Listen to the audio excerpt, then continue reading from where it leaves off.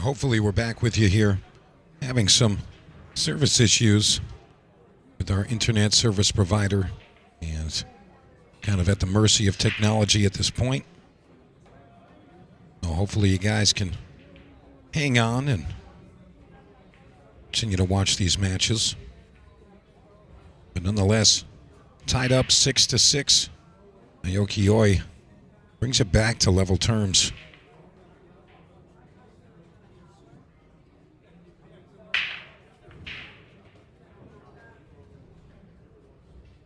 Looking for that 2-ball to situate. And it looks like he is going to get the open shot. So, Oi with the go-ahead here.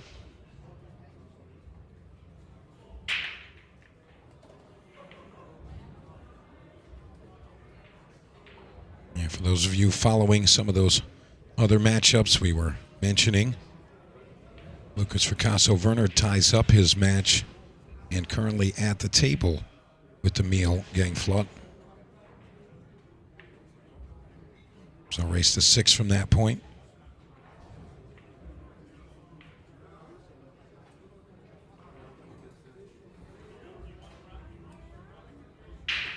Big shot here for Oi. Hampered by the 7. So not the most comfortable shot. And he's going to swing and miss. What's the result going to be? Open shot for Hallman. He's got a favorable angle here. Doesn't really need to move the cue ball all the way down table. He can actually just draw soft. Just to hit that window between the 9 and the 4. Just like that.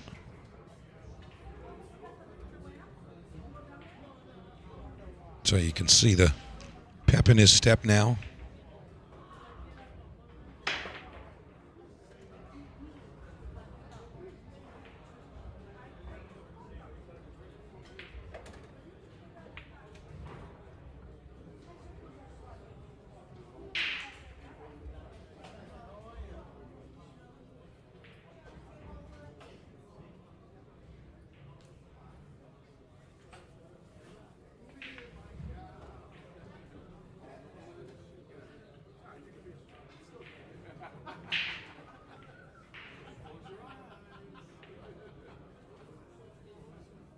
Allman looking to just come across the center of the table.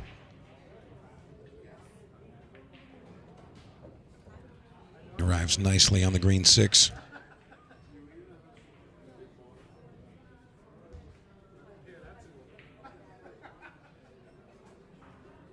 You may see him dig and draw this out. Natural shot is to go forward here.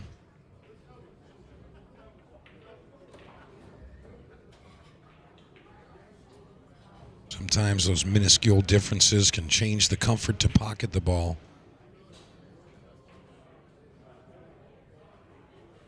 And Hallman going to go around the 9 ball here.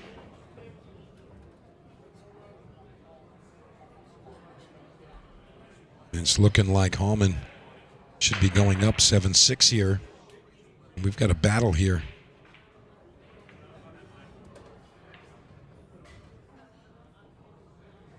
I saw 2 exchanges in this match so far where Hallman missed a shot and left it open, and Oi missed the open shot and returned it right back to Hallman. That's happened twice.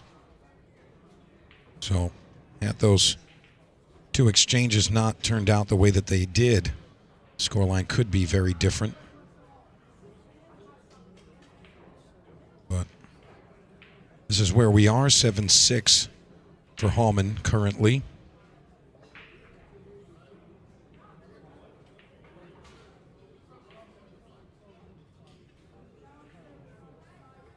And again, you are watching the In the Box Open. This is a 10K added WNT 9-ball rankings event. And we're here at Raxx in West Hempstead, New York. RAXX. And I am Mike DeMarco from Ship the Cash, delivering these matches for you.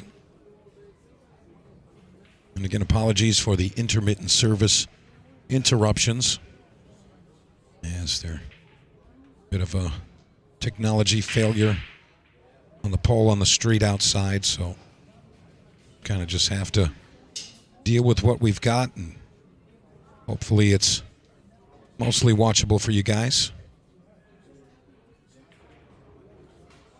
Again, you can watch this on WNT TV, as well as Ship the Cash YouTube.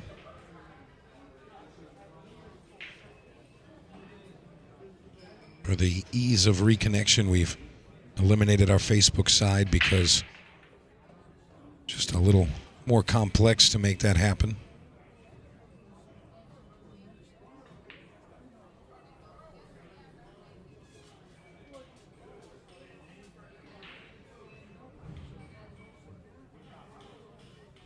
John Lehman expertly removing the template.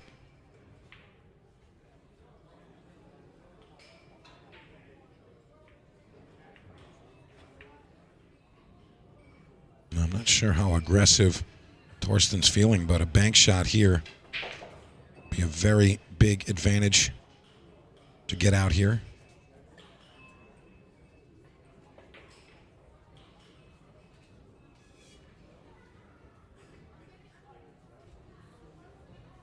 And he hits the bank shot a little long, and it ends up in a very nice spot here for Naoki Oi to take advantage. I'll tell you, Hallman hasn't looked his absolute best. However, still maintaining good fight in this match. Oi the same. A couple of missed open shots from both players.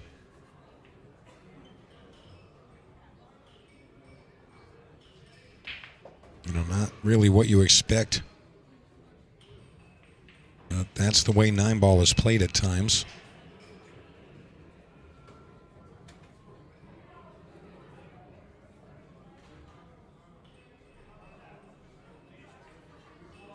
Oi very much in scoring position now. Comfortably moving the cue ball around the table. You can see the haste and the get down from Oi, really wanting to pull ahead here. He hasn't been able to get a lead in this match as of yet. He's gotten it to level terms, but aside from tying us at 6-6, he's been trailing the whole match.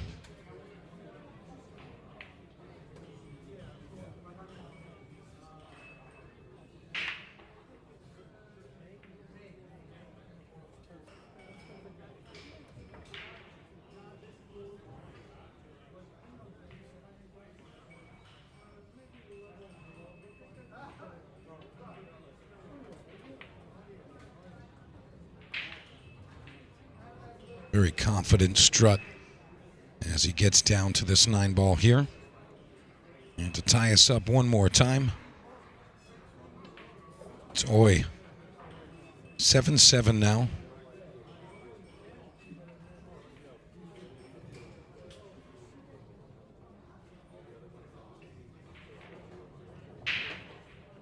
And again, apologies for the intermittent service failure, as we're at the mercy of technology and there is a service provider issue out there on the pole in the street, so really just have to accept what kind of service we can utilize when we have that, and kind of the best we can do. Update on our side match here. Also in the final 8, Lucas Fracasso-Werner and Emil Gangflot. Lucas Fracasso-Werner was down 5-1. He's now ahead 6-5. So coming with a flurry of 5 games straight. I'm sure the Northeast really thrilled about that.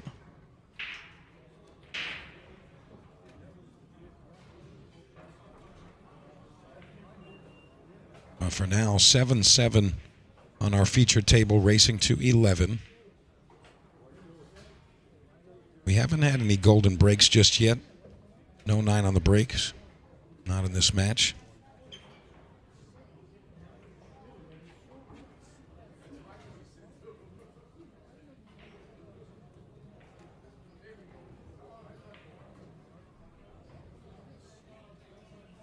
Yes, this is the final 8 players.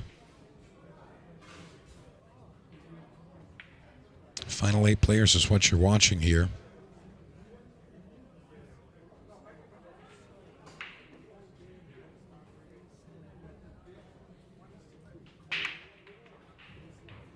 I don't have scores on all of our matches.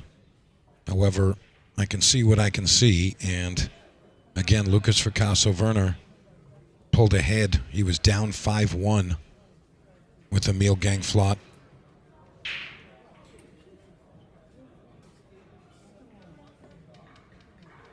And now he's ahead of Emil 6-5. So Lucas coming with 5 games straight there. You see him on your screen.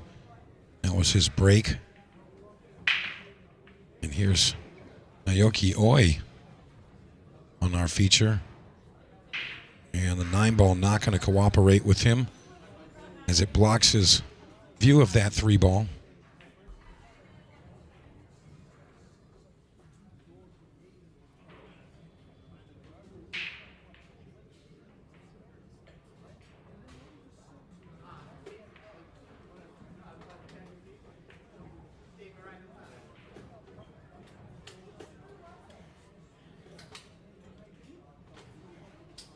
Yeah, we've been dealing with some intermittent service issues, and we've been in contact with the service provider, and they just can't get out here.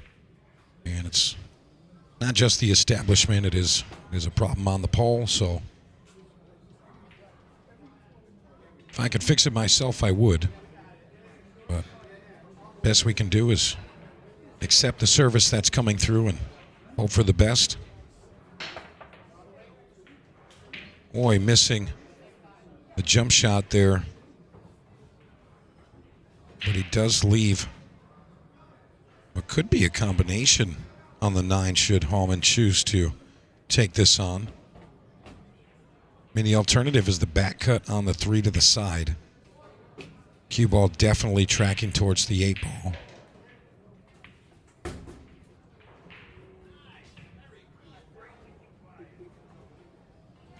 So, really curious how Hallman feels about this shot here. He's looking down the line of this combination. Big shot.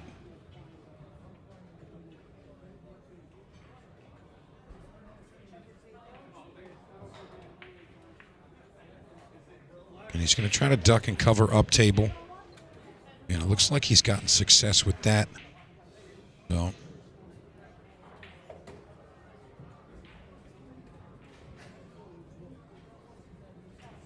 there was always a possibility with that approach to the shot.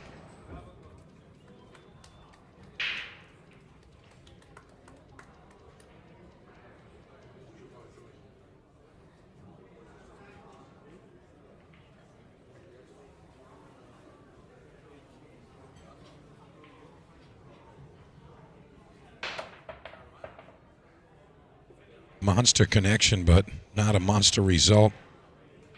Perhaps I spoke too soon. Look at where this red 3-ball's arrived. Tell you, there's a chance that if he does jump into this, there's a 3-ball combination and possibly the 3 going off the 8 to the side. It does look like that might be wired if he hits it just a touch on the right side of that 3. Another update for our LFV fans. Lucas now up 7-5 after trailing 5-1. So 6 games in a row for the Connecticut kid.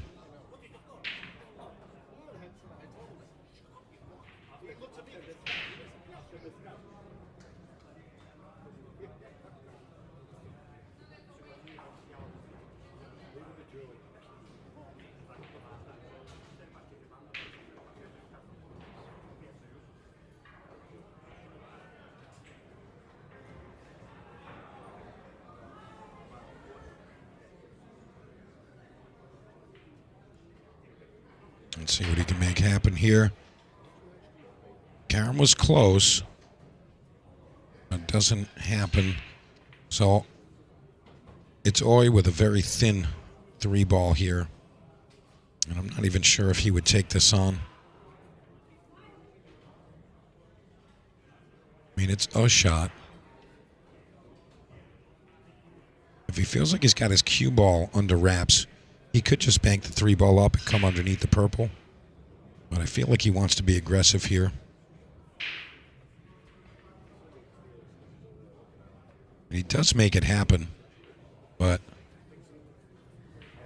now he's got one more big stroke coming up.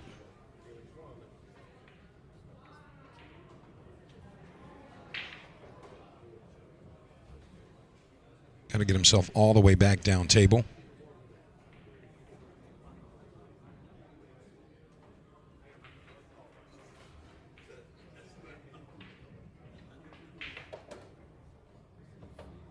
And he put a great shot together there.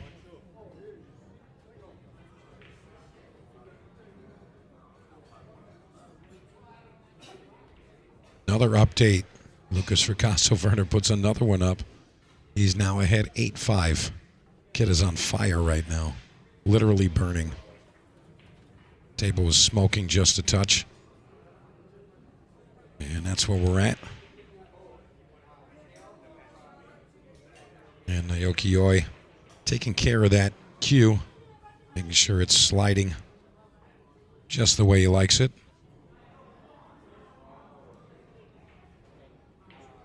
He's got a nice line here to get on the 7. Pretty natural stuff. And he ends up wanting to stay straight there. Now, if he underdraws this, he still has that top corner. He's going to be clearing the 9 no matter what, but if he does overhit it, he always has the side as a backup. He goes all the way forward. Gets a little sharp here. He's not going to be thrilled about that. I mean, he should still get out, but he didn't have to come that far. So again, you know, favorite to make the ball, but I don't really want to have to manipulate the cue ball if you don't have to. It's never the plan going into an exchange.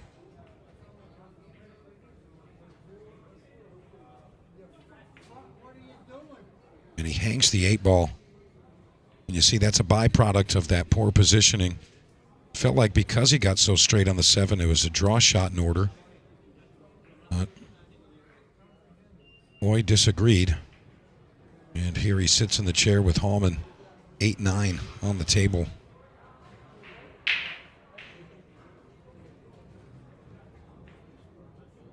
So play just a touch of inside here.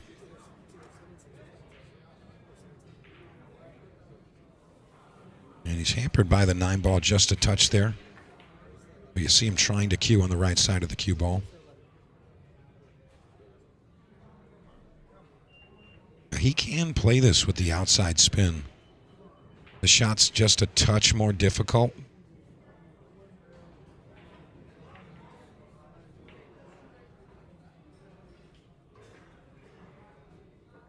But he's going to stick with his guns here. Look out, cue ball goes right in the pocket. And you know, that's the line that the cue ball comes off of the 8-ball in that situation. He really needed a lot more rotational spin and a little less forward motion speed. You know, slower moving cue ball with high rotation. Very big missed opportunity here for Thorsten Hallman. And Naoki Oi for the first time takes the lead 8-7. That's a big moment, especially later on in the match.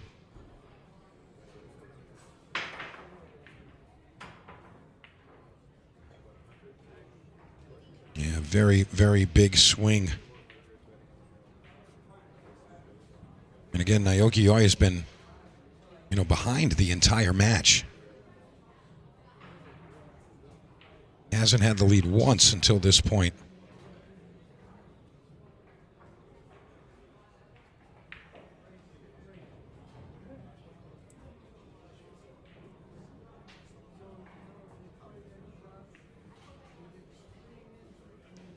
Unbelievable stuff. This match has definitely had its way ups and way downs, and back and forths that you definitely would not expect.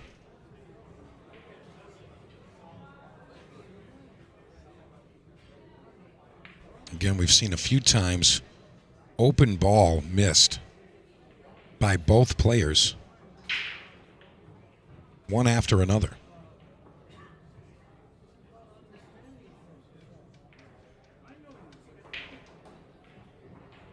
All right, looks like Oi is ready to go. This is rack 16. And he's up for the first time, 8-7. Let's see what he comes with here.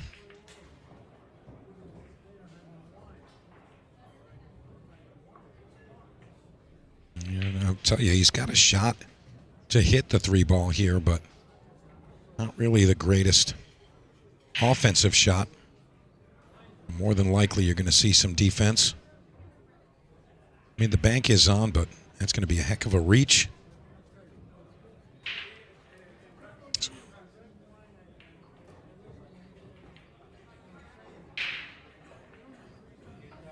He's just going to chop at it.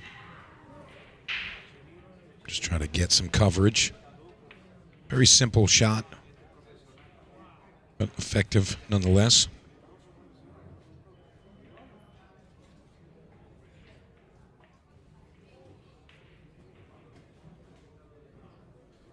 And again, folks, if you are watching on the social media side of things, go ahead and hit that subscribe button. It's free, and you'll get notified whenever we go live, especially when we have internet service.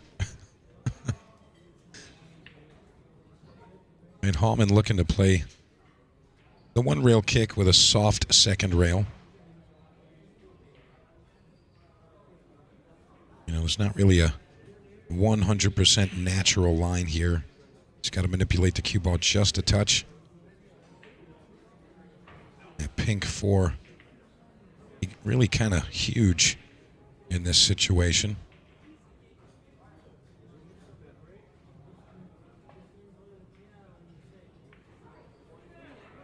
And he's coming a little long on that one. And he's going to leave the shot wide open for Oi. All right, another update. Lucas Vercasso-Werner up 9-5. Again, he was down 5-1. Now he leads 9-5. 8 games in a row for the Connecticut kid. Really nice. Really nice stuff there.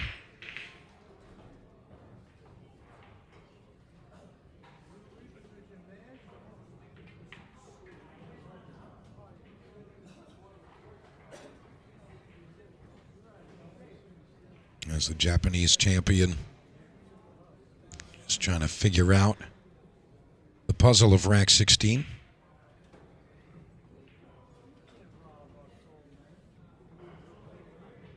You know, certain players, Oi being one of them, kind of tells you what he's thinking with his body language, and that's not an outward thing. That's not for the fans or the spectators or for his opponent. That's just for himself. You know, he's in his own mind, and it's really nice sometimes seeing the players kind of thinking out loud and get to see exactly what they're trying to do.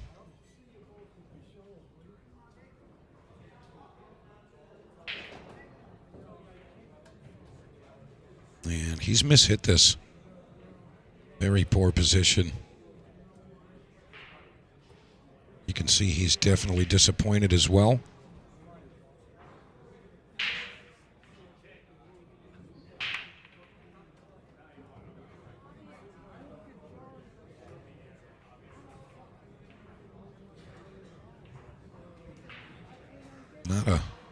Not a ton of options here.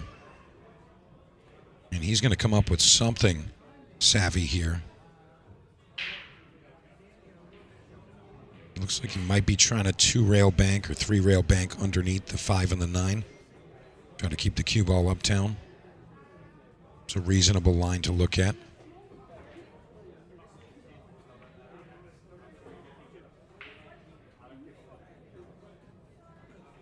Now, being so close to his object ball, you know, you can't really follow through on the shot.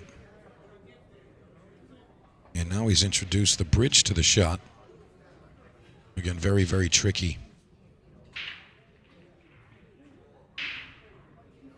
He might be just going simple and trying to get it behind the 8.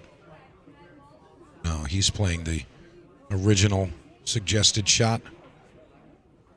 But it looks like he's arrived in the window between the green 6 and the 9 ball. So Hallman very likely going to play some defense, return safe. Again, Hallman's been leading this match the whole way. And Oi just took the lead here for the first time, going 8-7 ahead.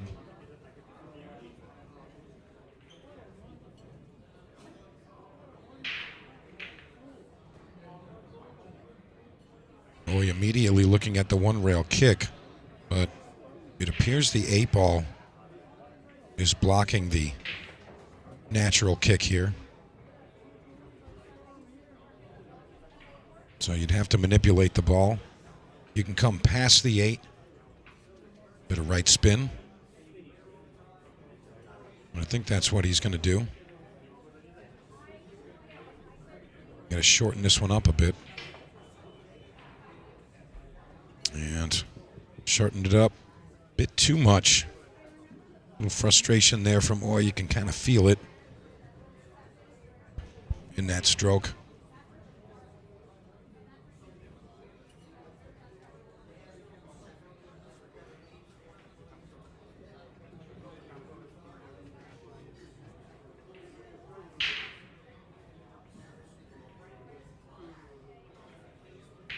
Going to be going 2 rails to the backside of the purple 5 ball. Soft hit the 3rd rail. He's missed ball in hand. No chance he was playing defense there. No chance. But I guess when it's your day, it's your day. And Hallman says, hey, it's my day.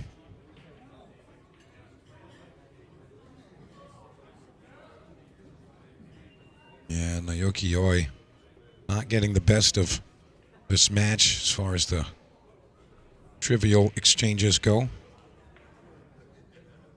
And just like that, things may change. He still has an edge, this purple 5, but what a great shot there. Connecting on the 4 ball, getting it to fall.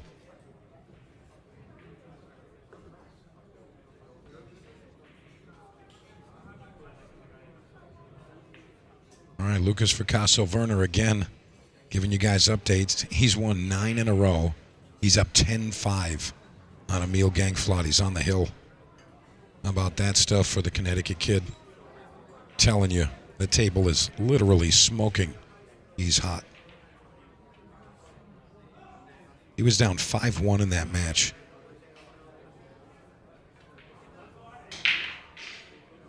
Now, there's a lot of Connecticut kid fans out there.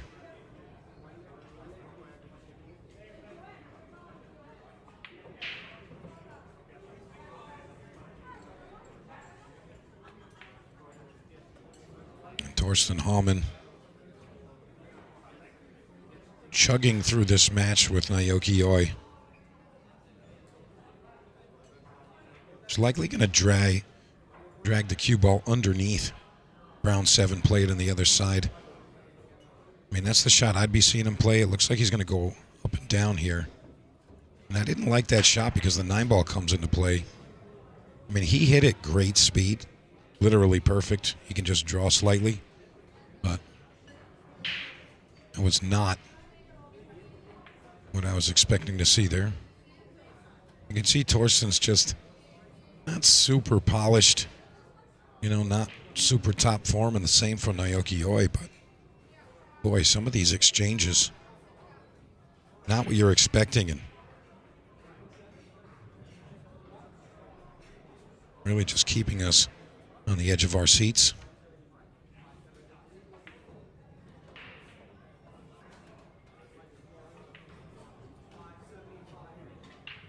Nice follow through there.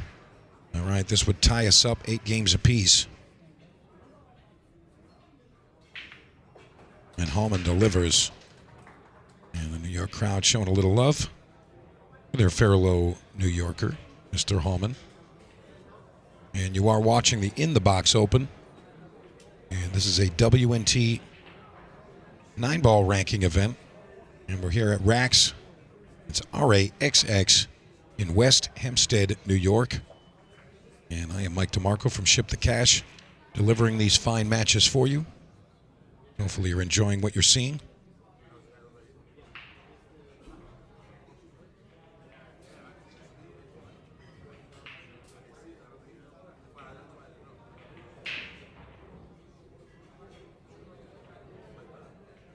I'm trying to get you guys an update on any other matches. If I have a result, I'm going to give it to you.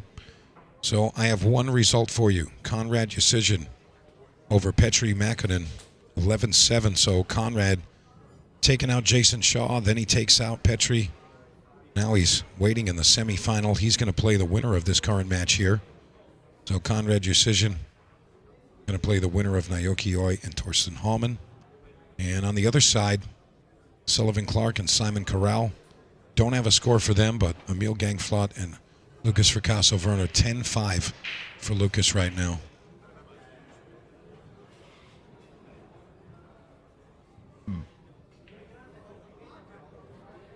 And again, Lucas was trailing that match the whole time, 5-1. And next thing you know, dumps the clutch, and he's been ahead for quite some time now.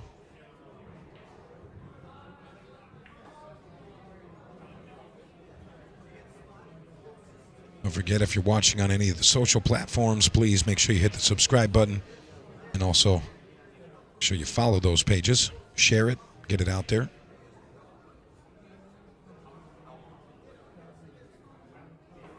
And it looks like Torsten is taking a quick minute.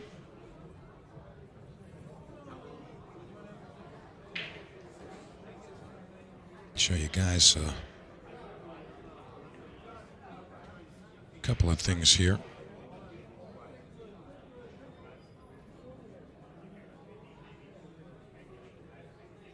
Naoki really just not feeling his greatest, as what's showcased in this match anyway. But tied up 8-all, and I do see Torsten on his way back to the arena table.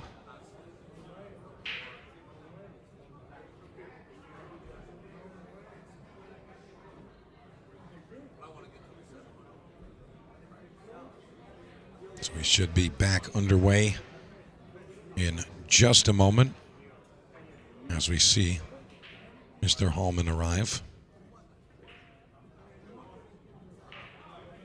All right, here we go. Rack 17. We're tied up 8 games apiece. It's a race to 3 from this point.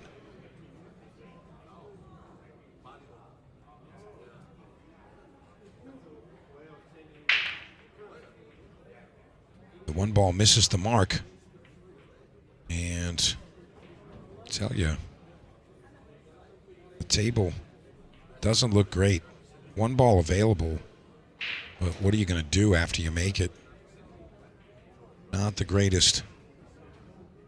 The 2, 3, 4, all locked up in a little cluster over there. You can see how tight that is.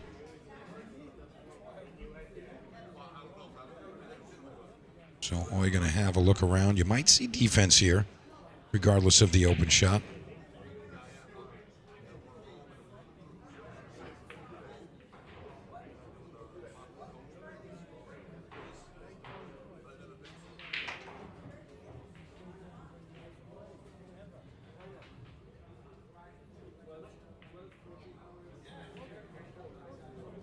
And it does go with the defense.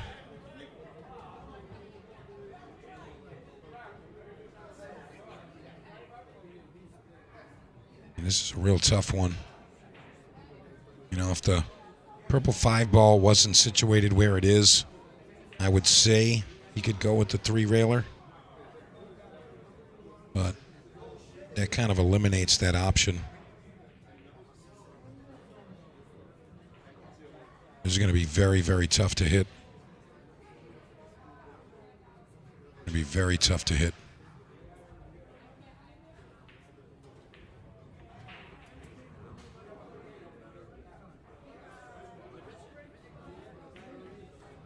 All right. Emil Gangflot wins a game against Lucas Fracasso Werner.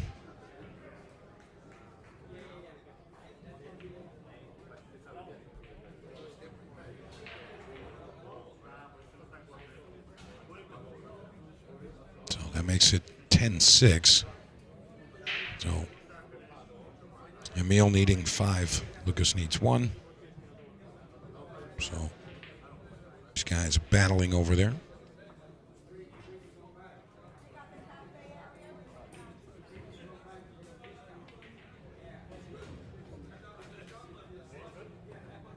Tell you, Naoki made a good attempt to open up this rack, but not sure if he's really put himself in a good spot or not.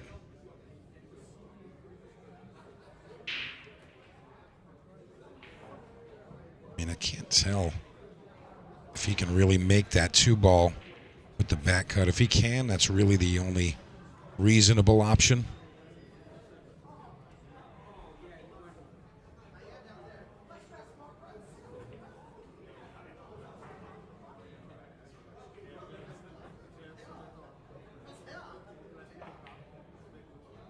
Yeah, apparently it didn't go.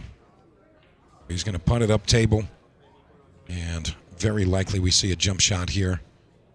Ball's going to have to bounce a few times before it contacts that blue 2-ball. But it is very much on and available. And although it may look like the 7 is in contention here, it's really just 1 ball he's jumping, which is the 9.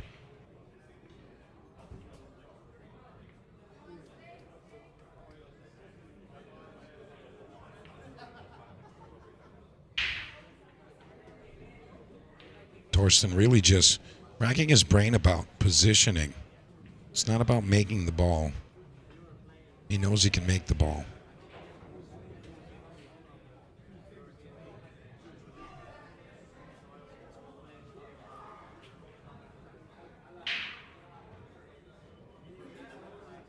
And again, Hallman just trying to determine what he's going to do with this 3-ball. Just have the whole picture in his mind. Here we go to the air.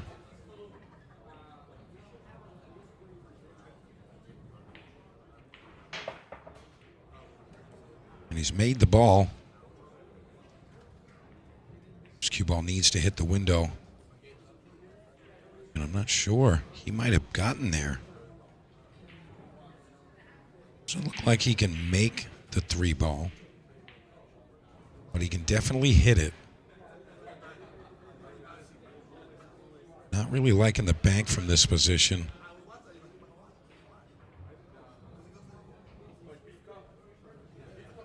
Let's see what happens here.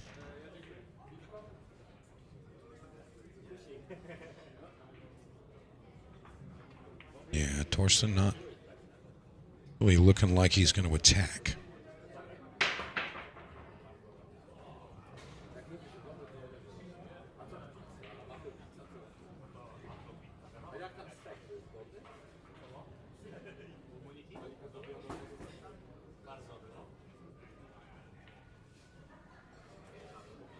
Yeah, a lot of hesitation here from Torsten.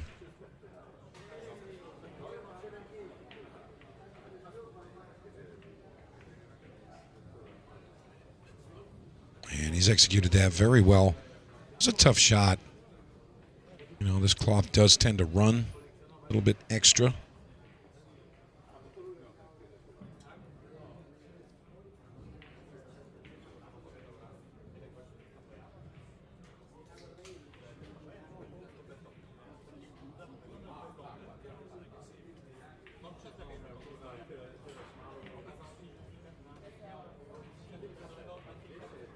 Looked like Oi was going to entertain, leaning all the way over the table and jumping the 8, looking for the bank shot. I did pretty well with that, but looks like he's going to sell this one out.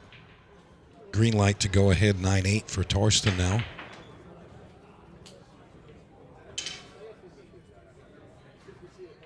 All right, I just want to give you guys a quick update, okay? Lucas Fracasso-Werner, he's jumped 2 balls in a row. Jumps the first one in, amazing shot. Jumps the second one in after hooking himself on that one. Now he's hooked again. I mean, unreal stuff. Unreal stuff. These guys are having a heck of a battle over there. Right, Hallman.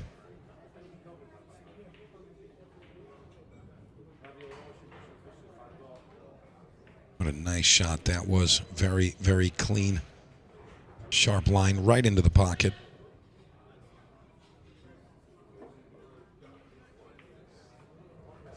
And Hallman looking to go back ahead once more. Again, Oi only leading once in this match so far.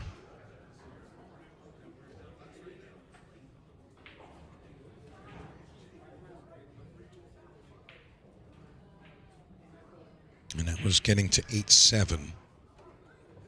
But Hallman quickly put a stop to that.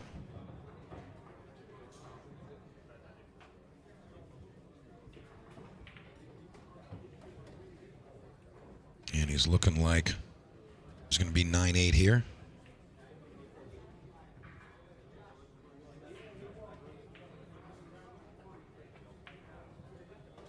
Very nice control there. Perfect 9-ball.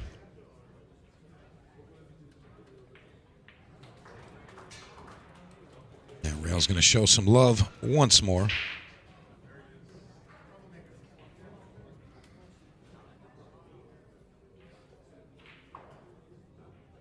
What a torturous type of exchange we see going on our neighboring table.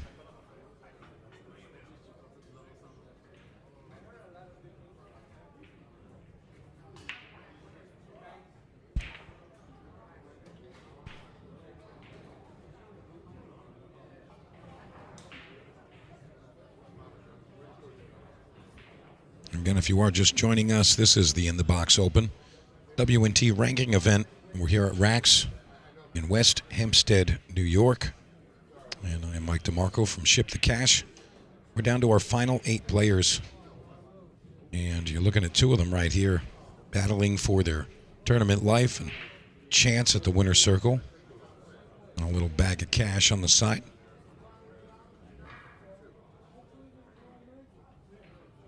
And again, the only match in the final 8 that has concluded already, Conrad Yosizhin over Petri Makkonen. It's 11-7.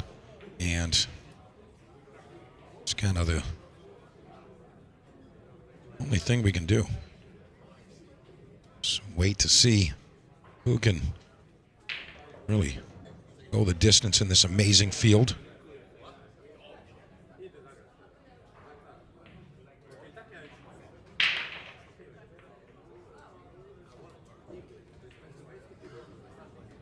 And cue ball going to go on the drink. So Oi springs out of his chair.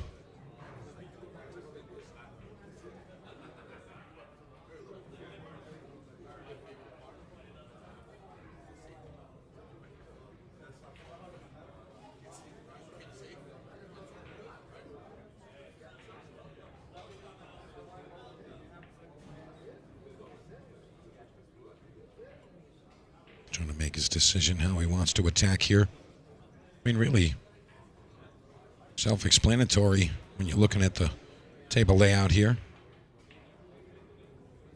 You see a nice draw shot here. Doesn't want to come all the way to the bottom of the table. Yeah, this is actually the more controlled route.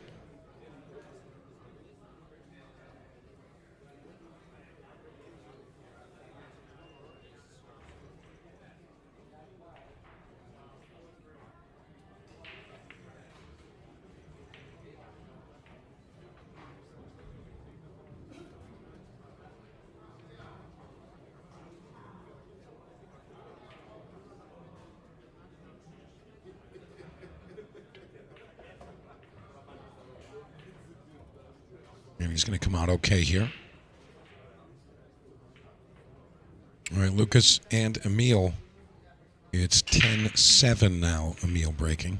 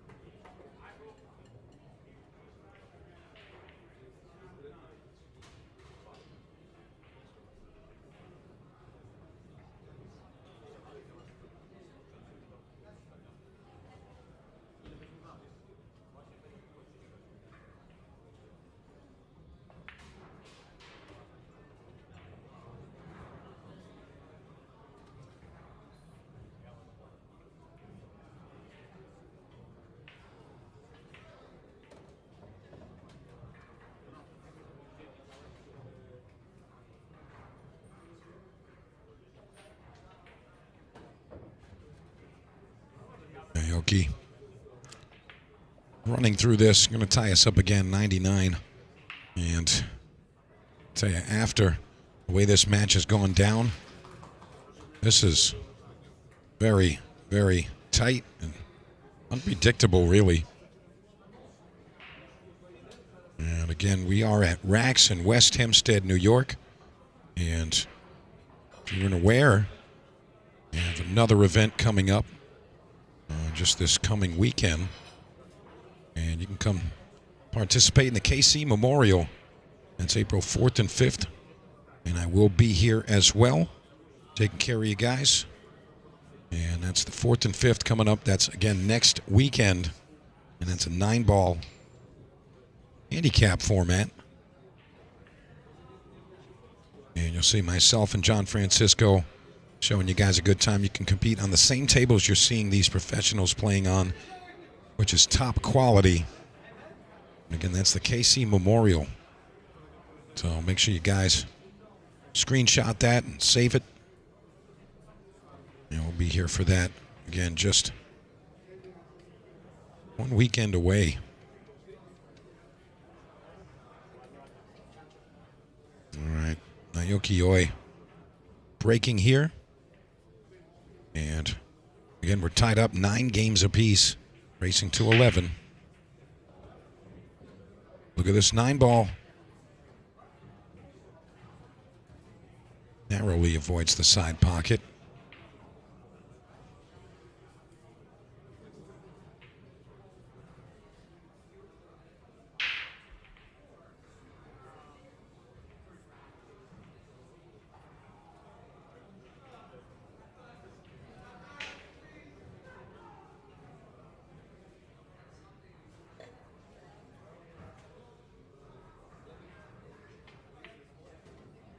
Tell you what, this is a very eventful match for both players.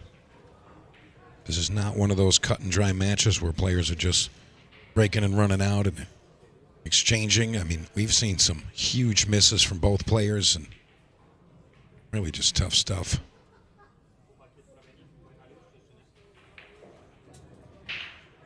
And again, don't forget, you can view this lovely event that you're watching here via YouTube, or you can also watch it on WNT TV. And YouTube, you can see it on the Ship to Cash page. Make sure you guys hit the subscribe button there. Follow along and get notified when we go live.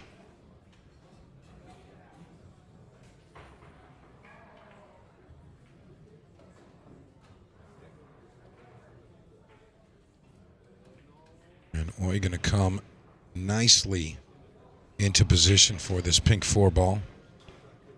So you can see that both of these players are not 100%. I mean, their best games are so strong. And we've seen a lot of unforced errors and odd exchanges so far. But once it comes down to that time where, you know, right here, it's race to 2. Need 2 games. And it's really hard to call. Tough to determine who's actually going to get it. I mean, really, you just always bet on the player at the table. And look at this. Look at this.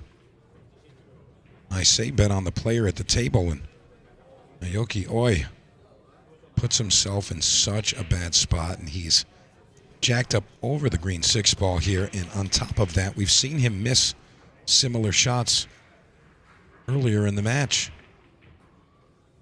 But not this time. What a great shot. What a great shot. You know, quote unquote, rising to the occasion.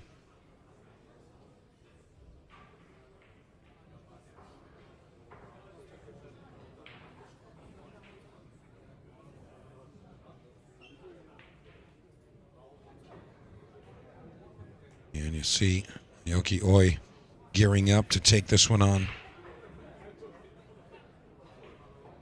Big shot. And that could be the reason Naoki Oi gets it done.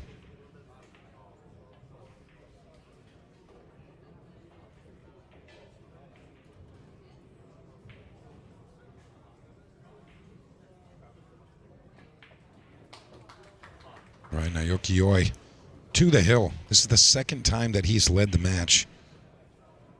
You know, he went up 8-7 and now he's up 10-9. Torsten always seems to bring it back. So curious how that's going.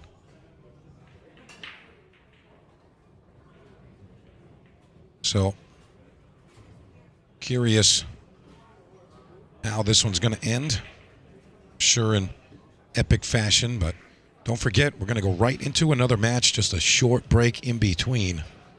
So you guys aren't going to want to go too far. And have a good idea that we're going to see Simon Corral and the winner from Emil Gangflot, Lucas Fracasso-Werner. I think we need to get somebody from that other bracket on this table here. You know, we saw Emil and Felix earlier today. Now we're watching Oi and Hallman, which is from the lower side of the bracket. Maybe we can skip back up to the top there.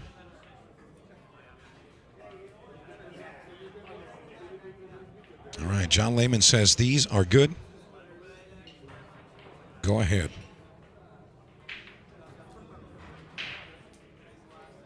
And again, while Naoki taking his break there, I want to remind you guys about the Casey Memorial, which is coming up.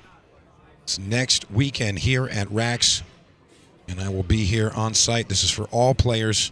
It's a handicap tournament. All players with a chance to win, compete, win some cash on top.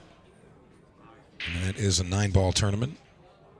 So if you want to play some 9-ball, the same tables as these top professionals, come on out to Raxx, and you can reach out to me or John Francisco. But we will take care of you guys. Good weekend in West Hempstead, New York. I'll tell you, just hanging here at Raxx, very good time. And you can support a good cause at the same event there.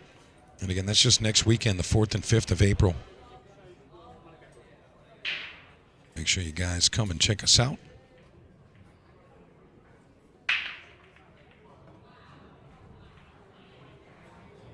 All right, let's see what Oi's got here. Big break. Oh boy, this could be a very, very short rack. And this match could end in very dramatic fashion. 2-ball, square in the hole, 3-9. Basically wired. I mean, look at this. Did you ask for a better layout? I mean, really? Could you? Probably not. Well, he's overrolled this just a bit. But he's looking very much in position to win this match. And he's done it at the buzzer. Naoki Oi over Torsten Hallman, 11 games to 9. And you see how tight these matches can be, how trivial the results can be. All right, folks, we're going to be back with your semifinal match in just a short time. So Don't go anywhere. Be right back. Hey, we're back.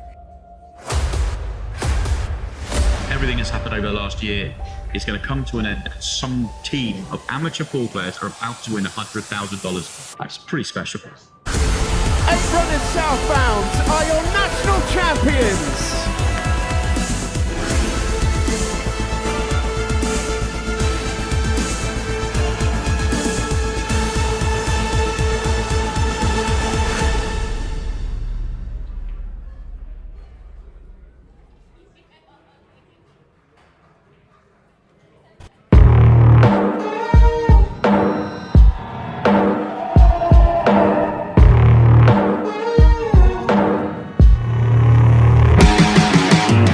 Got so much weight on my shoulders, enough to knock me out, but I'm still holding the throne. You never know till it's over. So pretty it hurts, just beware of a thorn.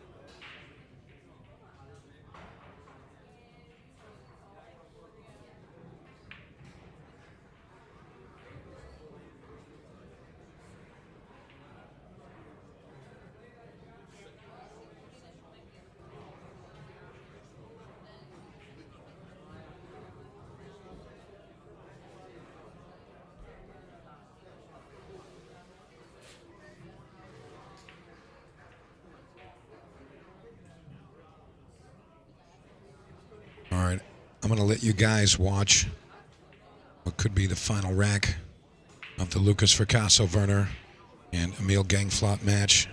This is the worst possible view, but I got you a view.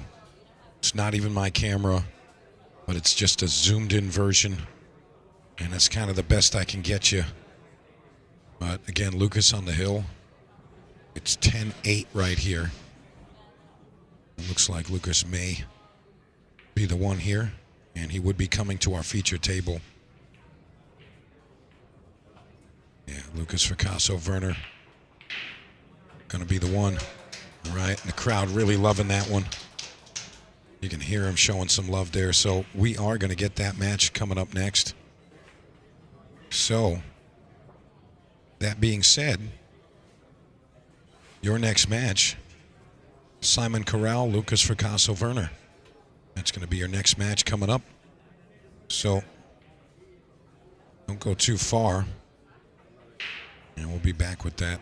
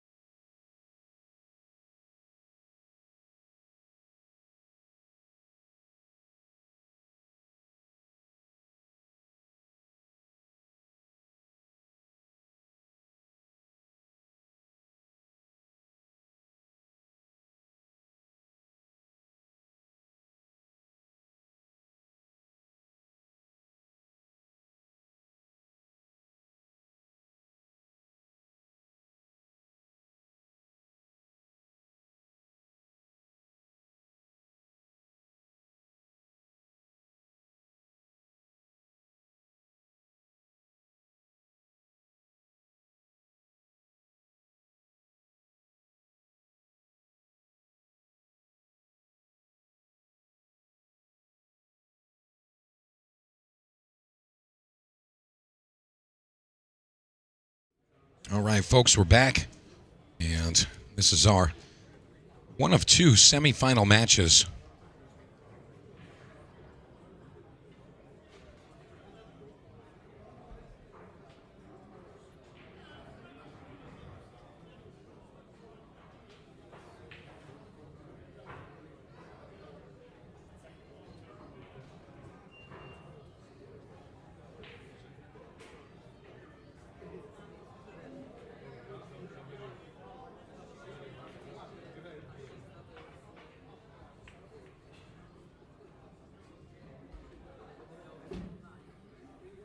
All right, here we go. Opening break. Again, this is one of our two semifinal matches. We're down to final four players. And this is Simon Corral and Lucas Fracasso-Werner. Race to 11.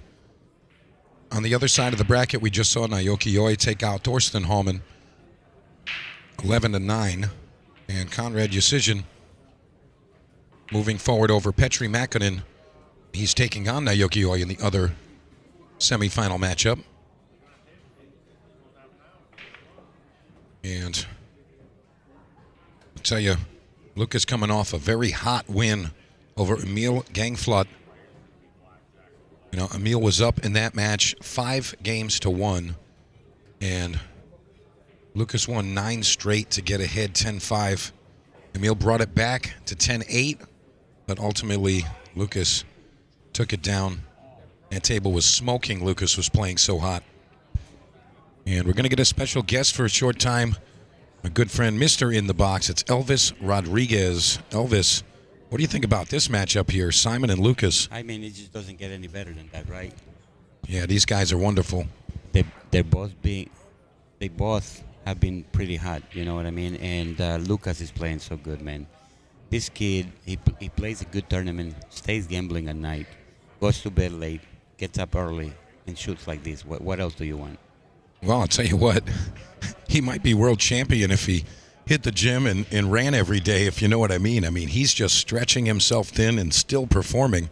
Really just remarkable. Scary to know what his potential is. Yeah, it really is. Really is. But nonetheless, here we are. And again, racing to 11, Simon Corral and Lucas Fracasso-Werner. Winner will go on to the final and play either Naoki Oi or Conrad Yusizhin, or the other two players in this single elimination round. Early exit for Jason Shaw today, and Conrad Yusizhin was the one that delivered that final blow. 11-9 there.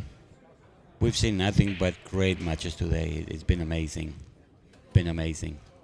Yeah, so Elvis, in the box, really putting us in a great spot here, delivering WNT pool and top professionals to New York. I mean, what can you tell us about the process? I mean, I know there's a lot of work. Well, basically, this is a way to give back to the pool community, right? Thank God business is good, and so, why not give back and try to put something together that everybody can enjoy, and just keep pushing forward. And we're gonna bring more and bigger and better events. This is just the beginning of it. Oh, that's great to hear. And I'm sure the fans and the players appreciate what you've done here, Elvis, as Lucas approaches for rack 2. Let's see how his break is working. Looking for the one on the side. Lucas definitely practices this break. One ball square in, cue ball. Perfect shape. Shot it as if it was a straight-in shot. Yeah, look at this. Perfect on the 2-ball, wide open table. It's exactly what you're looking for if you're trying to get to that final match. And that is the hardest thing, Making the 1 ball is one hard step. Getting the layout, it's a harder one. And, I was talking with Jeremy Jones earlier, looking at some of these players, Elvis, and I'll tell you what, when they're breaking the balls hard and still getting the repeatable results, those are the dangerous players. Yes. I mean, how can you get so much control with such high speed, It's pretty tough. That's a hard one. I know I can do it. Well, you know what? That's why they are out there and doing their thing. But you are a strong player in your own right, Elvis. But my job now is to dress him up. As you can tell 4 players in the semifinals here are 4 in the box players.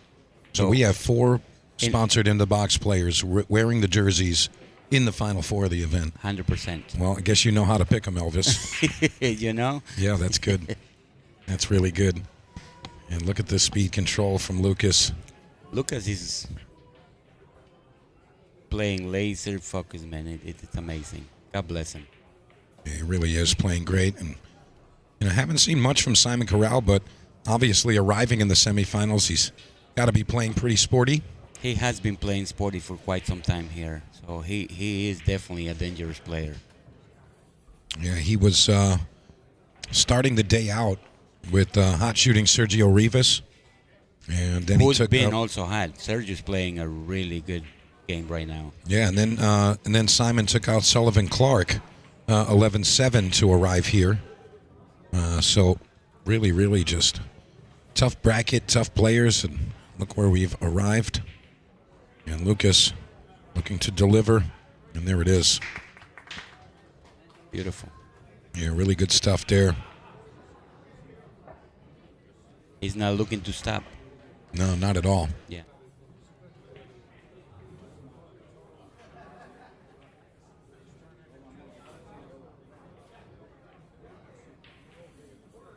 And again, our on-site team making sure everything moving very clean and smooth.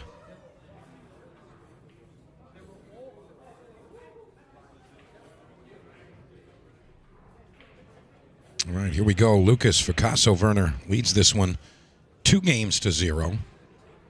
And he is your breaker. Remember, it's winner break in the final 16 all the way through to the final, so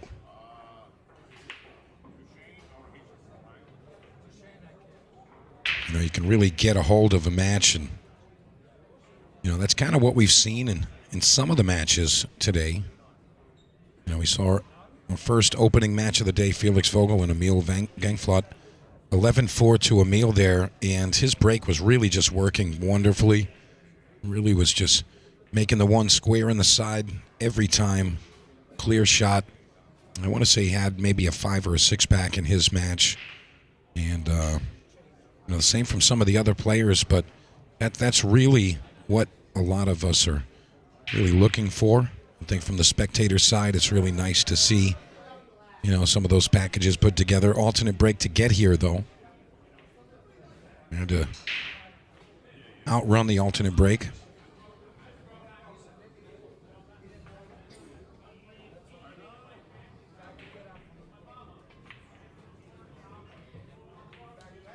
Lucas got a bit of a stretch here. I'm not sure exactly his plan, but with the ball hanging, there's a chance he plays the carom off the 2-ball and plays the 4-5 into the corner. But you see where he's looking over there. That tells you that he's got maybe a different plan. But Lucas can be an aggressive player at times. Come with a shot you're not necessarily expecting.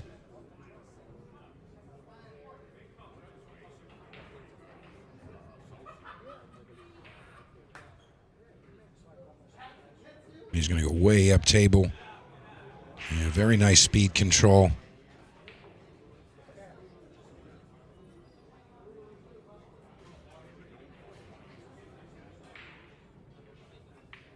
And again, Elvis Rodriguez mentioning to us earlier that all 4 of our semifinal players in the box jerseys on their backs, sponsored players. Boy, can he pick them. But yeah, racing to 11 here. It is winter break. Tell you what a road we've gone down to get here.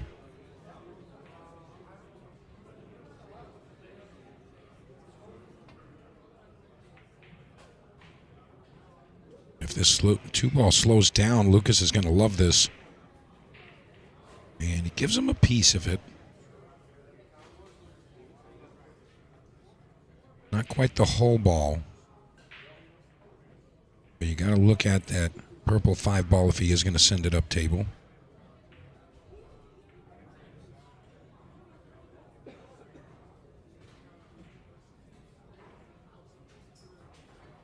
Lucas barely hanging on to that cue ball, very close to falling. You can see how deep it is in that pocket.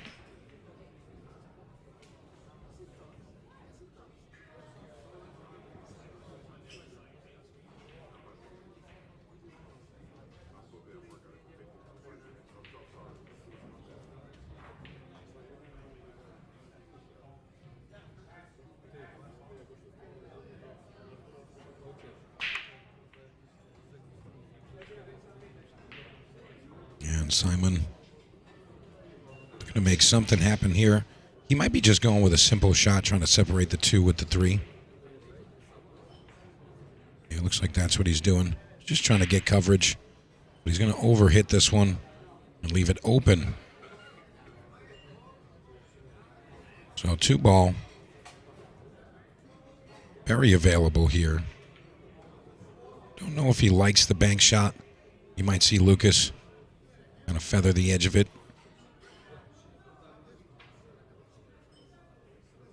I didn't like that shot there. I think if you were going to play that type of shot, you had to go the opposite direction and get the cue ball underneath the 8-9. I think that was a higher percentage to keep it, separated there. But Simon Corral are going to try to return safe, and he's going to miss position. Trying to get locked on the green 6, but not going to hit the mark. So more than likely going to see a kick and stick here. Got to look out for the side pocket. If Lucas happens to make it, would put him in a bad spot.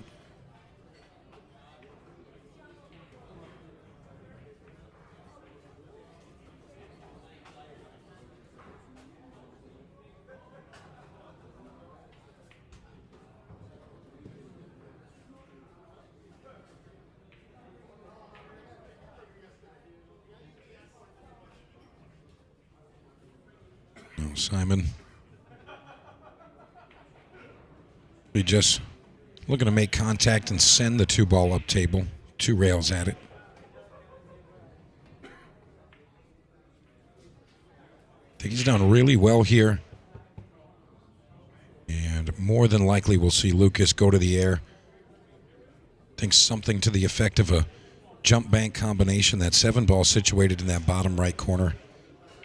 Really intriguing to stay at the table and play some offense. Got to watch the cue ball, though. Cue ball may track towards that top right corner. You really got to be careful.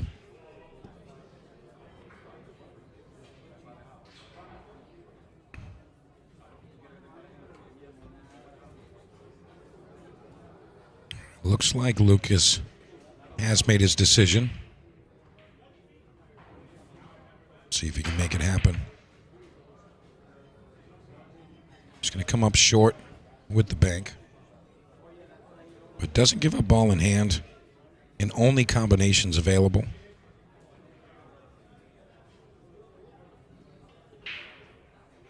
So Lucas not really thrilled about that result.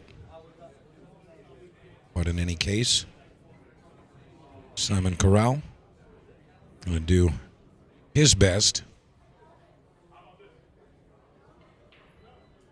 A lot of Polish players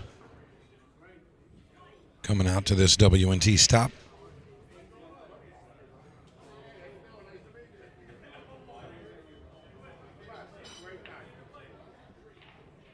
Be trying to get some coverage here. I don't know if he's swinging. Yeah, he's going at it. And you see that result right there, jarring the 7. And it's kind of curious that it didn't fall just because of how deep it was in that pocket, and it's pulled itself right out. Lucas Picasso-Werner very much at the ready. And looking to put another point up here.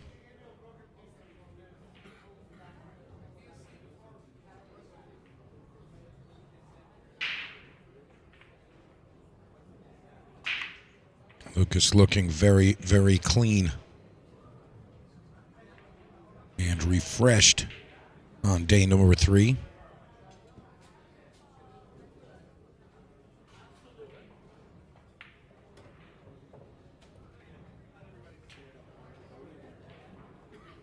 Yeah, everything looking very nice here.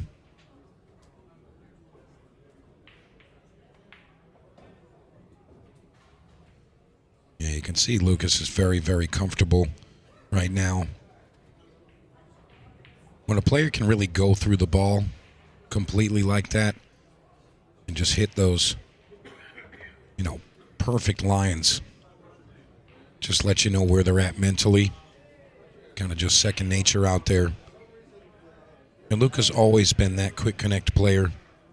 Just sees the picture and pushes the button. Now, don't get me wrong, Lucas knows what he's doing out there. He's not guessing. He's a knowledgeable player. He can explain things to you. But as far as his rhythm at the table, usually relatively quick and kind of lefty-esque, if you know what I mean.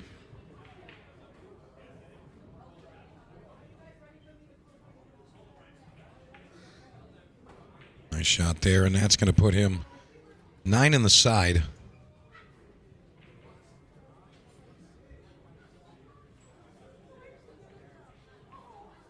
Yeah, let's see if he can maintain here.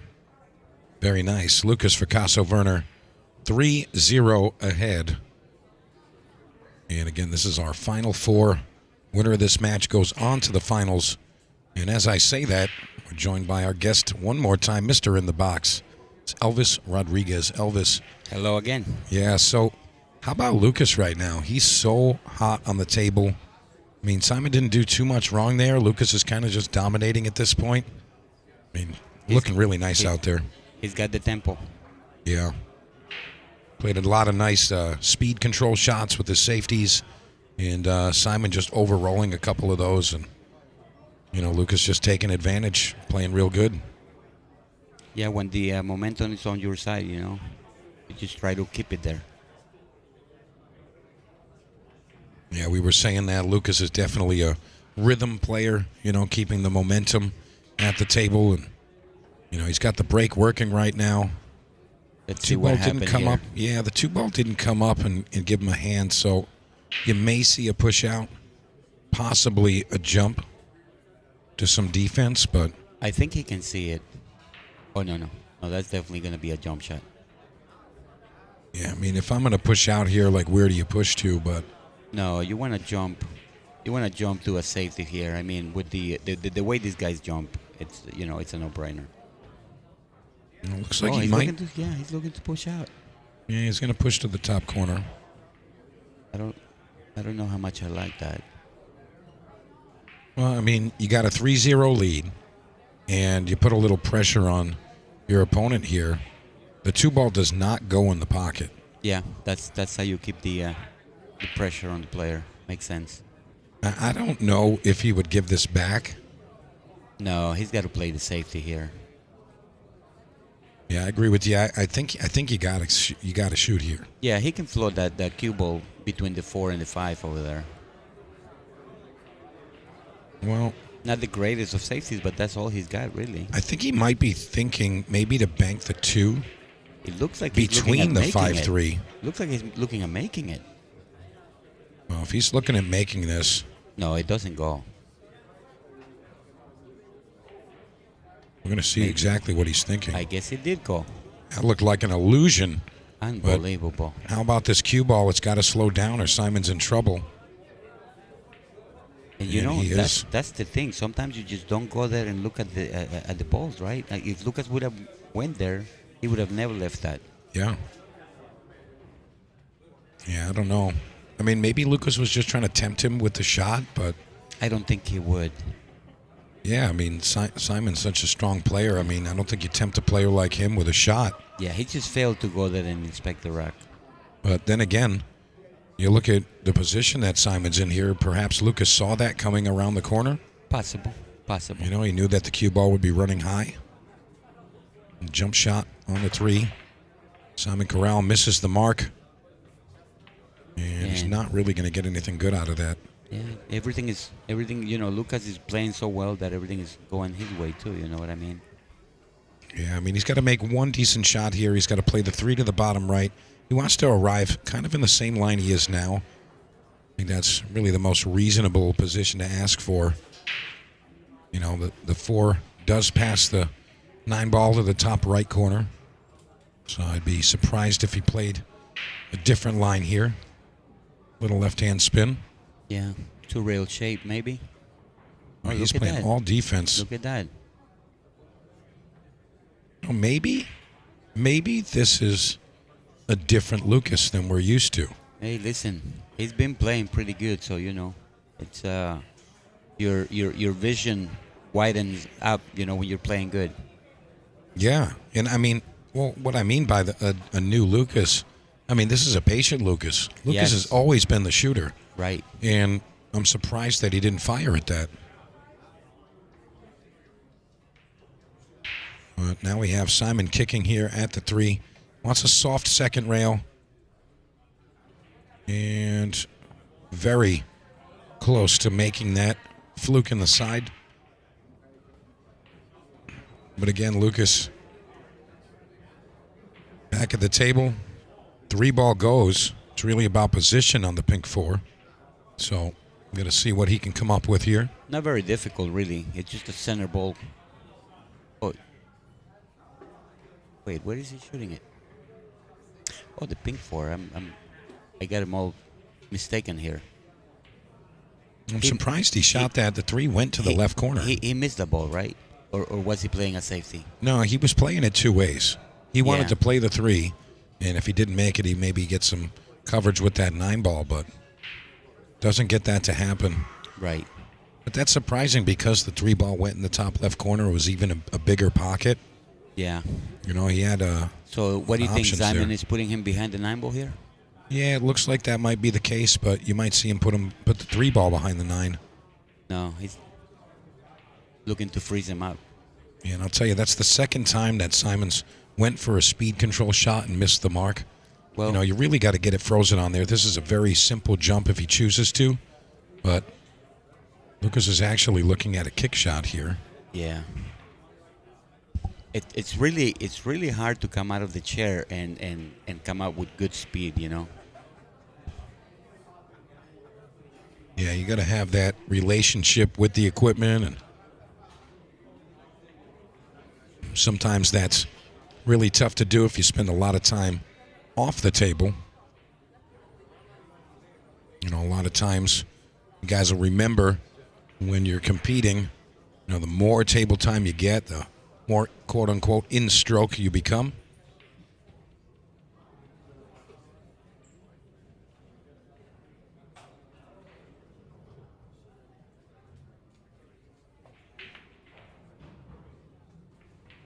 So I've been trying to send that 3 ball back down table, but definitely doesn't have the touch on this table right now. You can tell he seems a little out of sorts with the results of some of these shots.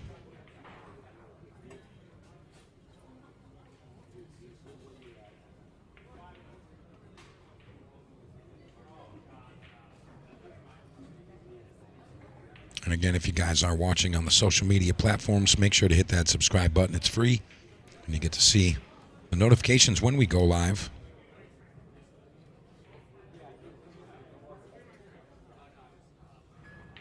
Of course, also want to hit that share button. Let the whole community know what we got going on here.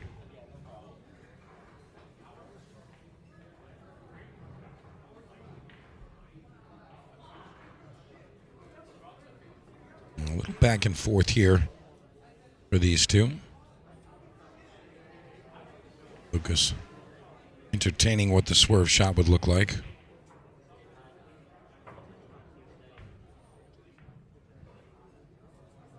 And Lucas says, yeah, that'll do. That'll do. Simon can't believe the reaction he just saw.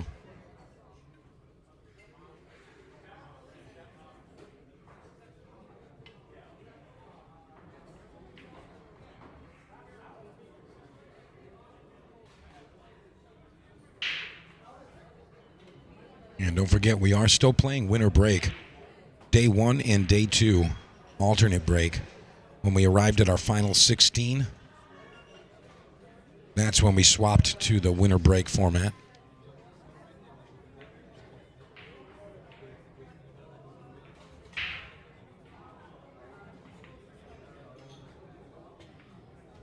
Looking to get behind the 9-ball here. Speed looks okay. Just barely hanging on. Lucas in a tricky spot now.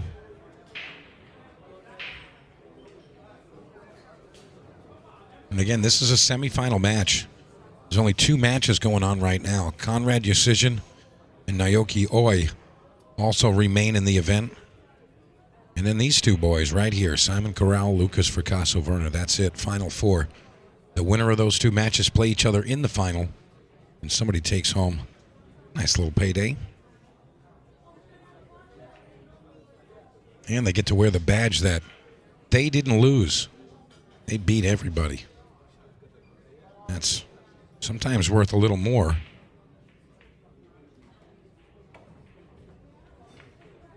What a great kick shot there from Lucas Fracasso-Werner. He's going to let the cue ball leak out back to see this red 3.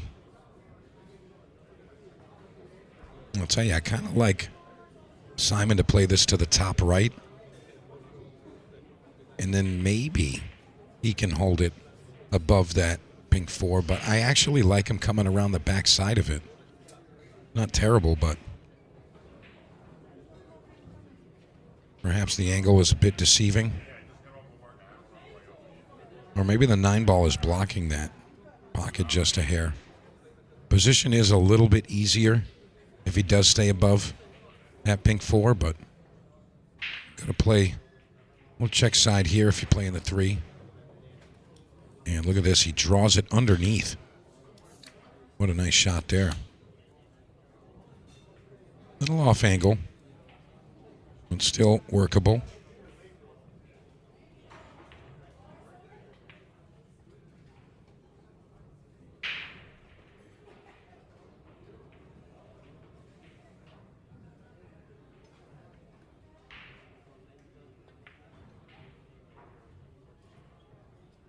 Big shot there, and using all of that pocket. And it looks like Simon Corral now has the go-ahead.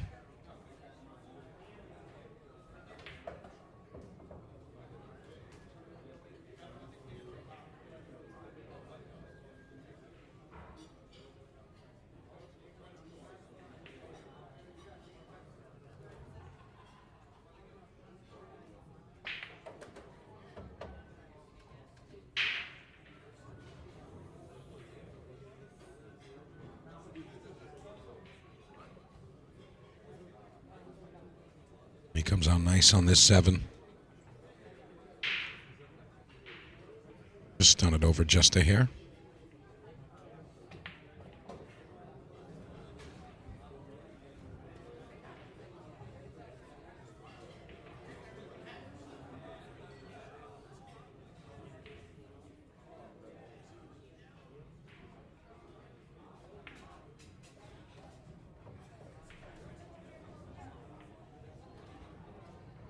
All right, here it goes. Simon Corral on the board.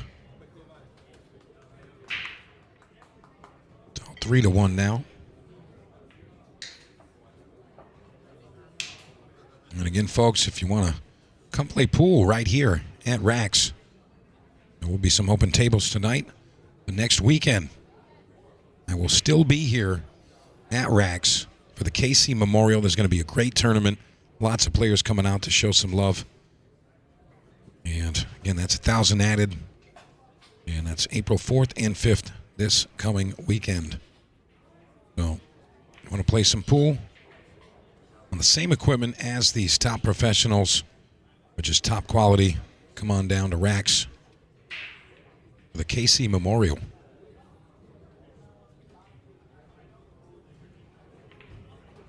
Let's see how Simon's break looks. 1 ball square in. And a lot of balls moving. Look at this result. This could be a 2-shot rack. Or 3 if you count the break stroke.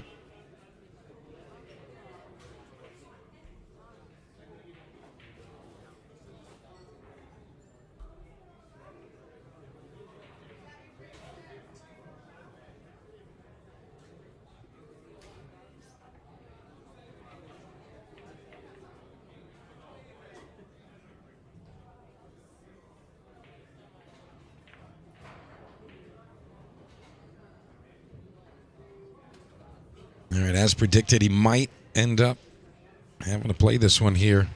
I think that was the intent. But again, this could be a very quick rack here. Just 3 strokes of the cue and you get a point. You break, you make the 2, and then you make a combination. So if he can make this happen, big chance to climb back into this one after a 3-0 deficit to start.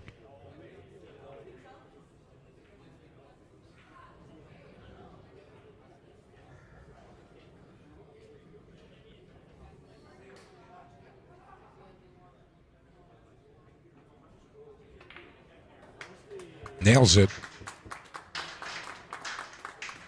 And the rail showing some love for Simon.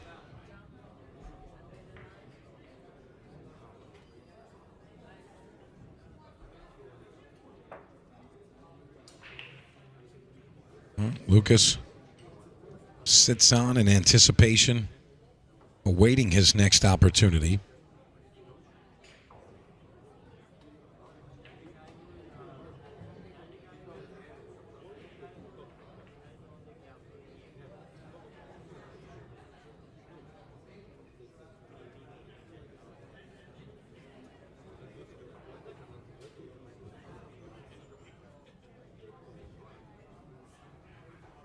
All right, here we go. Rack number 5. We got Simon Corral breaking. He's down 3-2.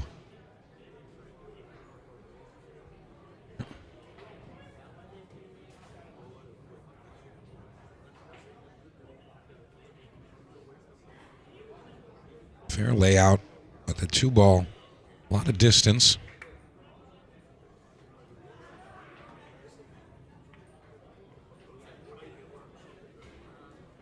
A lot of distance here.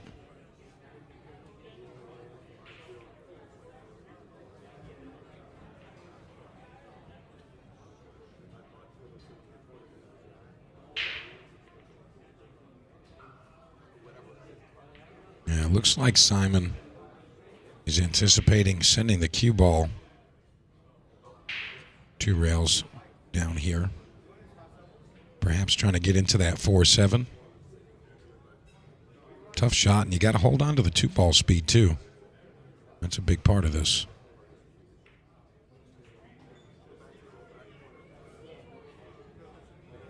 This needs to slow down if Simon doesn't want to leave it open.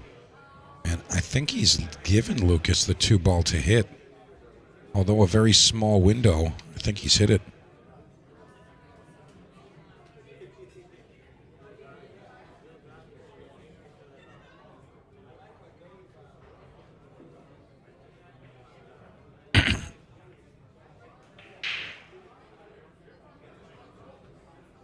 And Lucas returning the favor, putting the cue ball right at the bottom of the table.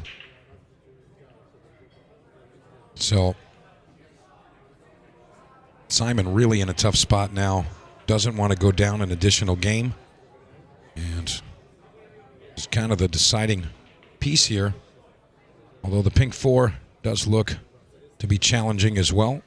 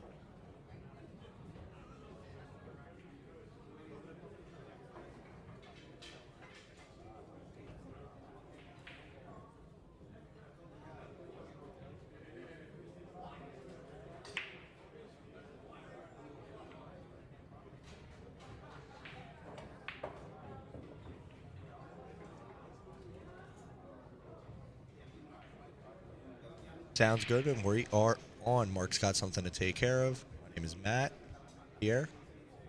Let's got the show rolling on the road. My name is Matthew Hargett. Sponsored and played with In the Box. Nice defense.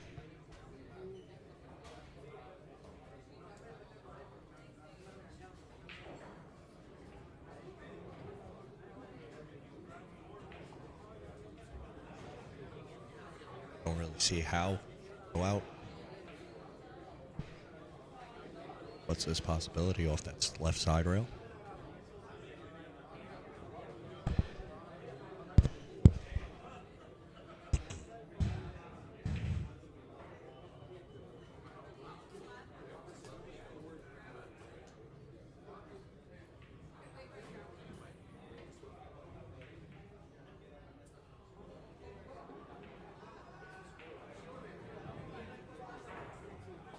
Leaves a hanger for that 4 ball. Or is that the 5? The 5 ball.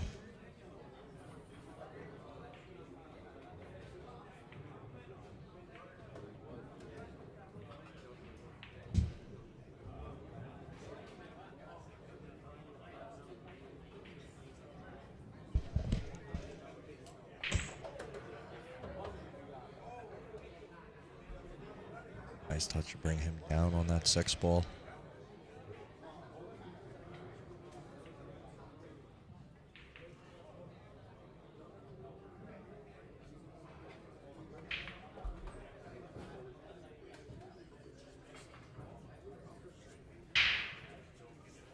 Came back beautifully.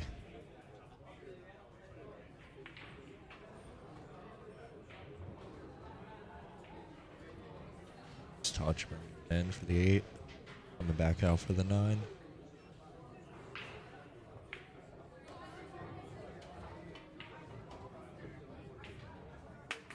Nice shot on that 9.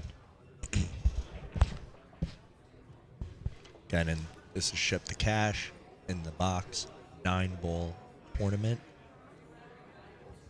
Mark stepped away. My name is Matthew.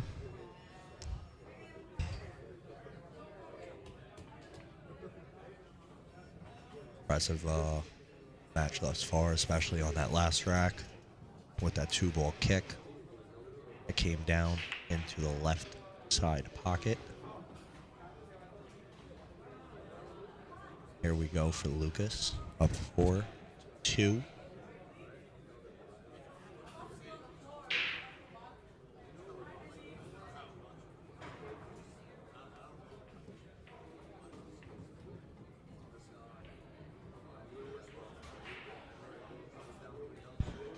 And the break.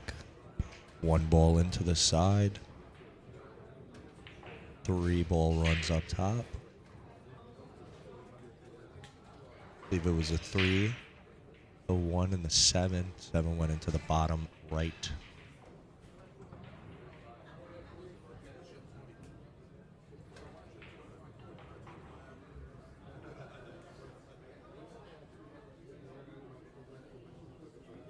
What he could do here. Nice shot, nice rollout.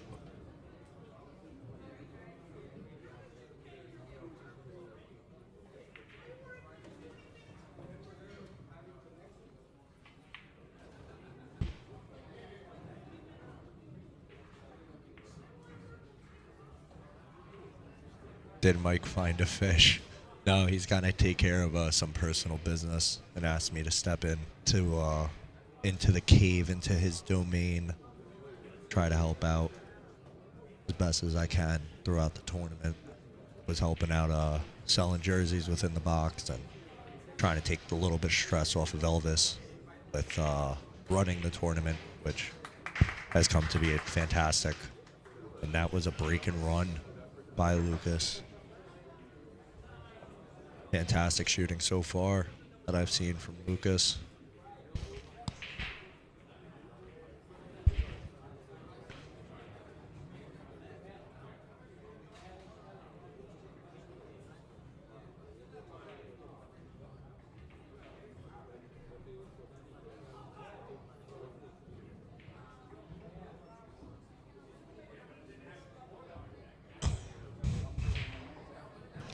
as we go into a small little break here. Player timeout.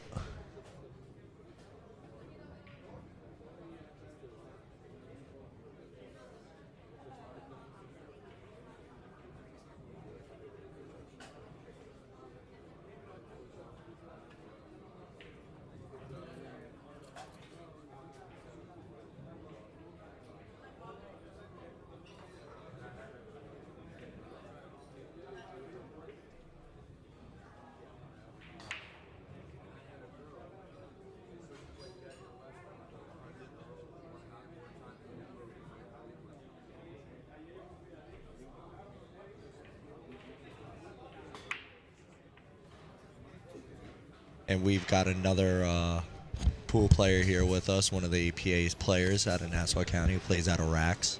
VJ here. How's it going, VJ? Hello, Matthew. Good afternoon. How you doing? Good afternoon, good afternoon. Final end of the tournament. Oh, yeah. It's been a great tournament. Let me tell you. There's been a lot of ups and downs I've seen. Wow. A little bit of an upset for a few players that were here. You know, one thing I noticed is that, you know what, if you look at the way these players are playing, it's like almost a clinic, you know? Clinic in defense, clinic in simplicities. It's like amazing. Exactly. They make it seem so easy on a 9-foot table. Oh, definitely. And it makes all the difference. You know? Definitely. So, especially back before on the most previous rack with that 2-ball kick off the side, 2-ball going into that middle pocket, and having eye on that 4. even on the last rack that he played, it's like that soft defense he played on the 6. Yeah. You know, gave him the advantage. Gave him the advantage because he had to kick off the other player had to kick off the rail, and unfortunately didn't get it, and then he ran the rack, which is amazing. Like I said, clinic in defense. Yeah. No, Lucas is proving to be a strong player right now, especially with that break and run. 3 balls on the break to really help him out. Definitely. You know, again, in a little bit of a little timeout break. Oh, yeah.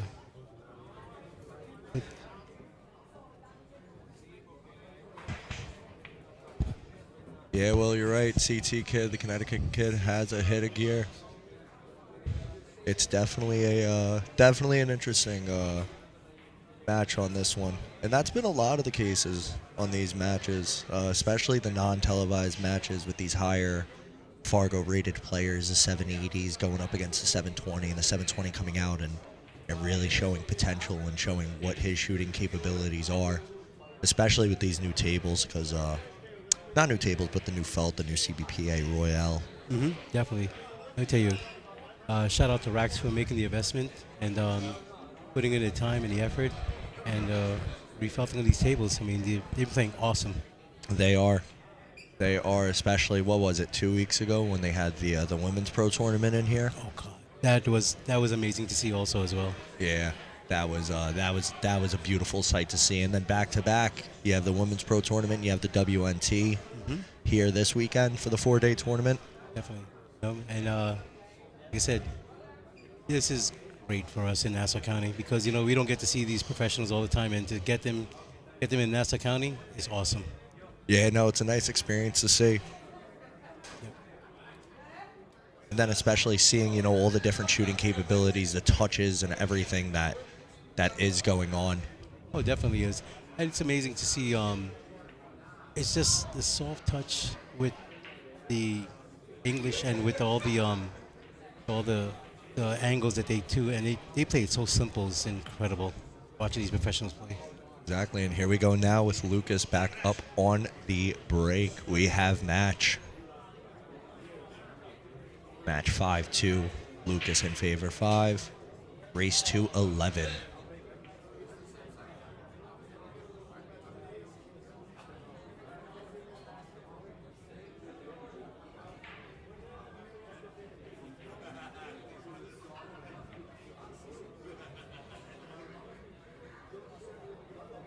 And the break. 1 ball right into that middle left pocket. Lucas has been getting great breaks, getting that 1 ball almost every time.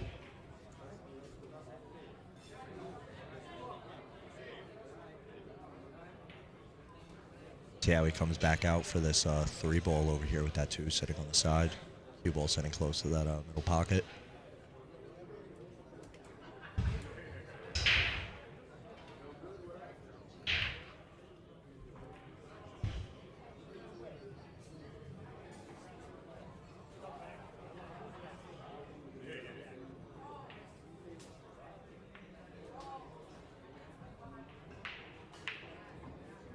Didn't get what he wanted with that the deflection. Yeah. Now he's got a few of those balls tied up over there.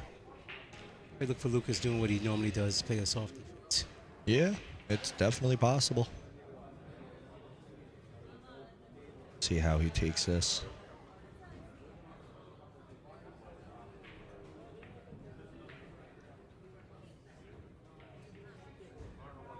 Here you go. Like you called it, great defense. Yeah, with the cluster right there in front of him, it would be very easy not to take advantage of it. Yeah, like Will saying on the stream over here, Lucas has a 763 Fargo showing low, knowing Lucas.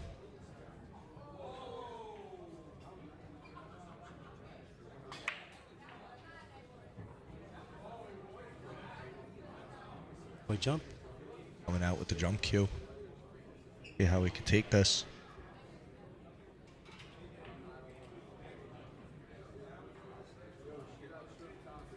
Short distance over that 3-ball. I think he opted for the cue, for the jump cue to go back. Yeah, I think he screwed back on. See.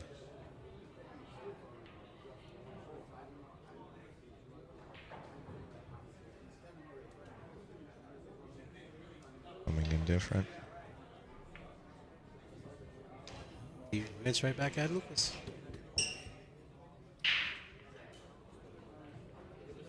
As the players are going to take advantage of that cluster until it opens up. Would be the ideal thing. I just don't think that he could see that 3-ball. Maybe that small little corner of it. Looks like he Brought might out. be jumping. Yeah.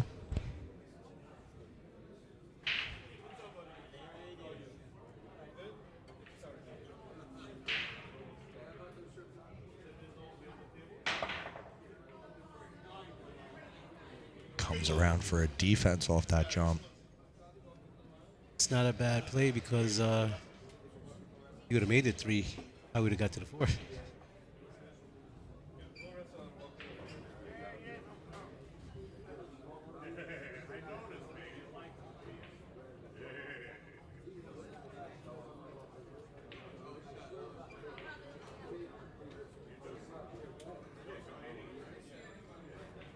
Coming back out again with that jump cue.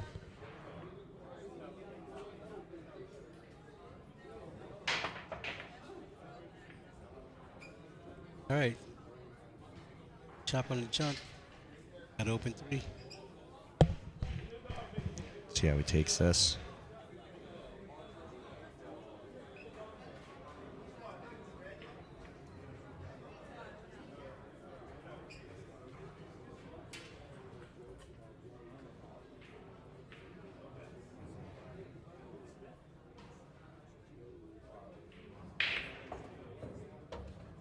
Follow. Came back off the rail nicely.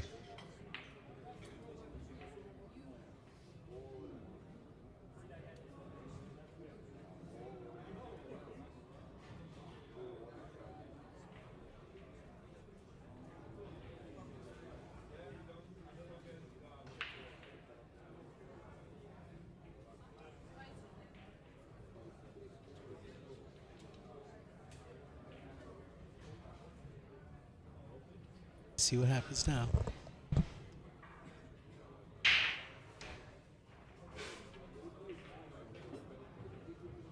Wrap around.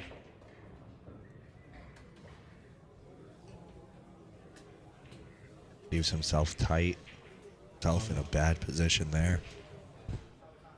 I don't think that's what he wanted, but I think he called for the ball is frozen.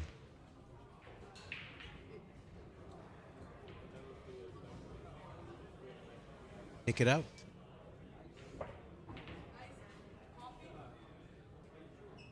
Good hit. Nice hit. Came back around beautifully off that rail just to make the contact.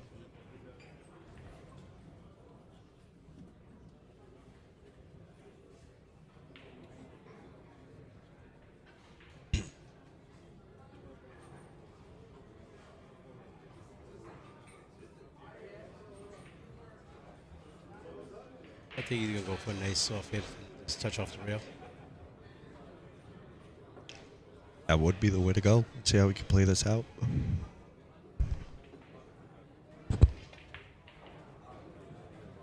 Breaks out that cluster.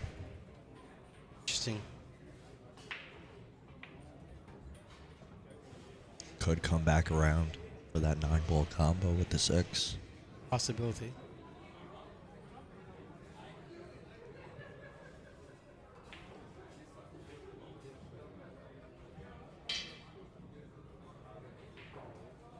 Depends on what happens here on the side. Oh, sorry, no, he's on the 6-ball. What happens here on the side? Could come back around nice on that 7.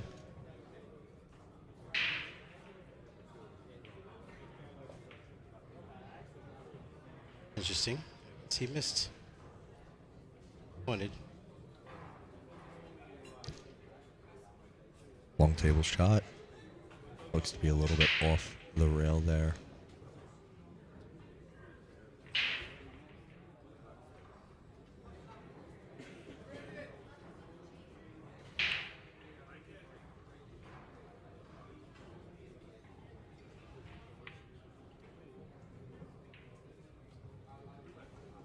Little angle math there.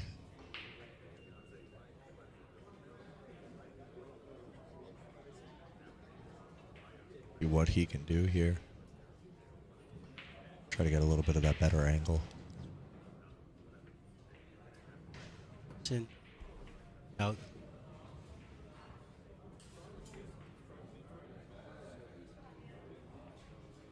Where does he land?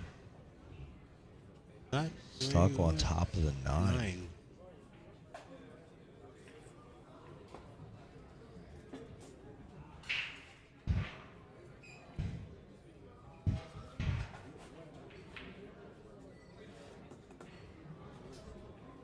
How would you take this? Try to play a defense? Try to go for the shot? What would you do here, VJ? Honestly, on top of the 9, so control is a hard issue. I would tell you probably just try to play a 2-rail and get it behind the 9. Just do a follow so you don't scratch.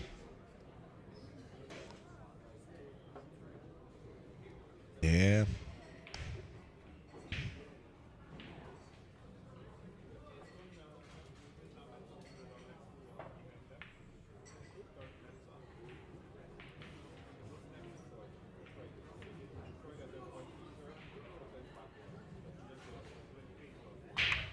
Good. That 6 looks Control. like it could sneak right past the 9. Come back around nice for the 7. Tight, but let's see. Sneak the pocket to be definitely. There you go. On it.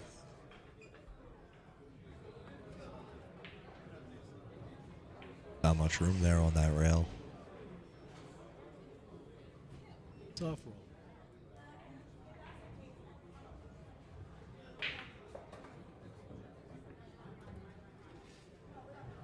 Bring that 9 out to the middle of the table a little more. Give him a little more options, depending on where he can land with this 8-ball.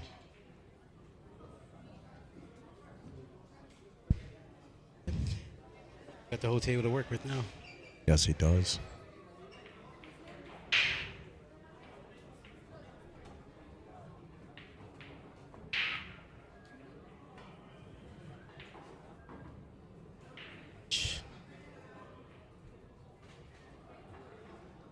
Interesting leave though.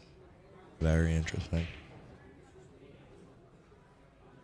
Straight as could be on that 8-ball.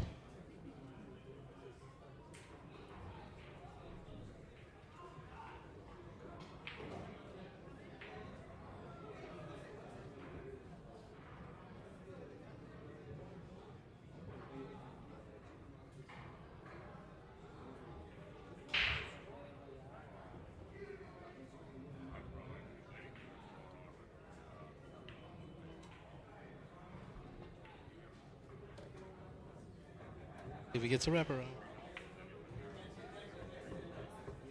Nice shot.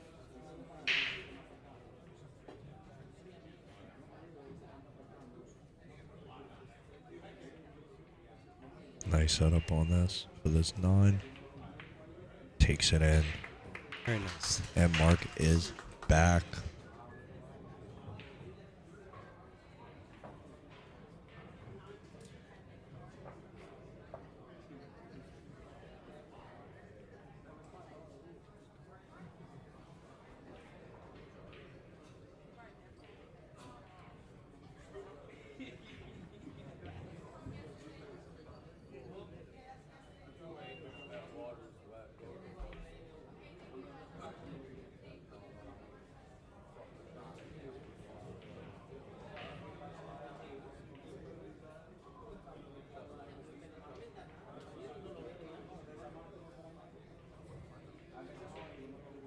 All right, boys and girls, I'm back with you. Chappelle Mike DeMarco from Ship to Cash. Apologies for my brief exit from the booth.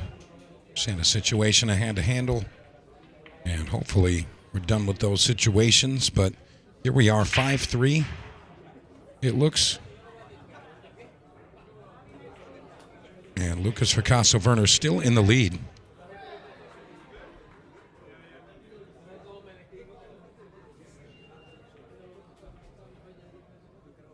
And Simon Corral getting the better of that exchange there. That was a big, big swing there.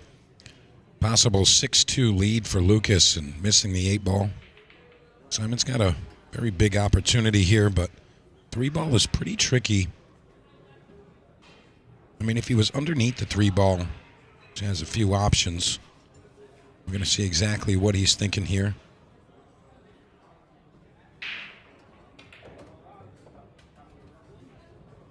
Look outside pocket. Wow. And Simon's got to feel somewhat fortunate not going right in the drink. That was heading straight at the side pocket. And nonetheless, he's got position to see the red 3-ball.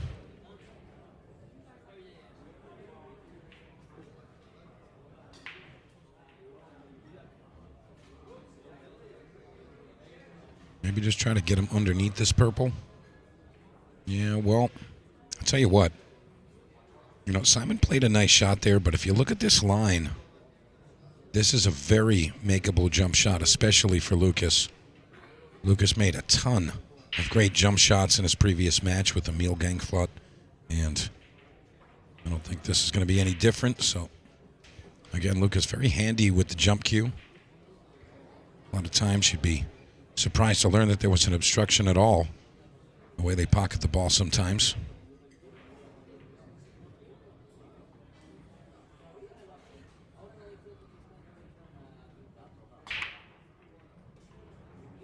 Looking for the 3 in the top left corner. Doesn't make the ball. Where's it going to end up? Right in front of the pocket. Not the result Lucas was hoping for.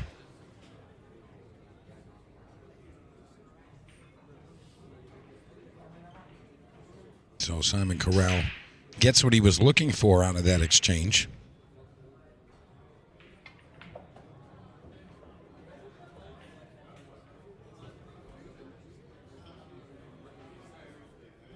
Tell you, the rail here at Raxx filling up with pool enthusiasts and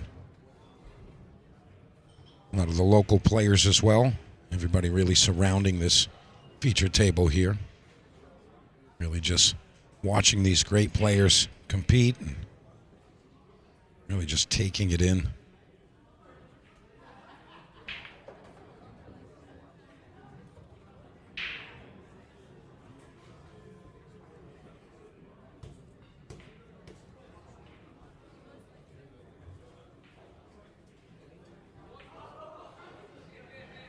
Yeah, Simon looking really good here to go 5-4.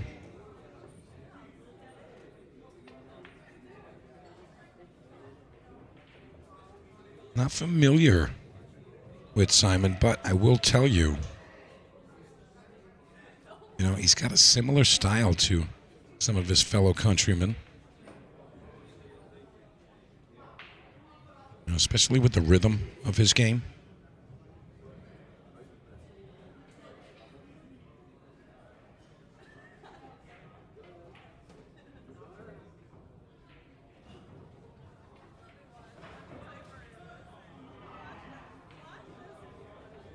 Plays a nice shot there, sharpening the cue ball off that second rail. And this will put Simon at 5-4 in this semifinal race to 11. The final's going to be raced to 13.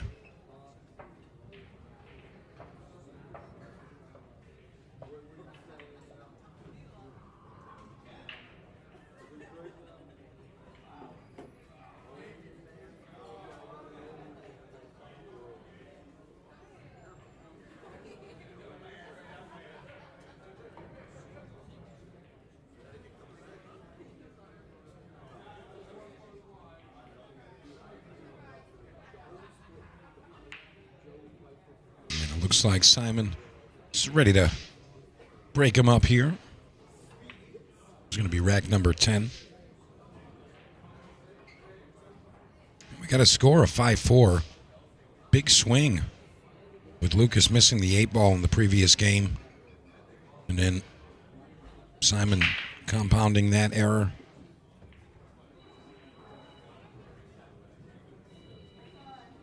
As he won this last rack here.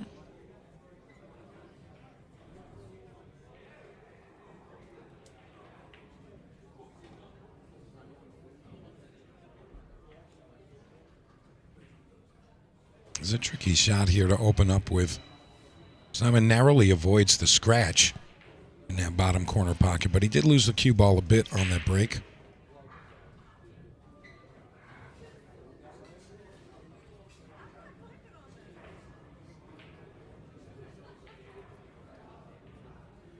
You see him really exploring all options here.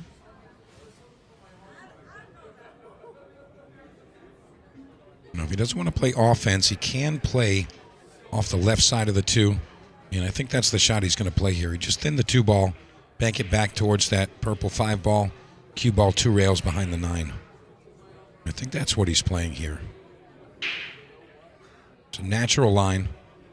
Really needs to get it behind the 9, and he does. Great shot. Lucas tapping the table, letting him know he respects the shot.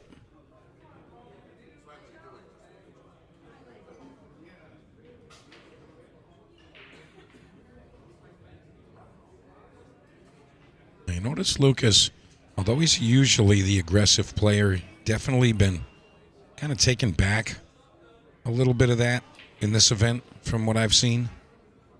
You know, pushing out or playing defense in certain situations where you feel like Lucas is a shooter.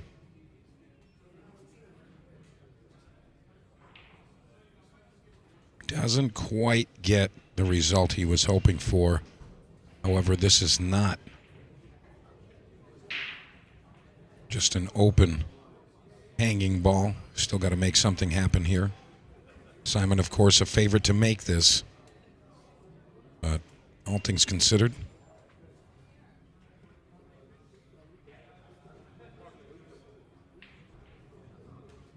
Simon going to double check his cue ball line here.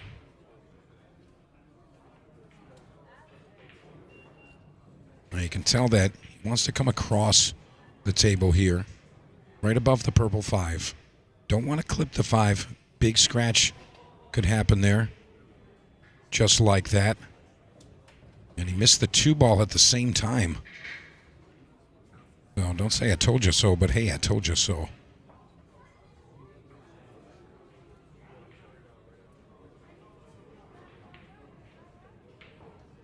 All right, well, Lucas Fracasso-Werner going to be thrilled to get ball in hand here. Try to take out rack number 10 and take a 2-game lead.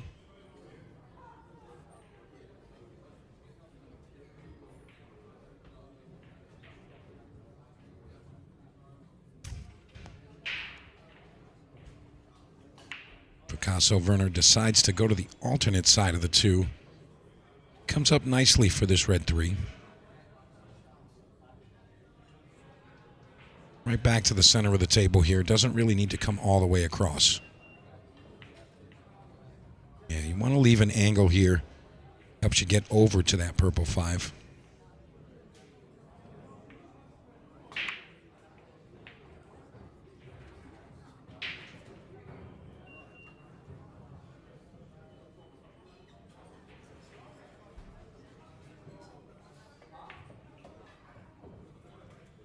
Very nice line. Great speed here from Lucas.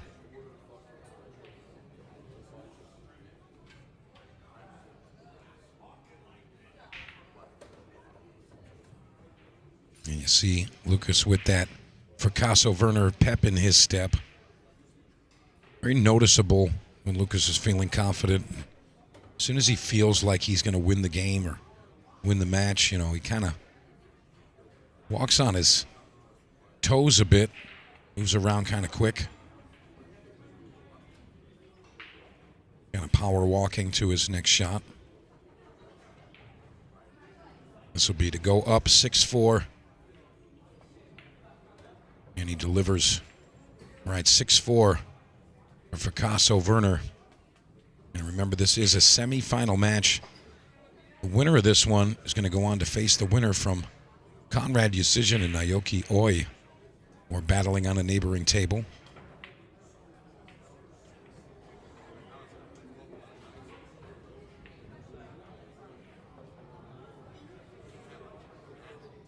And again, this is the In the Box Open.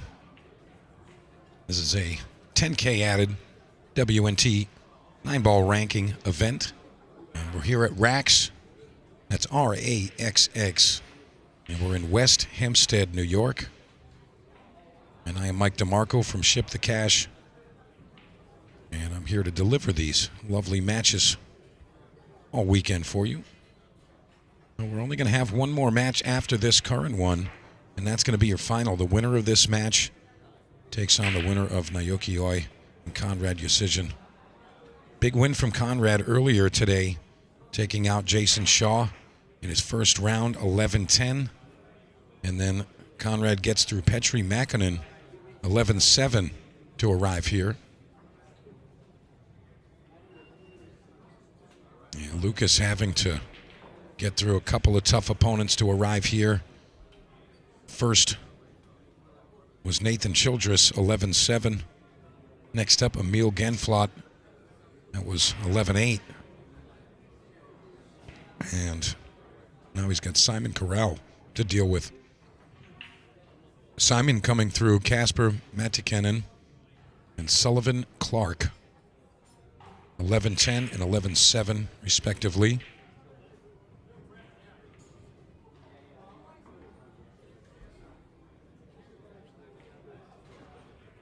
And we mentioned earlier, Naoki Oi coming through Hunter Lombardo, 11-3, and then Torsten Hallman, 11-9. We saw that last up on this feature table. What a final four to have here. And I'll tell you, Conrad and Simon both waving the same flag. So, possibility of an all-Polish final.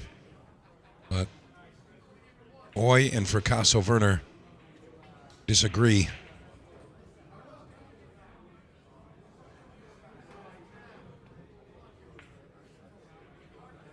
And Simon's going to overrun this one. He's going to leave the 2-ball available to hit.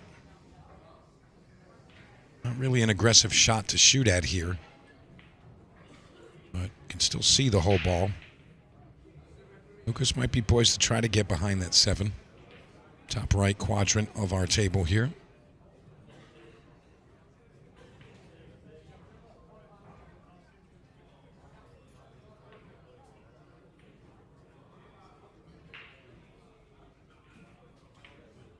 And I like to say that when players are doing what Lucas is doing here, just, pushing buttons in their mind and calculating, they're just doing pool math, trying to figure out the best way to make this work out.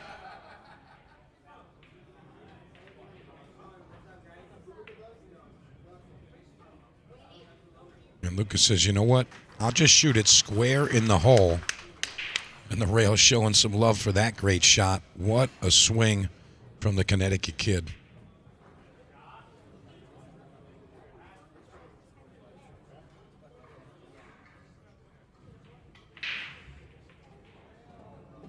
And at first glance on that 2-ball, I said, you know, the way Lucas has been playing, I mean, I'd like him to shoot the bank shot, but he's been playing a lot of defense. A lot more than normal, or at least from what I've seen from Lucas over the years. But then again, he says, you know what, I'm going to go back to my instincts and go ahead and fire the bank. He played it perfectly. You can see there's that pep in his step that we were talking about, kind of picking up the pace. And you know, again, Lucas, very quick on the get down and the delivery.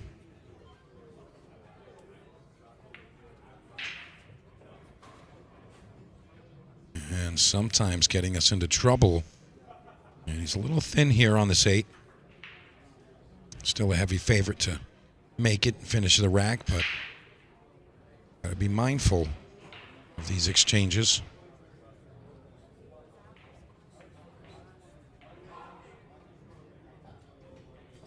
Very nice recovery there.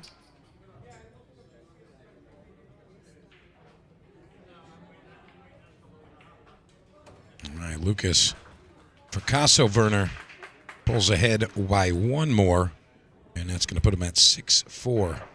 Sorry, 7-4 overall.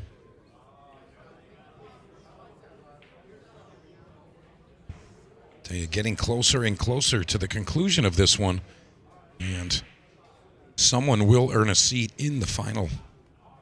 And again, players competing for that other chair: Conrad Yusijin, Naoki Oi. All right, to the break, Lucas Picasso Werner. It's rack number 12, and he's up 7-4. Don't forget, all day, Friday and Saturday, players racing to 9. It's been extended now to race to 11. And it's also been adjusted where the first 2 days were alternate break, and now we're at winter break. So slightly different format, different formula to get the job done.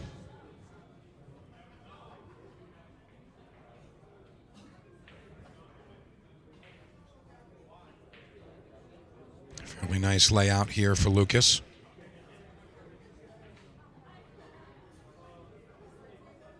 Got to be really mindful of how you play this one. He might anticipate making both balls here, the 2 and that pink 4. Just still staying under for this 3-ball. All right, so he consciously played that to make sure the 3 was available, and also the 2-ball not to follow in. So he kind of covered all bases there. Don't really like how close that purple 5 is to his cueing, but still enough to dig on this and get back down table. What a nice stroke there.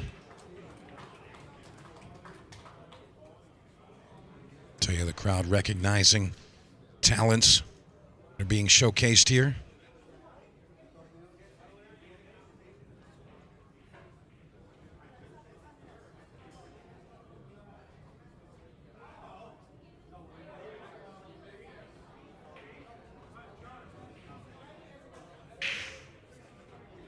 Yeah, Lucas definitely looking very, very comfortable. There's nothing easy about a field like this.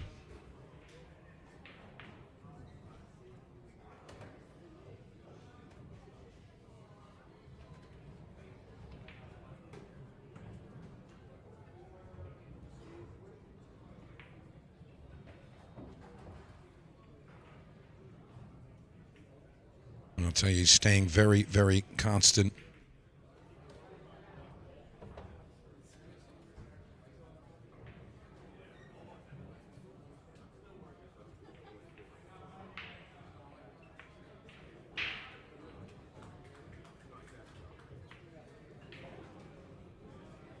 Right, he completes it.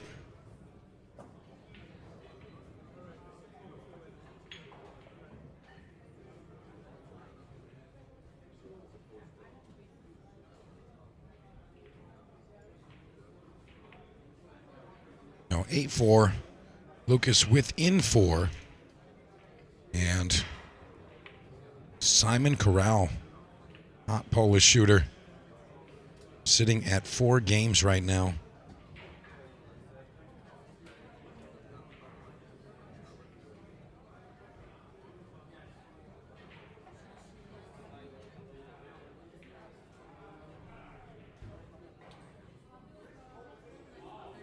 All right, here we go.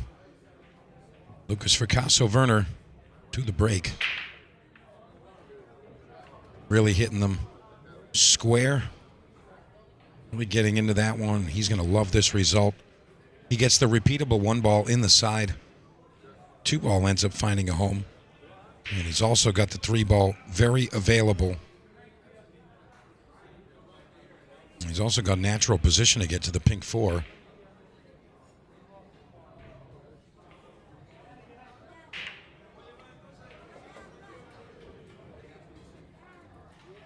Might have underhit this one just a touch.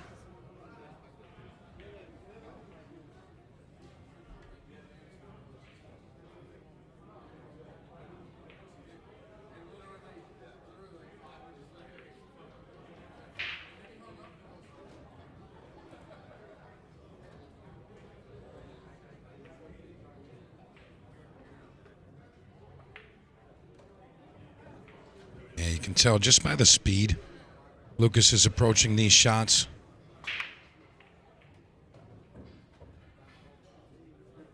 He's just, really just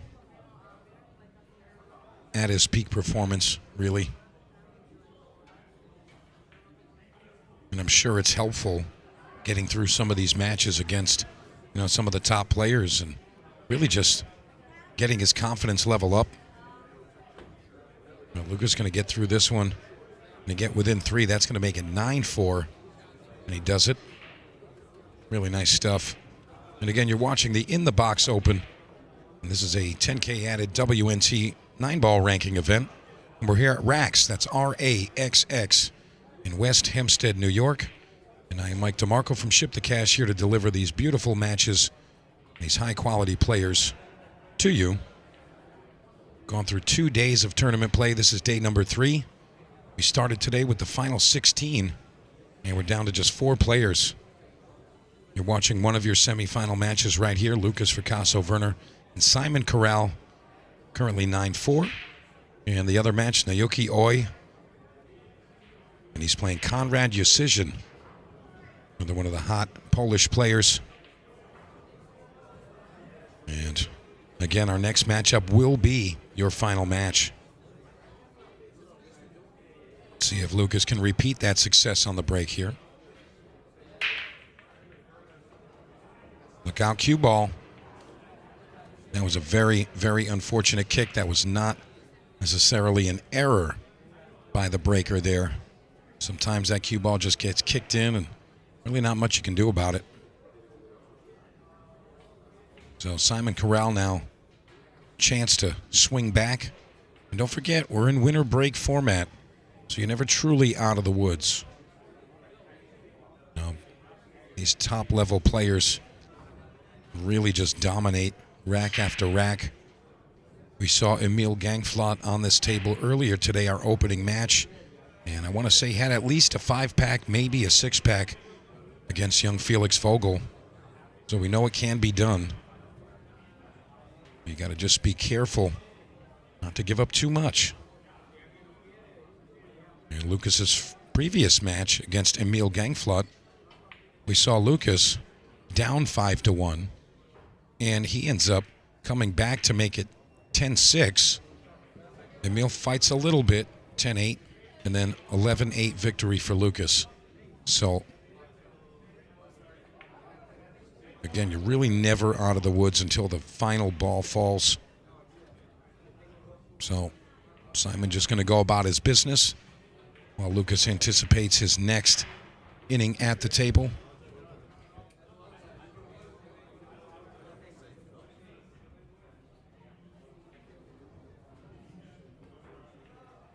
Just short draw here. Simple.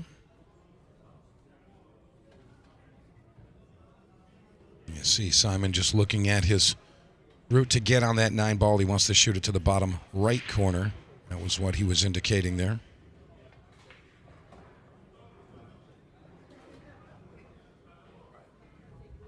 He arrives very nicely here.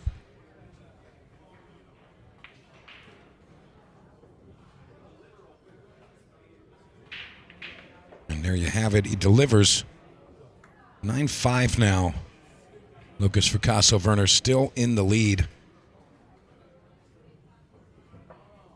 Yeah, what a tournament we're having here. Again, early exit for some of our top seeds. We saw yesterday one of the favorites, Moritz Neuhausen, falling to Sergio Rivas. And following that up with another loss to another strong player, Dominic Yastreb. Very close matches, but, 9 ball is a very, very tough game. Very trivial at times, and regardless of how good or how high your performance has been, you could play nearly perfect, but sometimes the game just doesn't want to go your way. Narrowly avoiding the kick on the cue ball to the top corner. That's what happened to Lucas in the last rack, which is how Simon got to the table.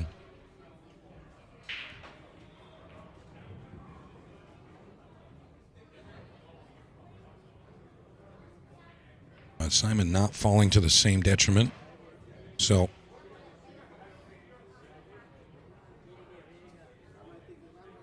take a little walk around, just take a look at the options here.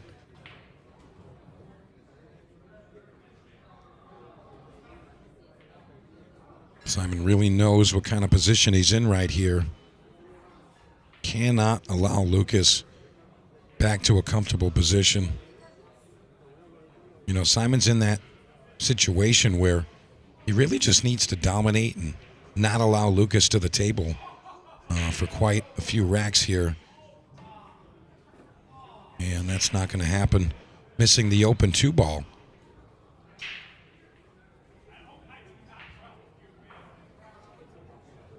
So Lucas back at the table, open shot on the blue 2. So very open, very available. Run out here. 7 balls remaining from the hill. You see how quick Lucas getting down on these shots. Again, definitely an indication of the comfort of this young man.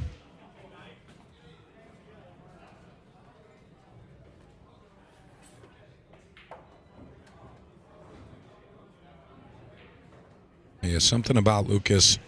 Seems like he still has a little bit of fun when he's out there competing. Enjoying watching that ball go to the back of the pocket. And I don't mind that so much. The pace of play sometimes may get you into trouble, but in this case, not going to be the scenario.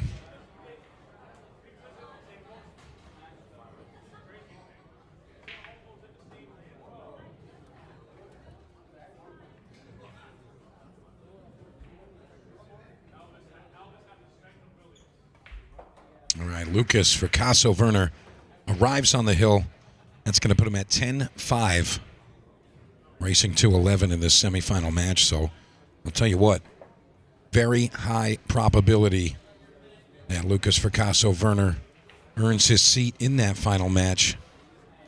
And his opponent, or his potential opponent, either Naoki Oi or Konrad Yasishin, who are doing battle on the only other tournament table in the other semifinal match. So we will see the epic conclusion after this match here.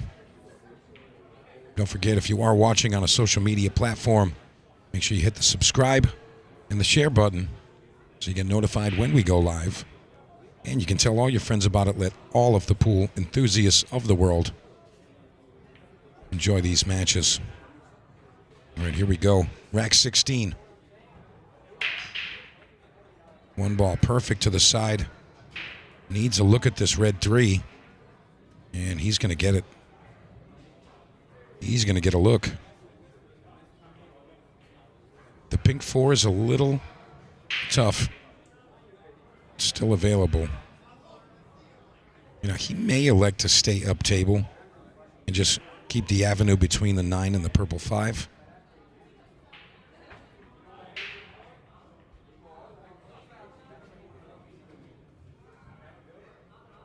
See Lucas gearing up here. He might be going with the full stroke. Yeah, look at this. He hit that so clean, so well.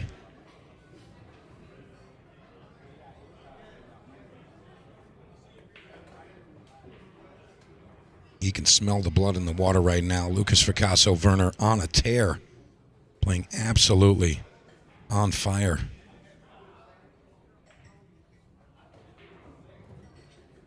Get himself in a little trouble here.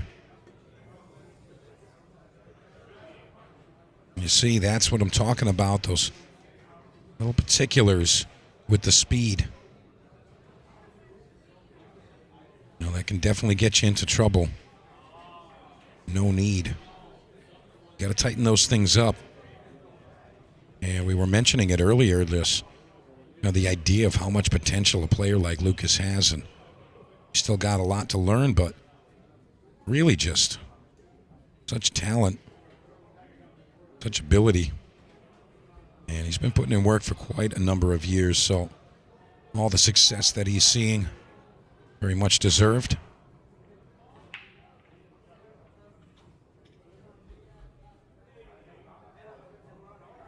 All right, looking to recover here.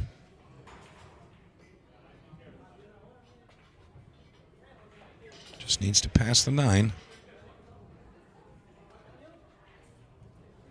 He's not out of the woods just yet. Seems like he might be just a bit off angle here. He doesn't have the whole cue ball to work with. If he is going to try to draw the ball, he's got to dig. That means he's going to have to jack up because he's so close to the rail. Maybe he can get to that left long rail and back out. Oh, yeah. That was the one right there. I'd like to see him take an extra second here.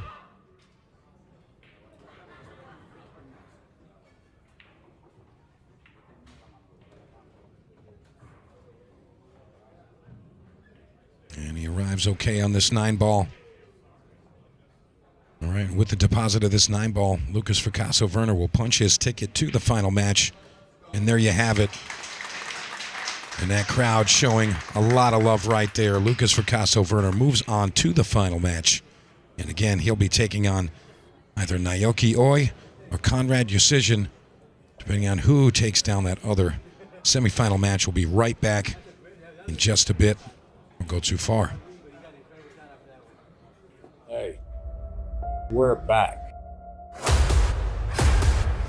Everything that's happened over the last year is going to come to an end. Some team of amateur pool players are about to win $100,000. That's pretty special. Apron and Southbound are your national champions.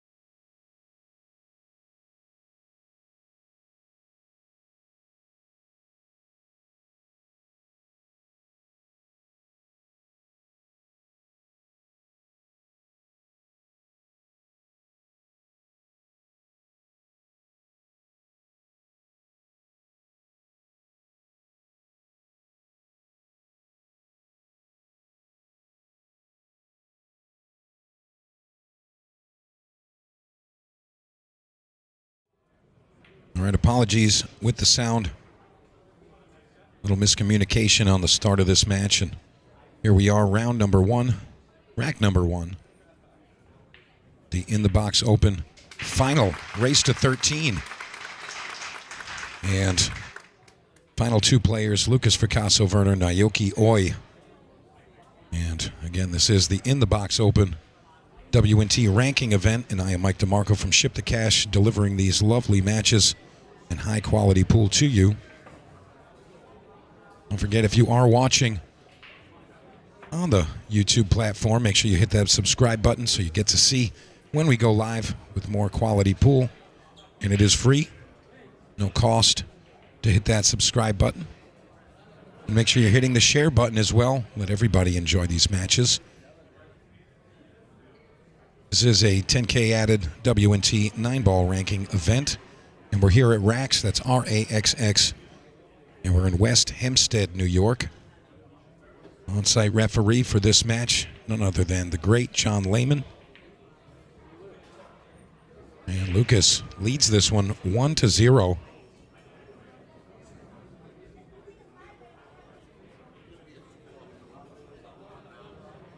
Again, what a road we've gone through to arrive at this final matchup. But I'll tell you, both players very much earning their seat in this final. Great play from both sides. Very consistent breaking, might I add. All right, here we go. Rack number two. Lucas Fricasso Werner to break. He's up 1-0.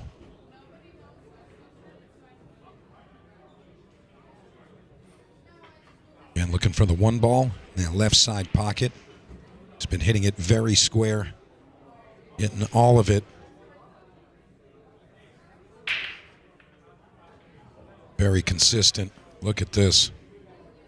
How's that two ball going to look? Going to dress up very nicely here.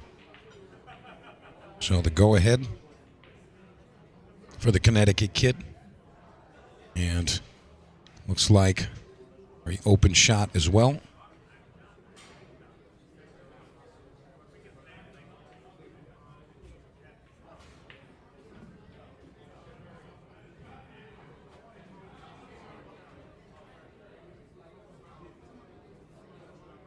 So again, wide open two ball. Lucas just trying to make his decision on how he's going to finish up this run out. You know, the 3 to the 4 is really the puzzle, really, of the rack. And I think Lucas wants to get above the 3 ball here.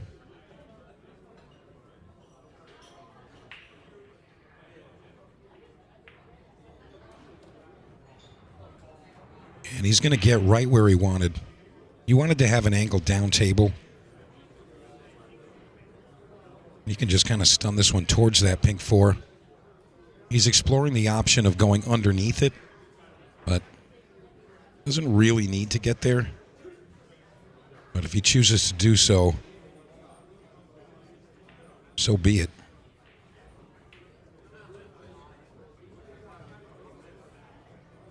Coming right between that 7 and 9, arriving perfectly on the pink 4. Lucas looking really sharp.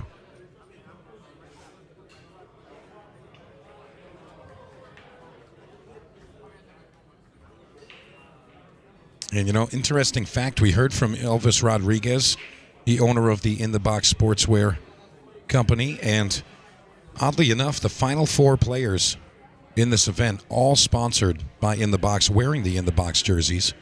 That's a really nice addition, what we've got here.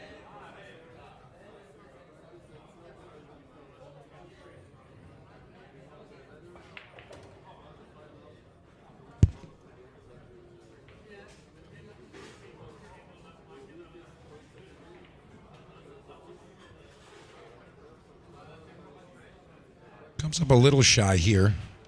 I don't think it's going to be too much of an issue, but he does come up just a bit shy.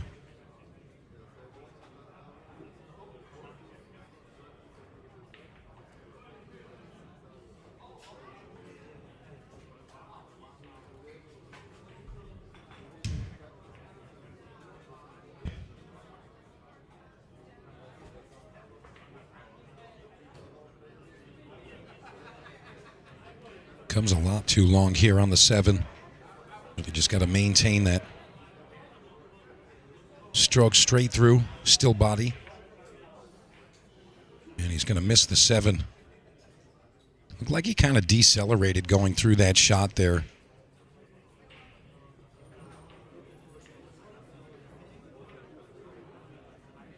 So first time get to see Naoki Oi coming up here. And as promised, joining me now, great Jeremy Jones. Jeremy, what do you think about these final 2? Yeah, well, it seems pretty deserving. I mean, Lucas has kind of done a lot in this tournament already. I know all kinds of great players. You can't play them all, but he's won with the lead. He's won in tight matches all the way through. He's won in a big comeback. Of course, Oi, what he does is he just kind of gets going, and he can beat you fast. Yeah, I've noticed both of these players really consistent with the break throughout the tournament. One ball flying in the side. And as you mentioned earlier, you know, these players both hitting the break with a lot of pace. One ball fires in, and they still have that repeatable type of layout. So it lets you know that they've really put in the time working on the break shot, and they've got a hold of it. Oh, what a road we've gotten to get here. And again, this is the In the Box Open WNT ranking event, and we're here at Raxx, R-A-X-X, in West Hempstead, New York. And I am Mike DeMarco from Ship the Cash, and alongside Jeremy Jones. Yeah, to get back to your point, yeah, everyone I've seen pretty much, you know, even some of the players I didn't know at the beginning of the tournament, and ones that didn't survive very long, seem to break the balls pretty darn well. And of course, these top guys, it's been a little bit of a variety of breaks overall, but most of them hitting them pretty hard. Yeah, it's really about repeating the result, and I feel like both of these players have really gotten that down. I don't think Lucas missed the one ball in the side, one rack in his match against Simon in his previous matchup, and you know, Naoki, obviously, he's been able to repeat that. We got to see him on the table just a little while back. We're going to get to see it again right now.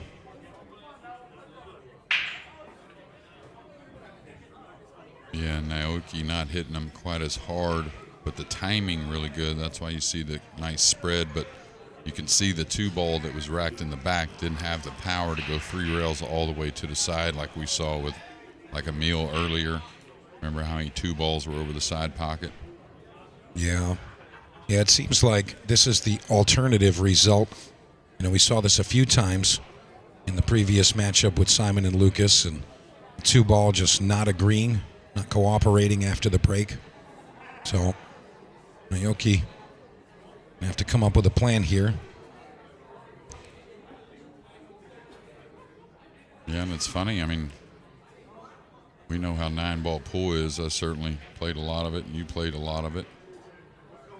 Oh, the 7-ball. Look at it hanging in the lower left. You wouldn't even notice it. Look at the overhead. And you can't see it now with Oi in the way, but you could easily kind of not see it just from that camera angle on the front. But anyways, I was getting at is, you know, Lucas, you could say, was an underdog in a lot of matches, but I don't think he minds that at all. And I almost, ooh, is he going to hit the 6? No. Okay, I was going to say, I wonder how much more or how often more the guys that are the favorites, like a Naoki Oi in this final, he is a favorite, how much often more they want Lucas to take that role and feel like the underdog coming after you rather than just kind of graduate a little bit. Totally agree with that. And I think that Lucas is a resilient player, and he's not really thinking about his opponent so much. He's just worried about the shot in front of him and executing. You know, he's still young at heart, and you know, he still enjoys playing the game. He loves seeing the ball fall in the pocket. So I think those things definitely help him with his road to success. Yeah, well, at the tournaments, you know, overseas and whatnot, last year and the year before, where he really played a lot of them, you know, it's awesome these days. You get to see those matches with the streams and stuff. But if you're there, and I always kind of watched Lucas quite a bit, as much as I could, he's taken some brutal losses. I'm talking about just ones that, I don't know if it would have qualified him for the Mosconi, but certainly ones that he could have advanced in the tournament even further, and you never know. And but what I'm getting at is he can leave it behind really well to almost like I don't know if it's on purpose or not, or it's just his demeanor. He can leave that mistake behind or something that wasn't even a mistake. He got beat a match in Vietnam last year where I believe he was up 9-7 and he broke dry, and it was 3 combinations and out to go to the final 32, I believe, in the tournament. So yeah, we all know that 9-ball can be a brutal game. I'm talking about all the guy did was shoot a combination, break, shoot a combination, break, shoot a combination after a dry break at 9-7 for Lucas. So yeah, 9-ball. Oh, you can't have that. That's the one you can have. I mean, it's early, of course, but I'll tell you what, though, that seems like the first missed kick shot we've seen from Lucas. And as I mentioned, Lucas had the ability to play a previous match on this table, so slight advantage with the comfort on the equipment there. Not saying the boxes play too much different, but, being in this space with the crowd there and the stream on and all of that, kind of curious how he missed that. yeah, I think he was trying to get a little too detailed on it. I don't know if that's the best way to say it. Maybe try to get, too much to one side of the ball. Because a lot of times you're playing that type of kick shot, unless you're in real close quarters and you can really judge it, like you're diamond away and diamond over maybe or something. But you're really just playing a speed to where you might make it, but either way you're coming across it and you're getting the cue ball back up table. And you just kind of let the 2 do whatever it's going to do, really. Did he get perfect here to follow forward between the 5 and 9? It looks like he did. Oh, yeah. Yeah, nice shot from Naoki. Both of these players, they kind of just get right down to business. Once they have their plan mapped out and their pattern set, they kind of just get right to it. Definitely rhythm players, both in their own right. I think that's what the fans really like too, Jeremy. Like to see the players kind of storm around the table, firing balls in, and make the game look very easy in some cases. Yeah, I mean, we play with shot clocks for a long time, off and on, and, I think they're a good thing, but regardless of the shot clock or not, especially on the tighter equipment, I feel like the player that's really trying to get bogged down and really just go over it, make sure everything's perfect, which is impossible to do anyways, so it's a waste of time and mental anguish, I think. But I think on the bigger pockets, they got away with that more, you know what I mean? But in tighter pockets, I think the rhythm really helps the stroke and not think about things so much. Now, we are playing on a little more generous pockets, but my point is the ones that bog it down usually don't win the tournaments too often these days. Yeah, fair enough. You talk about players like that, hot shooting Mickey Krause. He's another one, explosive player. Doesn't waste much time at the table, and he's seen some success with that. But you got a point there with the forgiving pockets. 4-inch pockets, not going to be adhering to that quick connect and, 5-second shot clock type of approach to the game. He's going to have to shoot a nice one here on the 8. Shouldn't be a problem, really, but definitely missable. Now he's got to draw the cue ball back. Yeah, Naoki played pretty well against Torsten. Torsten was ahead most of that match, Jeremy, and it seemed like, a little bit of errors on both sides.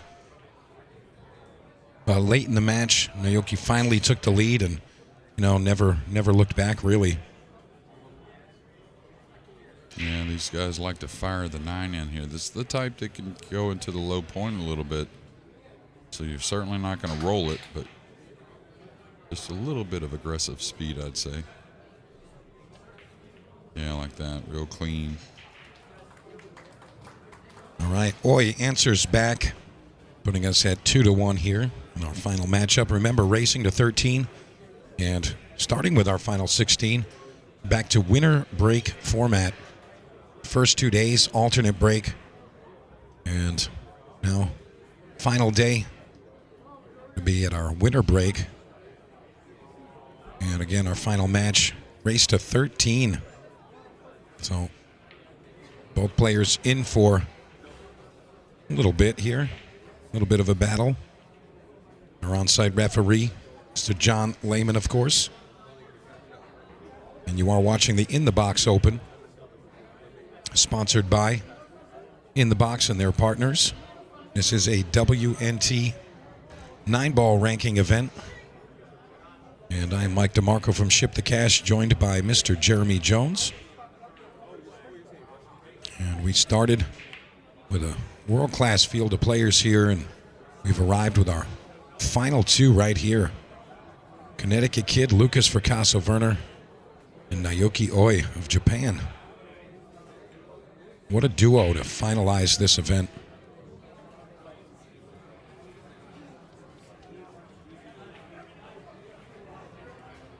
You could say Oi is certainly a veteran. I think he's got a big one in him, really. I mean, not quite 40 years old yet, I don't believe, anyways. And he's playing the best pool of his life, and the times he's gotten deep in some of those really big open events or the U.S. Open and whatnot, just a lot of times he was just shut out. Just didn't get much of a chance. Yeah. Semi-finalist in the U.S. Open. Yeah, there's a lot of players like that, Jeremy, where like they get right to the end quite often and they just fall short, and you'd be poised to think that maybe it's something mental with getting to the final and just not getting over that hump.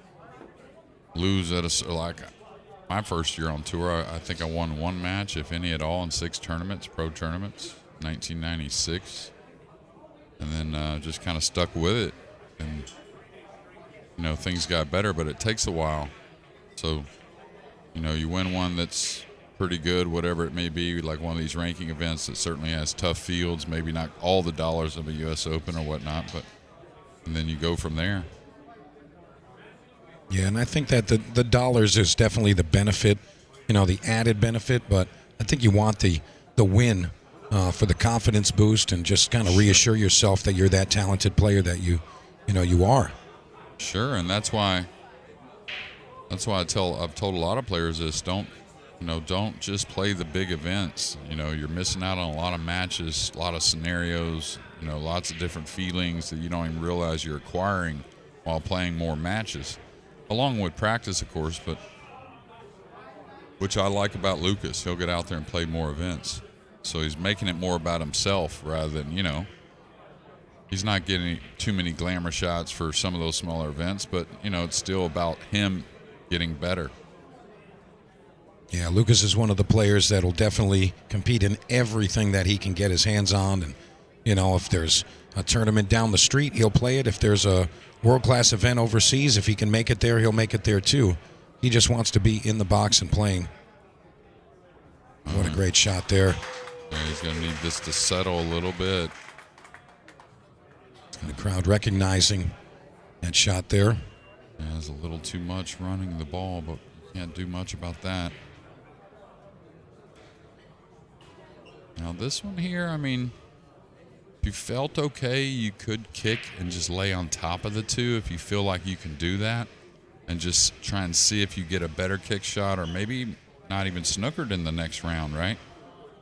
A lot of people want to kick and come across this ball and go towards the 3 with the cue ball, and I get it. But this is a hard ball to judge because it's so close to the rail. Get a double kiss and leave a layup. I may kick softly and just lay on top of this ball, just one shot, and see what my opponent does.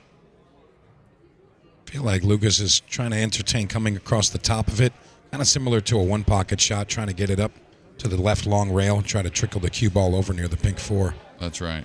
But this is, again, it's out a little bit, and it's very close to the rail, so a thick hit obviously is done, and a thin hit can run on you a little bit.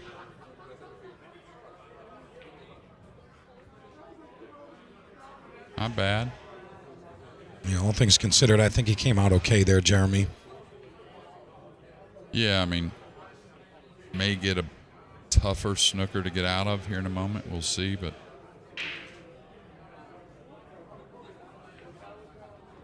I like going 2 rails towards the 3 here. I think, is he going to play underneath this? Put the 2 underneath and go up table? No, the speed's perfect. And the 8's got him cut off a little bit. He's going to have to come to the right side of rail. I'll tell you, Jeremy, the 2 ball is off the rail and the cue ball isn't so tight. You think maybe he could go with a kick and stick here? Looks like he's got enough room to get around the 9. I don't think so unless he really elevates the cue. I think it's got to be this way. And I like what he's doing here, elevating, trying to keep the angle kind of natural rather than letting it spread on him. And look at the result here. Not terrible, and you hear that crowd really liking the Connecticut kid. Yeah, he's got a shot, though, I believe. Ooh, I don't know. It's close. We need you to move, boy. I think he does have a shot, though. He's addressing it. Very good at the stun. Very good at the follow-through. I think I stun here just because there's nothing wrong with cutting the ball anyways. Well, he's changing cues, Mike. So is there a little bit of a jump here with the full cue? Yeah, looks like it. We'll see if he elevates the back end. Not a big underdog. Yeah. Nailed it. Never a question. Naoki Oi coming with some heat right there.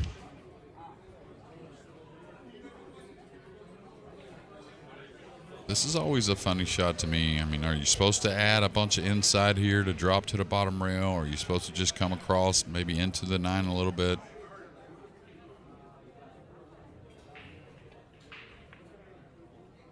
Just kind of put a hair of inside maybe? Maybe just straight top?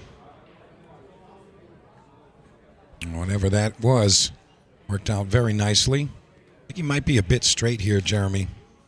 Yeah, draw back for the side. He's a hair off of that. If so, he may really let the draw stroke out and come 1 row out.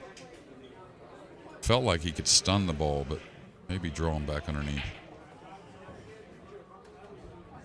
Very nice control there.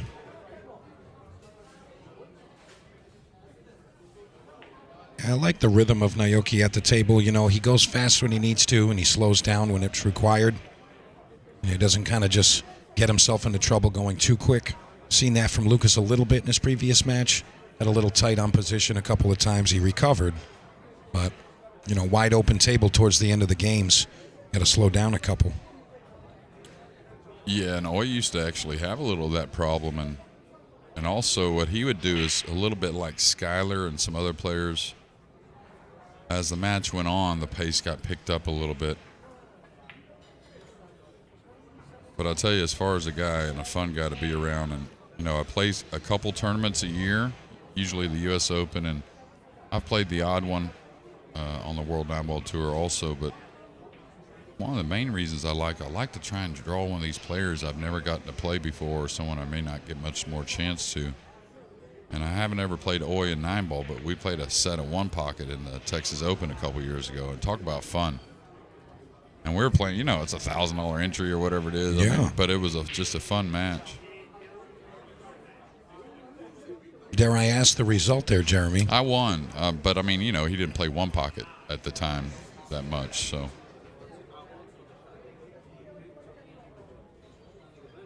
But his expressions and whatnot, and truly every part of a great player and someone to watch, entertaining-wise. I'm sure that was a great experience, and you know, just getting that opportunity to play some of those great players, you know, invaluable in some cases.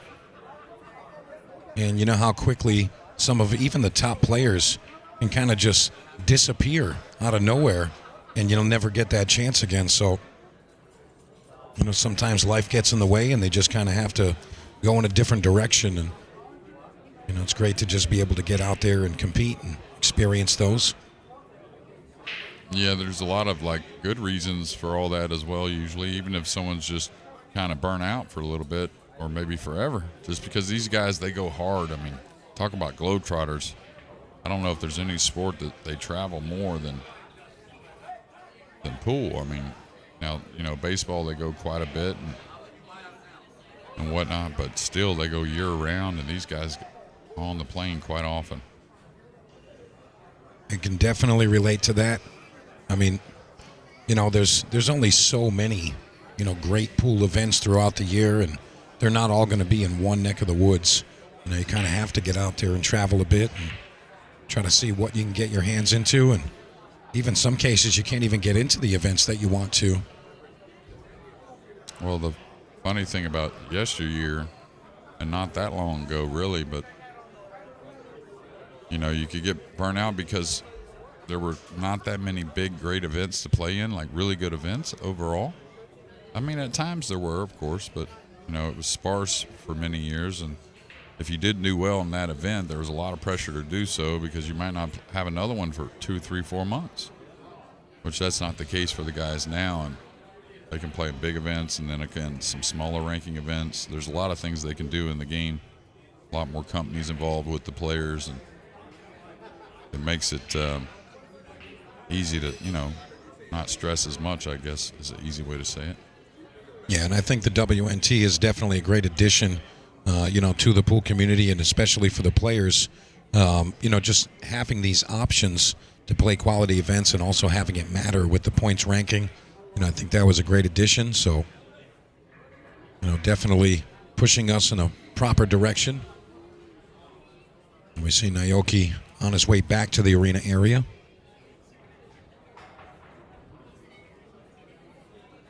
A quick little flurry there from Oi.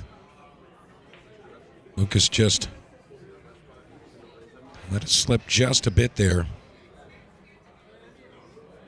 I'm curious if Naoki's going to come with that same power in the break here. Didn't get a look at the 2-ball in that previous break, but the 1-ball always finding the mark.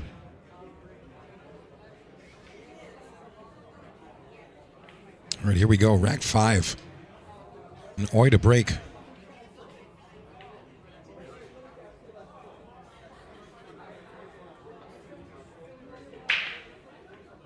One ball finds the mark. 2-ball finds the mark. And this is looking really good, Jeremy.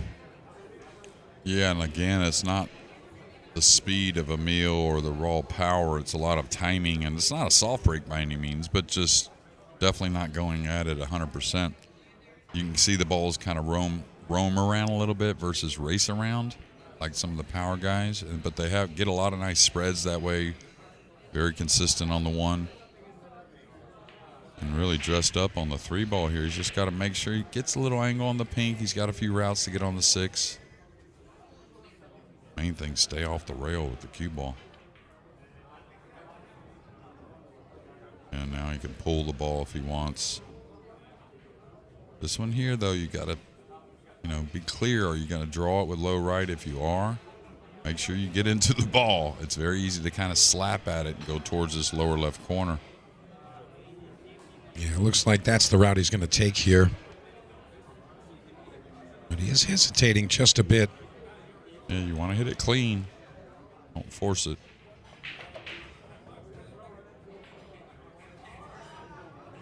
So he decided to play it a little deeper,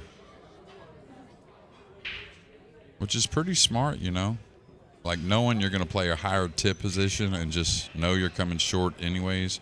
Because what happens if you try to dig on that ball, sometimes you let up a little bit, and then that ball opens up and sometimes scratches. So pretty heady play, really. Yeah, he seemed really confident with that stroke, and saw the pace coming around the rails. But he's arrived perfectly on this 6-ball.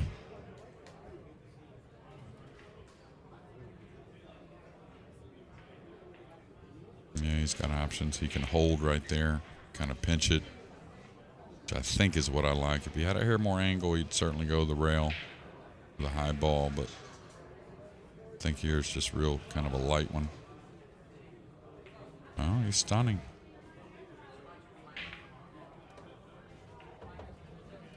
I think a lot of players just prefer to have that, that powerful stroke, the comfort of making the ball, and I think it also builds confidence as you're running out.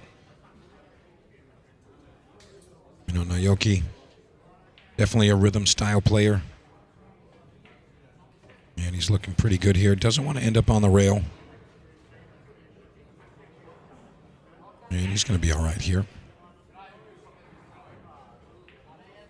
Haven't really seen a lot of those mishaps at the end of the rack with these players, Jeremy. They leave themselves the cue ball on the rail. Most of the time, they still get the job done. Yeah, it's definitely the last place they want to be, though. That one was pretty right in front of him, but, you know, you get that 9 near the spot like it is quite often, get a little bit of a cut on it. It can be a little funny. And we saw a miss in Lucas's match with Simon Corral, and he missed a similar 9-ball as you described. You know, cue ball right against the rail, 9-ball right around the spot, and right into the rail. You know, when you talk about shots that you practice, I think it was the bridge you were talking about before. But those shots, 2 years in a row with the Moscone, had those types of shots worked on quite a bit. Just a little bit of an angle, both to the corners and the sides when you're on the rail. And I assume that was some of your tutelage there, Jeremy? Well, it just comes up. It seems like it always comes up. You know, something. Be confident with that, especially on a slick table, which can be a little different with deflection and the way the ball wants to move. But surely that shot, just what you're talking about with the 9.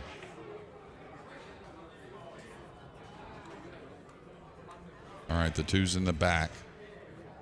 So we'll see what kind of power he can get if it doesn't get kissed, how close it gets to that side off of 3 cushions.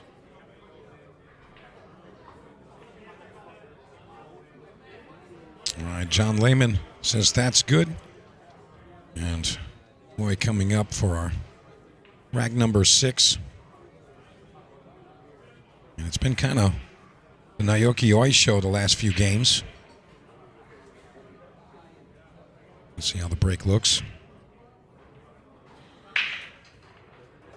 Yeah, that one had the best connection yet. The 2's not going to have the speed to get to the side, but he does have the whole ball to work with here. yeah, I don't know if he'll shoot at this or not.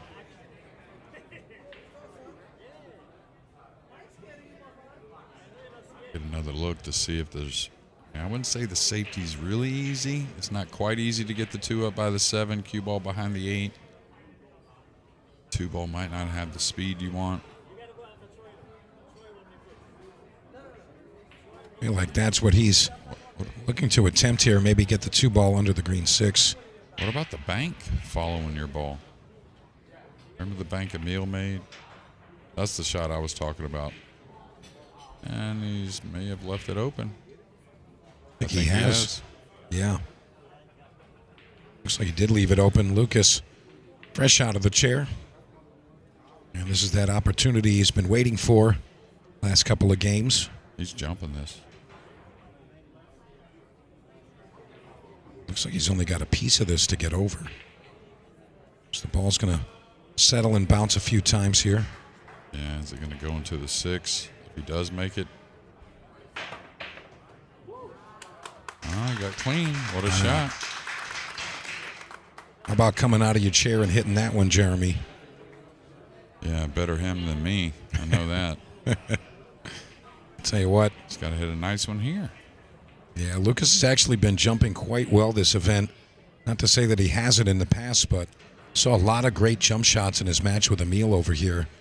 And, you know, there was one situation, gets hooked, he comes with a jump, hooks himself again, comes with another jump. I think he had to jump maybe 3 times there. I like that shot there. Went with the side. Speed's going to be absolutely perfect.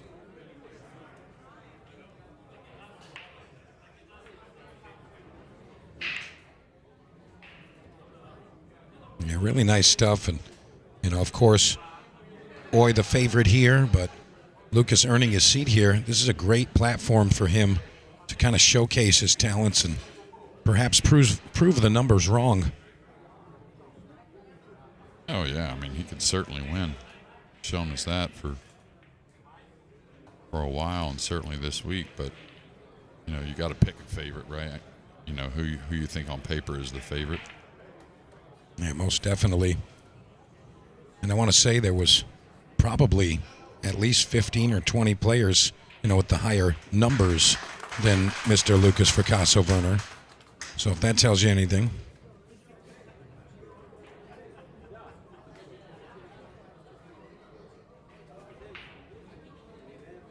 So Lucas answers back, making the match 4-2. And again, Lucas has a pretty consistent break. He's been nailing the one ball every time and somehow arriving on that two ball. So if he can continue that type of break, I think he'll be able to answer with a couple. And again, we are at the In the Box Open. This is a WNT ranking event. And we're here at Raxx in West Hempstead, New York. And I'm Mike DeMarco from Ship the Cash, and joining me, Mr. Jeremy Jones. And you're watching the finals of the event. This is a race to 13. And these are your final two players, Naoki Oi and Lucas Fracasso Werner. Japan versus Connecticut, United States. What a road we've been through to get to this point. So an early exit from some of our top favorites. And a couple of upsets on the way through. Both players here, of course, earning this seat. And the fans really just enjoying what's been presented to the New York pool scene. Tell you, the rail is definitely filled up, and players and spectators continue to pile into Raxx. Really just, thrilled to have these quality world-class players right there in their backyard. I'll tell you, there's still a lot of the event players here, Jeremy. I think they had a secondary tournament for some of the eliminated players, and see a lot of them congregated playing some pool, so really nice atmosphere for the locals. Yeah, they had a second chance tournament. Had a mini to start. It was Thursday night.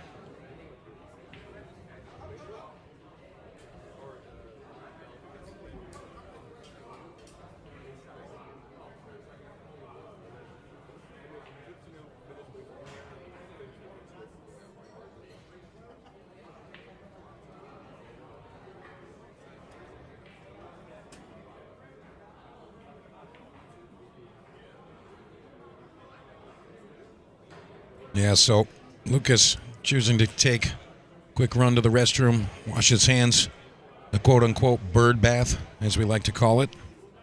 Just kind of refresh and reapproach this match and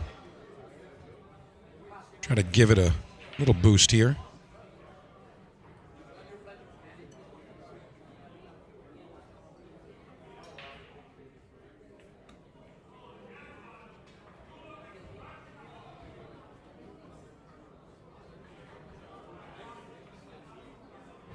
You see our on-site official, John Lehman, always doing a bang-up job. I just noticed some hardware on the neighboring table, Jeremy. Players get to stare at those trophies in anticipation of possibly hoisting that championship. Yeah, and there's, a lot of events like we talked about, so, finish here, whether it's first or second, gets both players in a good position moving forward. Of course, they want to win. Always want first. All right, Lucas breaking from the opposite side of the box as Oi.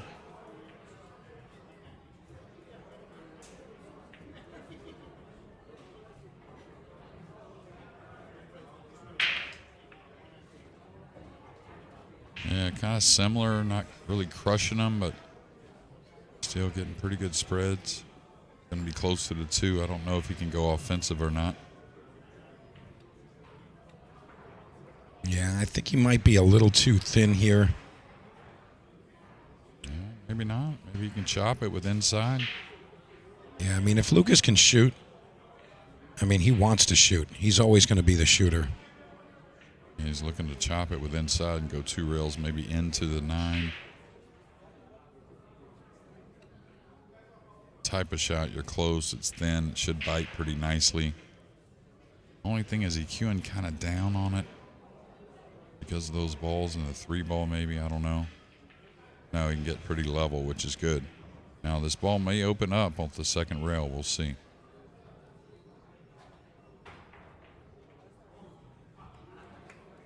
That's what I would have worried about, doing that right there. See how it opened up with the spin a little bit? Yeah, it did.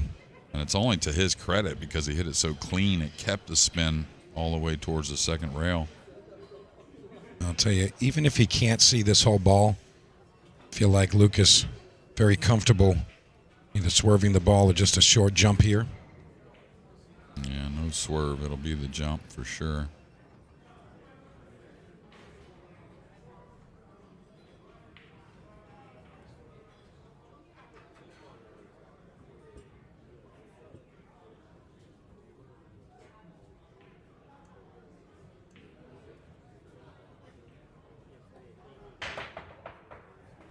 That's going to hurt. Yeah, that's going to hurt quite a bit, Jeremy. Wasn't expecting the cue ball to go off the table there. You know, a little extra distance.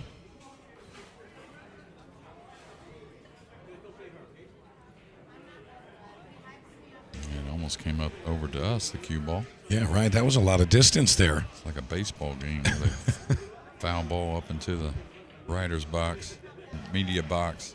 As long as there's not a middle-aged woman fighting with a child over the ball, we should be all right. Oh, my goodness. I could tell you some stories. Oh, I bet you could. Yeah, big error there from Lucas. Yeah, he's going to come across. He wants to get a little bit of a cut shot on the pink so he can open up and come across for the purple since it doesn't pass the green 6.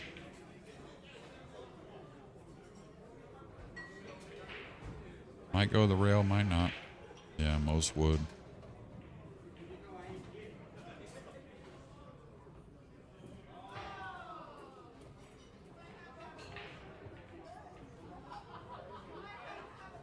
Yeah, he's going to have a look around here. Just come back through the center of the table here.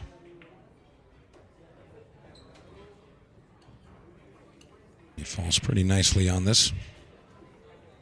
Yeah, and that's just a smart shot. I mean, you didn't have to add any side spin, really. You know you're going to control it real well. You're not worried about the speed coming into that position, and you just work a little harder on the 5, right? Nothing crazy. Just follows the ball, maybe. I don't think he's going to draw it. He might.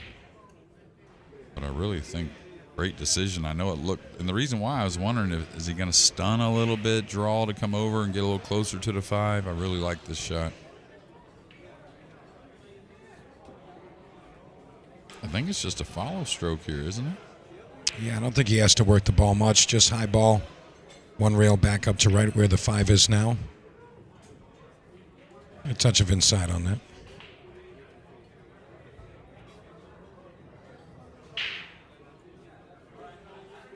Yeah, I mean, Naoki playing very solid. Not really anything out of the ordinary, if you will. But you have to maintain that, again, with the winter break format. I've seen a lot of players pull ahead very early in the matches, and their opponent comes back and dominates. You know, this is a similar scoreline to Lucas and Emil in his previous match. And Emil was up 5-1. Next thing you know, it's 10-6 to Lucas. So, tables can turn. And Oi knows that. You can see that pace picking up just a bit, though, as he rounds the corner of the table. And probably coming for the side pocket. Big area here, just can handle a little cut if need be. And that's perfect. So Oi continuing. Now looking at 5-2 in favor of the Japanese champion. And again, we are racing to 13. This is our final match. And we started this event Friday. And 2 days of alternate break racing to 9. And then today we started our final 16 single elimination. And now races to 13 in the final. And we had winter break for our final 16 group. And I mean, Jeremy, what do you think about the player perspective on alternate break versus winter break in this particular event? You know, getting to that final 16 through the alternate break format and then arriving and saying, hey, now it's winter break. How do you think the players kind of go with that? Well, I mean, that's the great thing about pool players. I mean, you know, they'll voice their opinion here and there, but they roll with it for the most part. What are you going to do anyways? And, you know, I don't know if it should have changed like that, but these guys are used to winter break on the World 9-Ball Tour, so I don't think that phased them at all. I actually think maybe it kind of, you know, because they're all playing well to get there, right? It kind of all inspired them, hey, I can win the tournament from here now. Let's go. And they can kind of do it in their own hands a little bit if they can break and put some racks together instead of understanding alternate break. And as we're discussing that, Naoki Oi, break and scratch. Did he lead much? Tell you what, the 2 and the 3 look tied together. I mean, maybe it goes to the upper left. Yeah, there's a chance. I mean, Lucas was looking at it. But, I mean, the players dominating the match early on here and finally get a little breath of fresh air, and this is what you come to. Looks like he might be shooting it into the 6 or the 6-9 and trying to just leave it underneath. I don't think this is offense here. Wouldn't do anything tricky. I'd just knock it away, hold it behind the 3. I wouldn't open the 6 or none. Yeah, I like this a lot. Just put it somewhere funny near another ball. I'll tell you what, that was a great shot there. Minimal options here. I mean, he's going to go around the rails. I mean, it's tough with the 8-ball there. And that 8-ball kind of big if you're going to come behind it, but perhaps 3 rails underneath it, Jeremy? I was thinking maybe short to the low rail, you know, to the short rail. In between the 8 and 9, 3 rails behind. You know, like. Yeah, you got a little bit more cue ball to work with there, too. I like that. Yeah, you can put speed, hit down on it, you know, kind of. So it's kind of a billiard shot, a stroke. Yeah, I think he's doing something like that. Yeah, I like that. Didn't miss it by much. He gets to the side rail. He's going to get a hit. Might make the 2. A lot of speed on that. Kind of shortened up on him. Yeah, he's on 2 fouls. Oh, what 6 goes, I think Lucas is going to try and run out. No, he's not. Because he can shoot the 2 in the other corner. No problem. Yeah, and I mean, so be it, but there's not a lot of places to hide. You got a top-class player, and he didn't miss that shot by much, and that was pretty much jail. Yeah, he's got to cut off the side cushion here.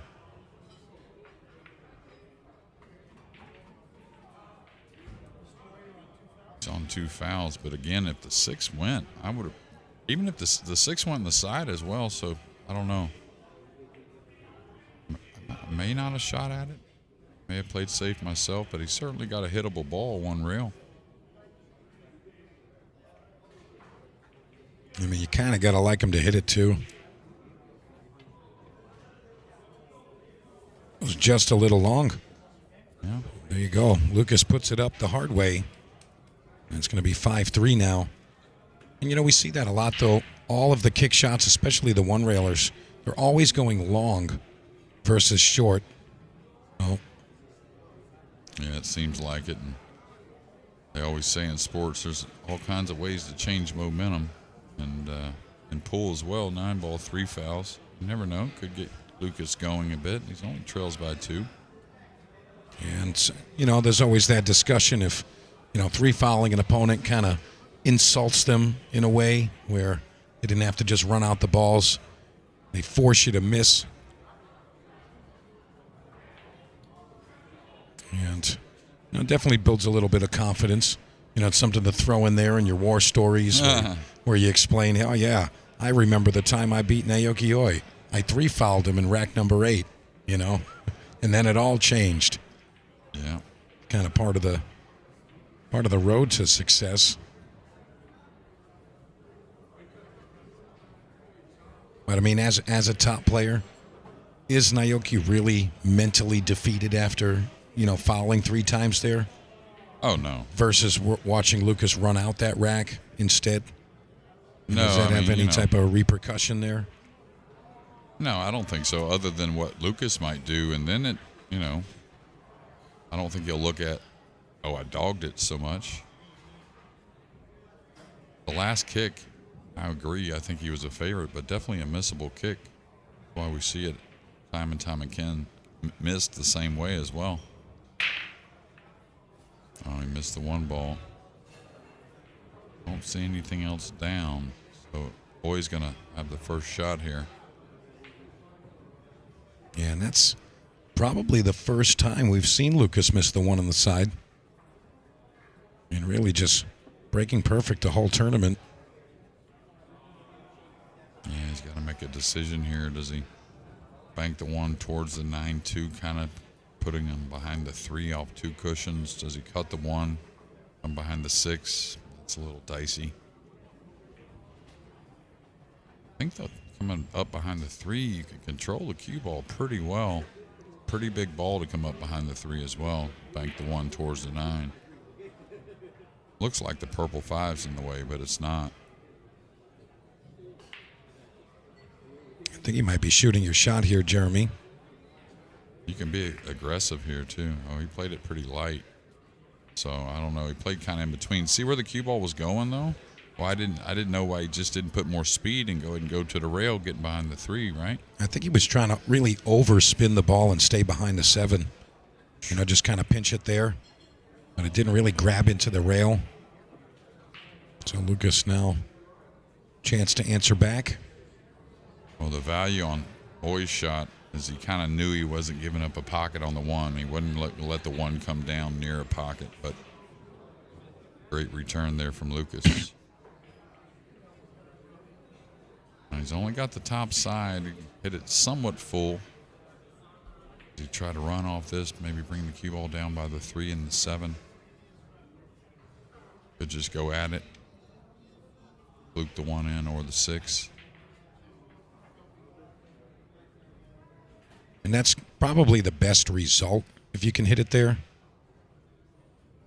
Yeah, Lehman needs to be on top of that, though. Yeah. Yeah, it's a lot riskier, but the reward is a lot better. I don't think he's going to baby it. Yeah. That was real close. Called a foul hit. You could hear it, like it almost sounded like a double kiss because it hit both balls so quickly. Yeah. So it's been a bunch of fouls, right? Yeah, kind of. 3 in the last in a row that cost him the game, and now a foul here to give up ball in hand. Tricky out, though. Got to do a little work.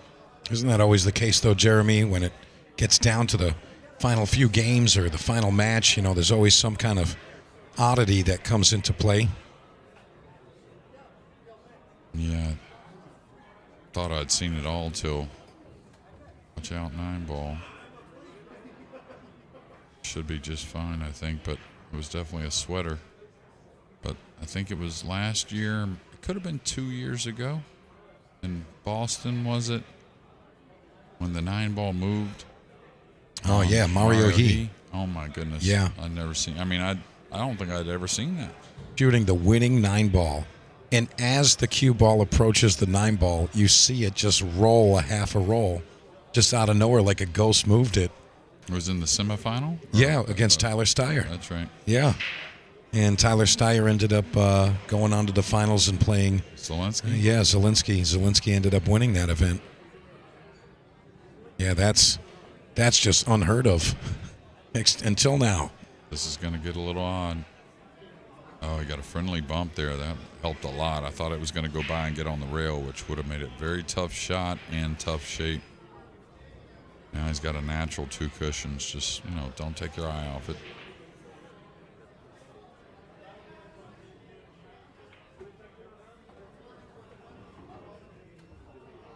Yeah, really confident with that one. Getting a little close to the cushion.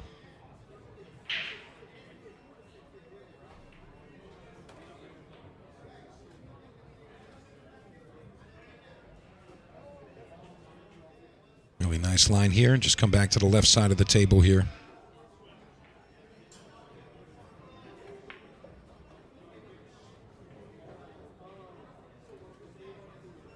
Favorable angle here. Yeah, playing all ball fouls.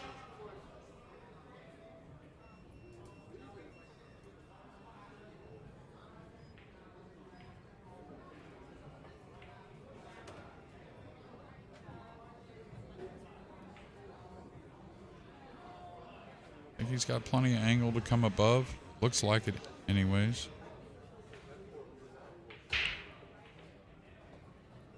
Oh, yeah, he had plenty there. Great shot. Nice run out. And with the deposit of this 9-ball, Lucas Fracasso-Werner will be within 1 of the leader, Naoki Oi.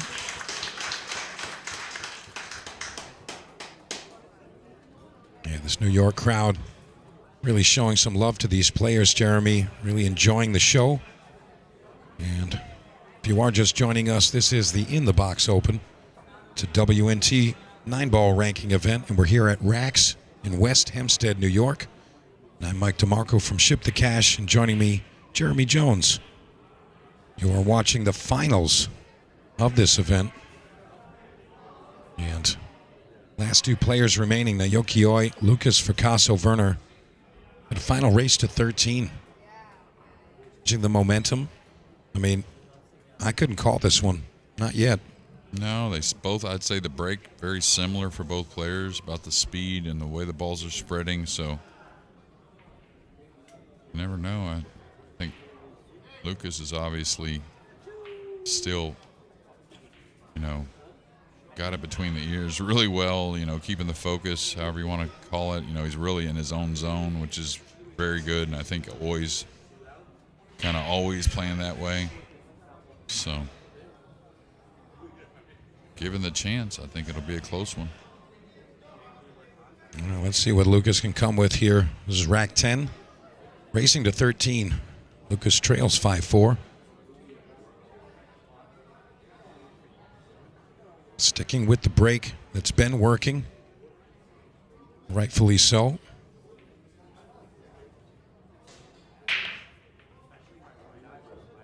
And the 2's going to be on the back rail. Caught those a little heavier. Cue ball got kissed, but it was going kind of 1 rail arcing towards the side. Can't really say that had any kind of play on the resting of the 2 ball, but now he's going to have to play a smart one. Anytime there's a lot of balls near the object ball you're pushing out, playing against, got to be pretty crafty not to leave an easy safety. Like here, is he going to leave a kick shot of some sort? How much of the ball is he going to leave? Yeah, that was risky playing that in that way. It does look like he can get underneath it if he chooses. Yeah, I'd like him to come look at this, though. I always like looking. Come down here and just get a little better look at it. But I thought the push was a little light from Lucas, in my opinion. Like, he had no chance of getting that back, Mike. 0, right? Yeah, it looked like there was just always going to be the safety available, and I think he needed to make it a little bit more difficult to really accept that. Try to prove with something, try to come with a shot. Yeah, and it was going to be tough, but, maybe the 2-rail kick, leave that. Maybe even a challenge from an odd place. But that was always going to be Oi shooting that shot, which is kind of golden rule. You want to have a chance to get it back. He went for a lot of there as well, and I don't think the soft really lost accuracy, just off a bit. Maybe because he hit the last one long. Yeah, maybe, but, he was relying a lot of that cue ball spin to really carry him up table. And, I mean, even if he did make contact there, what's the reward? You know, he's going to be right there. Yeah, it was a little lighter than he wanted. I'm surprised he's not following this ball. Oi does this a lot where I would follow into the side. He would draw the ball with ball in hand. But it's, you know, preference, of course. But of course, it's not going to matter a whole lot here. These are the ones you want to win the tournament when you're really nervous. Yeah. You know, when you're playing good and you're feeling comfortable on the equipment, you kind of have to just go with whatever you're most comfortable with. You step to the table and you say, hey, this is the shot I want to shoot. You kind of have to just go with that. And I think that's really why Naoki chose to play that draw shot versus the follow. You know, the old anecdote, draw for show, follow for dough. Well, for Naoki Oi, it's whatever I want. Yeah, well, if you see the players today, especially on the tighter pockets, I think at times they lean on the draw stroke quite often.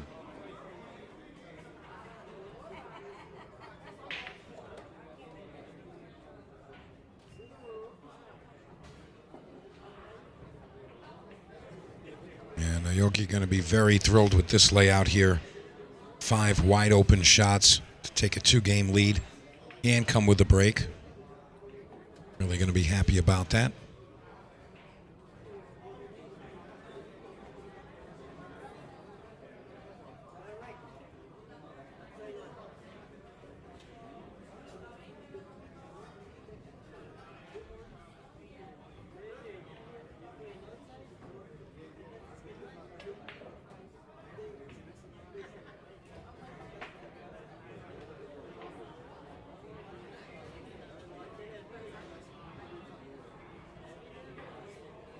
Naoki really just giving some respect to these open balls. You know, after that flurry from Lucas, he doesn't want to make any more mistakes.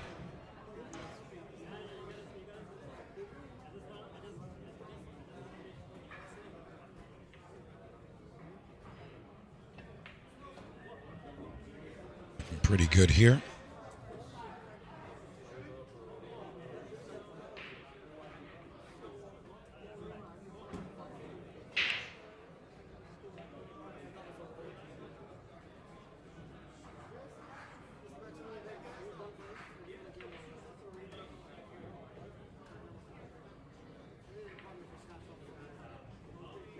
Always fun to watch, huh?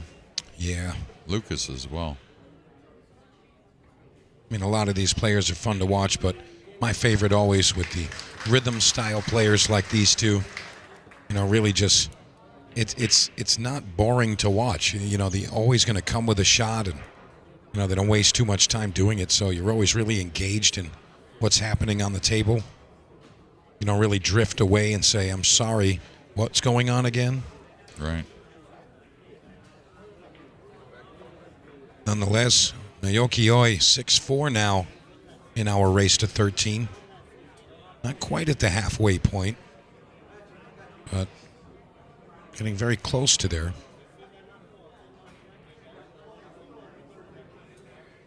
Yeah, really unfortunate with that break shot from Lucas. Seemed as though he was going to get that nice open table. The 2-ball kind of got mucked up at the bottom of the table.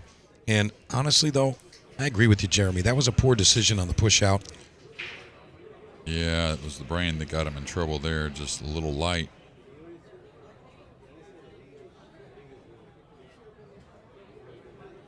Sometimes when you're feeling good, right, you just kind of, and I used to do this, you know, in action, focus on some things because you feel like you can just overcome whatever it is in the game, especially at this level. And I totally get that. You know, when you're feeling good and the balls are just going in, you feel like, you know, you got a magic wand in your hand. Right. And you just point it and command whatever happens to your will.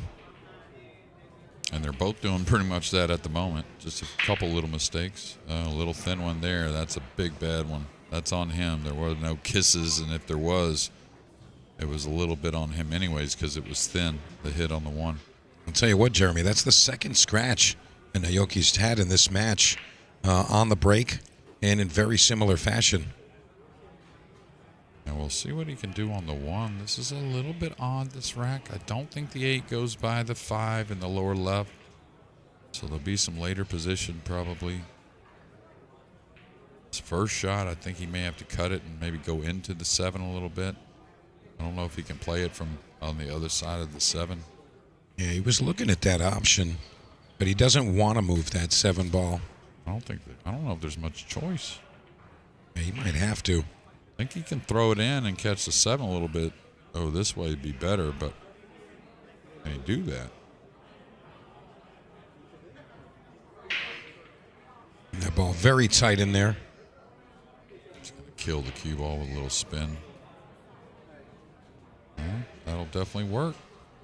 And that'll work. I think it was a little shy where he was hoping to be, but definitely will work. Float down for the purple here. Might just slide over just a hair. Right on the edge of position there, Jeremy. Keeping us right on the edge of our seats. Yeah, I mean, you can take a hair of a chance here. You can come up and get an angle on the 6 to where you can shoot the 6 and just nip the 9 going by, opening the 8. Like here, you're not going to get stuck to it. Just make sure of that if you do open it or not. But I tell you, I probably play. I don't know. This is on the border for me. Would I try to open this or not? Just because it sits so good to hit it with a high ball, maybe a hair of right spin and going to the edge. I don't know if I'd want to try and go into the back of it, though. It's got to be the side of it, right? Yeah, I mean, I'll be honest with you, though. If he hits the bottom side of this 9 ball just on the left side, I feel like it might cause a problem, the 8 ball going towards the 7. And I feel like Lucas plays such good position, just get on the 7 and fall under the 8. Yeah, that's what I'd probably do. But I tell you, it sits good to hit the good side like that. Yeah. Wow. Now, I didn't know it'd be at that soft speed. That way, if he hit a little thick, he could have got stuck. Tell you what, though, that's precision right there, Jeremy. What a great shot. Yeah, and some nerve as well, which is usually the first part of those great shots is having the nerve to do so. Yeah, you got to have the courage to shoot it and the talent to back it up. Hey, well, that was a tricky rack to start with ball in hand. It seemed like kind of a mountain there, but he figured it out. And Lucas is going to make this one 6-5 now. Just come back.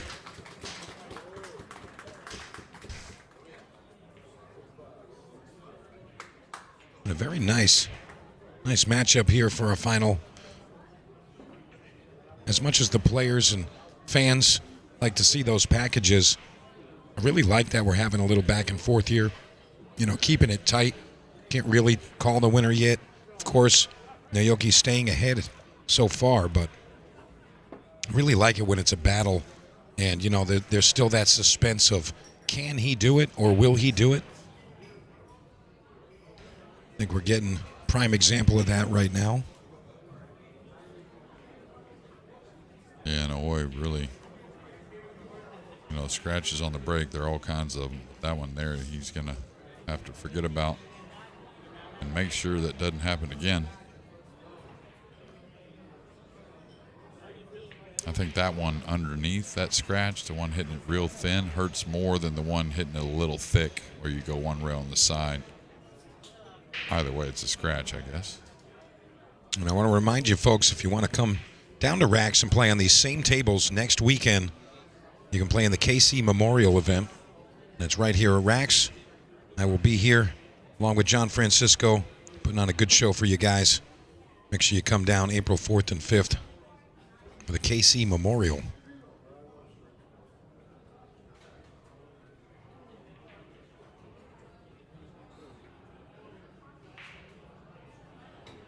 All right, Lucas to the break. 1 ball. Cue ball. Oof. Cue ball hangs on by a thread. Huh? Little trouble with the brown 7. Just going to have to figure that one out. Yeah, he's on the 2, but the 3 doesn't pass the pink. But he's good angle to come down the table. I like how Lucas immediately addresses the issues with this table layout.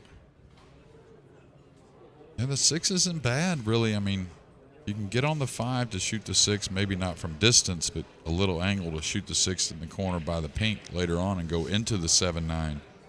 There's a lot of natural ways to do that. Of course, the 8's kind of impeding that position a little bit, but first things first, he's got to get on the 3.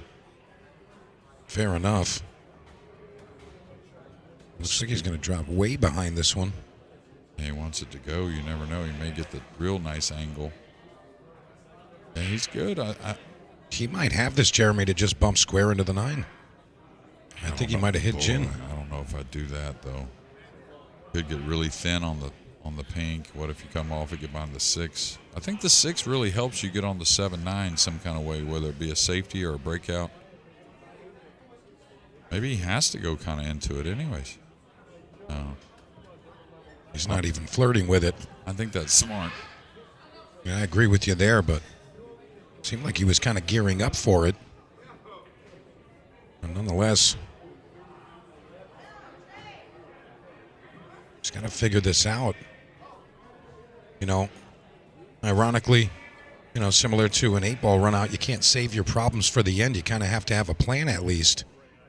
And yeah, but you can't panic either. I mean, like I said, the 6 is near. There's safety options, so that's what he didn't want to happen. That's for sure. Not be the first one to make that choice on the 6 ball. Yeah, he kind of took his eye off the ball there for a minute, hanging up that pink. So I think maybe his idea was to play the 5 to the top right, maybe come around the rails into the 7-9.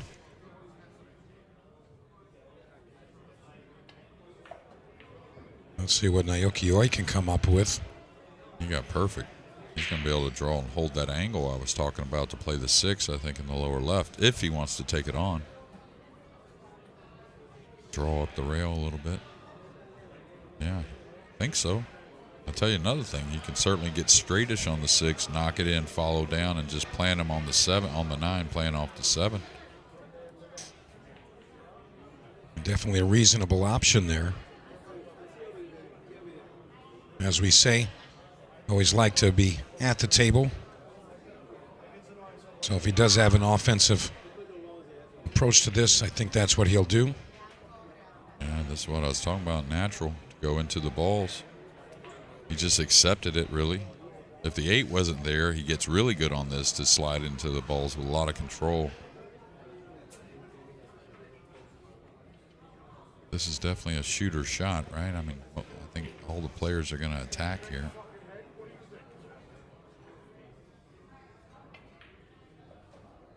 He drew into the rail and bumps the 7 out clean. How about that shot, Jeremy? No, it was great. Confident stroke. Everything he imagined turned out exactly right. Well, apparently magics are legal in this match, Jeremy.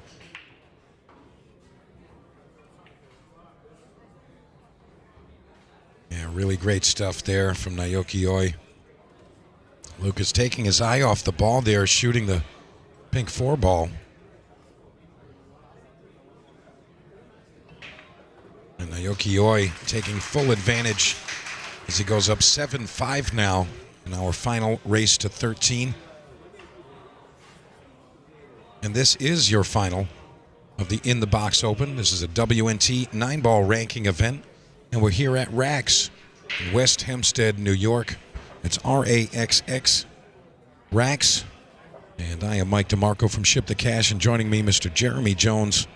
You're watching the final 2 players of the In the Box Open, Lucas Fricasso-Werner and Naoki Oi. What a class field we've had here in West Hempstead. Fans really enjoying the show, and I tell you, they keep piling in, filling up the rail. Really just a great show. And the New York pool fans and enthusiasts really taking advantage of this opportunity to watch these great players up close and personal.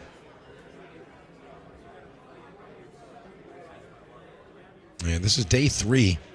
First 2 days of the event. Alternate break format, racing the 9, final 16. Swapped over to winter break. And Starting with races to 11. And our final match here, race to 13. Decider.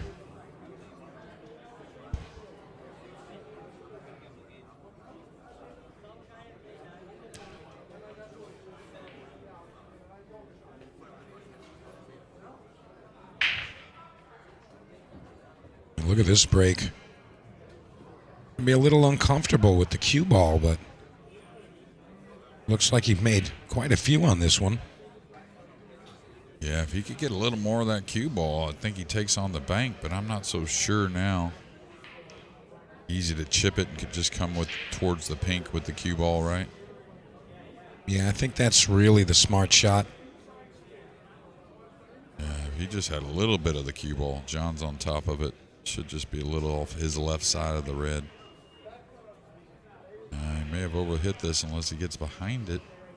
Did he leave him a little piece of this? I don't think he left him a piece of it, but... Oh, I think he did. Definitely can see it. Just not sure how much. Well, if the 3 ball's close enough, not enough to really cut this in the side, you'd have to hit it with a nuke stroke. But maybe just send the cue ball back to where it is. Yeah, just take your chances, I think. You don't want to underhit it. That's the one you don't want. I think he did cover up the pocket, but... Yeah, definitely a lot too light there. Needed to get back to that bottom short rail. You know, that definitely was the smart shot. Almost thought Lucas was just going to go for the jump cue the way he's been jumping lately. Pocket was available. Gonna play to overcut this and run 2 cushions behind the 9. Looks like it lays fairly natural to do so like that. These are the shots you got to practice, y'all. Make all the difference in the world getting those snookers from behind those balls near the rack or back on the end rail and controlling the object ball. It's hard to practice all of them, but you have to be able to recognize when they lay natural, like that did. Overcut and agreed with the speed on the cue ball, and therefore agreed with the speed on the object ball. Yeah, this is going to be a tricky one, Jeremy. I don't like this route that much. Unless he's trying to do something a little too much again, but why wouldn't you go to the other long rail? I know you could scratch off the back of it, but there's a lot more ways to good things to happen as well. I mean, perhaps he's kind of creating something here, but he doesn't have a shooting cue here. He's jumping. He's going to the air, Jeremy. Okay, well, that's all right, too. Maybe try to bank it in and run the cue ball.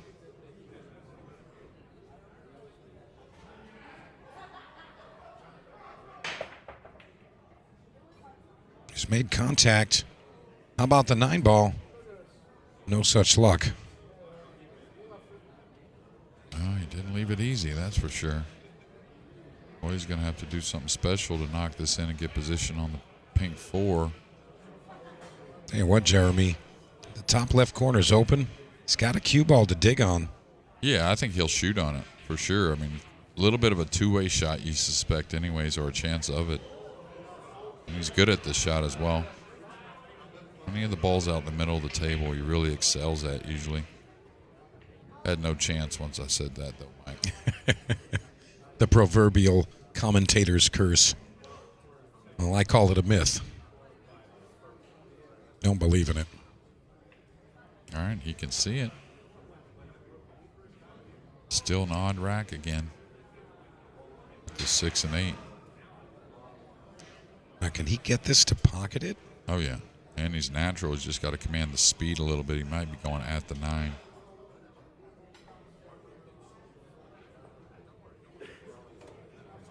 Nice shot there, and the cue ball. Perfect. Yeah. Looks like it's got the speed. Just right. It's going to be a pivotal rack here, Jeremy. 7-5 down. If he can clear this up, maybe come with a break and run, tie us up.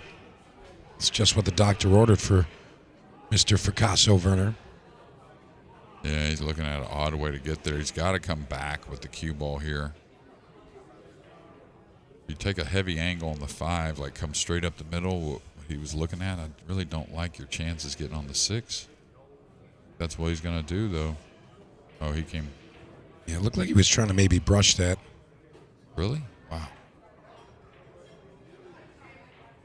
You talk about a pivotal game. I mean, I feel like if Lucas doesn't get it with the opportunity, it could be really pivotal. Excuse me.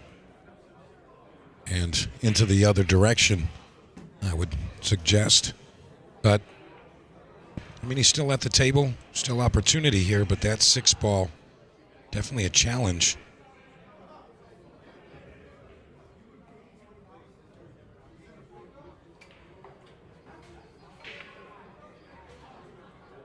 Look at this shot. What a great shot.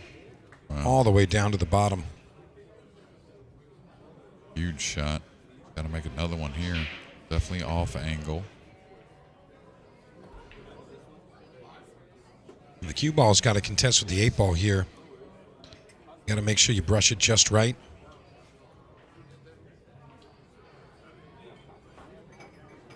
It looks like it should be out of the way, but it's definitely going to be tracking.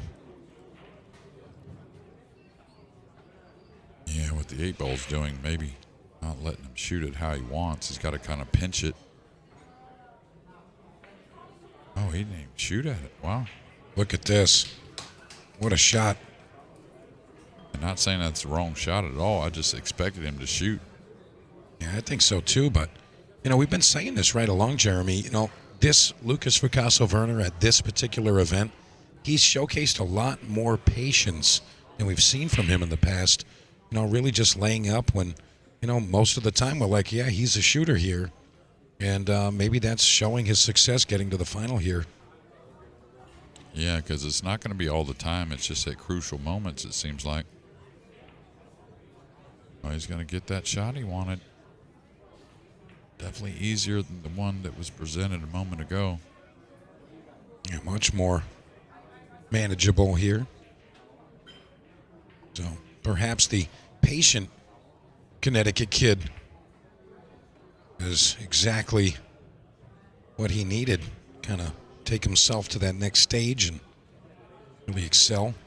I mean, he's seen great success so far, but Lucas isn't close to hitting his peak just yet. I was going to say, how's his speed? Just enough to make it pretty comfortable. Yeah, a little shy, but no issues here. All right. Lucas Picasso-Werner going to get within 1, 7-6. Yeah, the New Yorkers here really loving the show. And I'll tell you what, if I was in this area, I would be sitting on that rail myself. Really just taking in all of these great players, and what a great final match to have here. And you're watching the In the Box Open. This is a WNT 9-ball ranking event, and we're here at Raxx. It's RAXX here in West Hempstead, New York. And I am Mike DeMarco from Ship the Cash, and joining me, Mr. Jeremy Jones. And we are down to our final 2 players in the event. Today we started with our final 16. And all we've got left, Naoki Oi, Lucas Picasso-Werner. What a tournament it's been. Really nice quality pool all weekend. Again, the first 2 days of the event, alternate break. We're in the winter break portion now.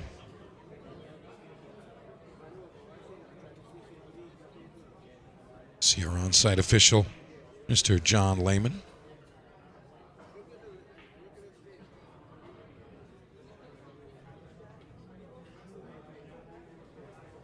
Luca's been breaking very consistently. Saw Naoki Oi break twice and scratch in a very similar fashion. Lucas had a break with a kick-in scratch. But so far, pretty solid from both sides.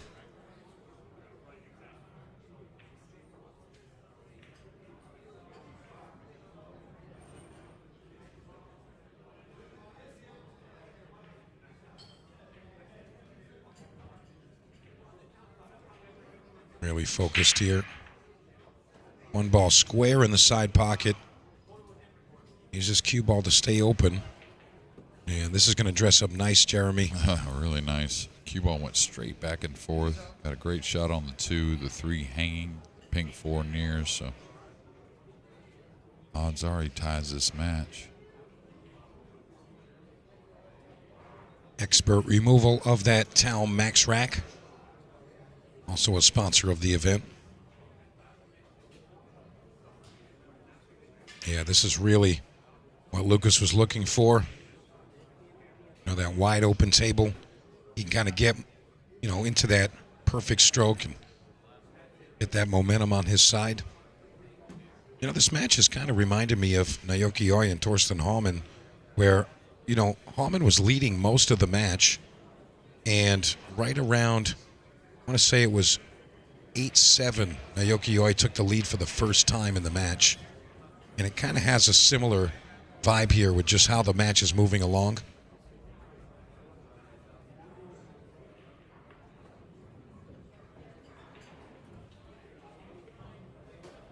Yeah, well, neither player had gotten a ton of shots after the break. I feel like, you know, that could change and maybe someone get a little separation here at the end, but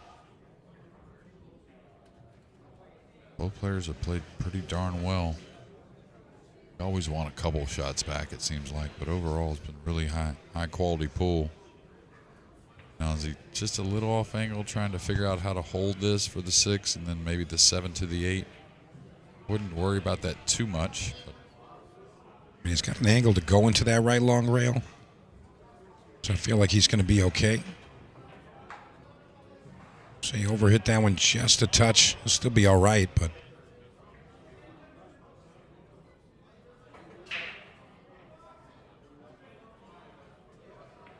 come around right into the 9. Now, does he have the right angle here? Yeah, just enough to go forward. Yeah. Oh, he really made it work for him there, Jeremy. Pounding that ball in. I didn't think it was going to roll that far. Got a little easier than I thought at first. Now just make sure you get through the ball.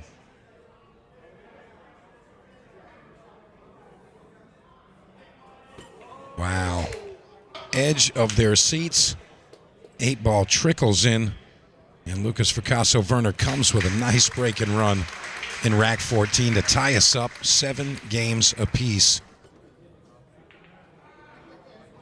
Tell you, the crowd really, really liking that one. The suspense of that 8-ball hanging, Jeremy. The whole rail kind of oohed with that one. And the overhead we had on there, and didn't know if it was going to get there, really. It did. Race to 6 now for these guys.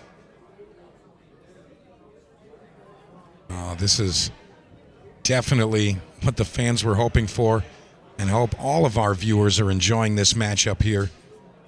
Again, this is the finals of the In the Box Open WNT 9-ball ranking event, and we're here at Raxx in West Hempstead, New York. I'll tell you, what an event it's been. And don't forget, if you guys do want to come and play on these tables that these professionals are shooting on, you can come visit myself along with John Francisco, just coming up this next weekend. KC Memorial, and that's $1,000 added event. And race to your handicap medium races there. Again, that's the KC Memorial right here at Raxx. That's going to be next weekend, April 4th and 5th. Come visit. Going to be a great time. All right, here we go. Rack 15, we're tied up 7s, or as they say, hockey sticks.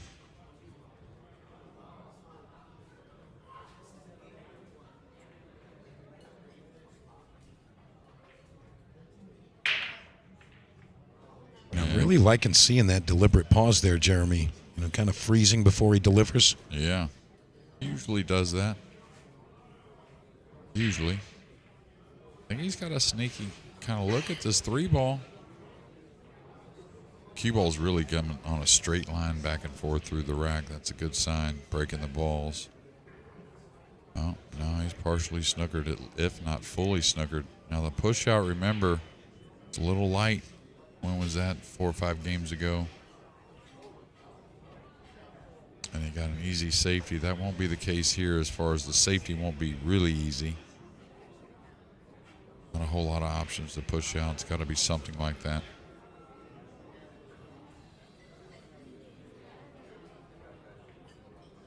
I think he's just going to play overcut it, bank it towards the purple, and try to get under the pink. And he's got enough of the cue ball to work it.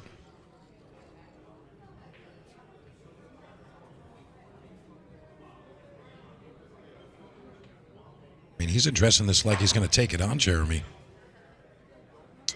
Yeah, I think if the 4 had the side pocket, it doesn't have the upper right corner either, so I don't know. Can he really get shaped like a two-way shot, kind of?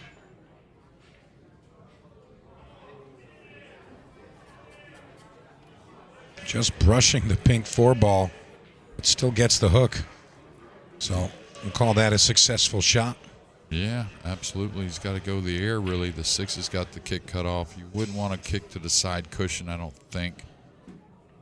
You can, the one on the bottom of your screen there, but yeah, that's what he's going to do. Now this one's a big scratch a lot of times coming underneath it from that angle. Yeah, just don't see going to the right to the 6 ball. Yeah, it's kind of curious why he's looking that way. Maybe he's worried about coming under the 3. He's swerving this, I think.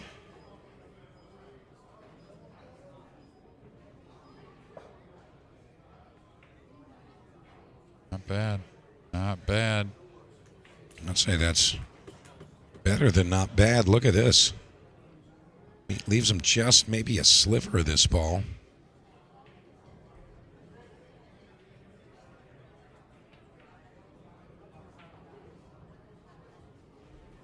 Great control there. Perfect speed. Yeah, really nice play from both of these top players, making it all the way through that field.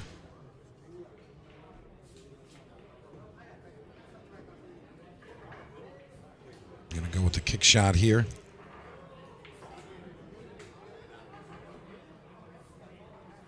Like to brush into that second rail lightly right before that red 3.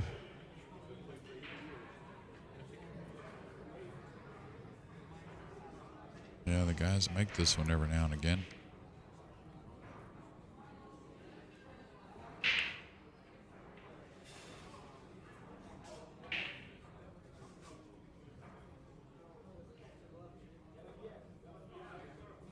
Wow, that's the 3rd kick he's missed that felt like he should have hit, really. Yeah.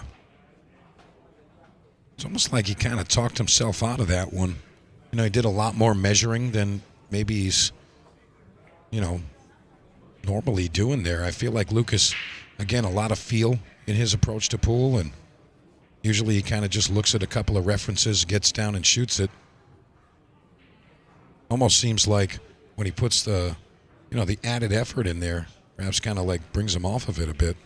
I mean, he has missed a few of those, though, Jeremy. You're right. Yeah, that's the type that most of the players are hitting. I mean, you're just adding a little right spin. You could feel how the ball's going to open up.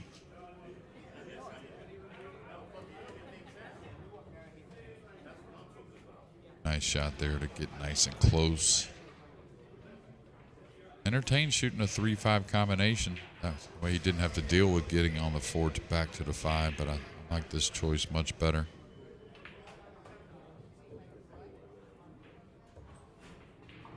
I feel like he almost lost the cue ball there, Jeremy. He didn't have the speed to get in the pocket, really, but... Now really ideal. Lay up for the corner, or could run for the side if he wanted. I probably wouldn't.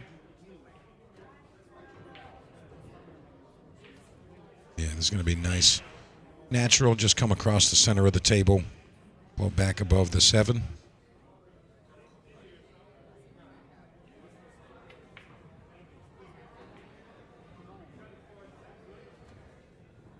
I'll tell you, we're halfway, just past the halfway point. We're going to be at 8-7 now.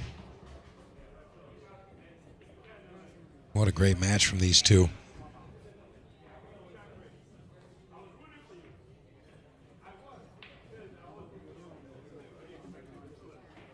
Oi wasting no time getting to this 9-ball. There you have it. 8-7.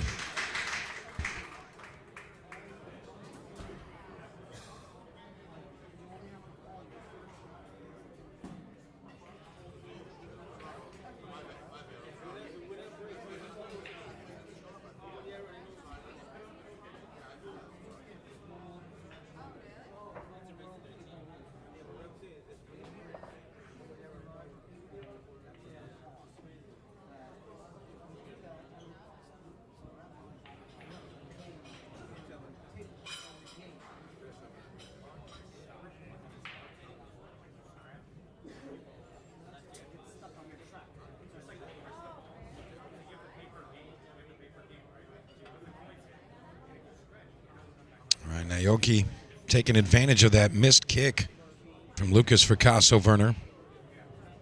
Going up 8-7 here as we get closer to the conclusion of this final matchup. And bear in mind, we're racing to 13 here. You know, the players, first couple of days, racing to 9. You know, earlier today, the first few rounds raced to 11. And extending us to 13 now. So, still a long road ahead. And if you guys are watching on the social platforms, be sure to hit that subscribe button. It's free. You can see when we go live and deliver more pool to you.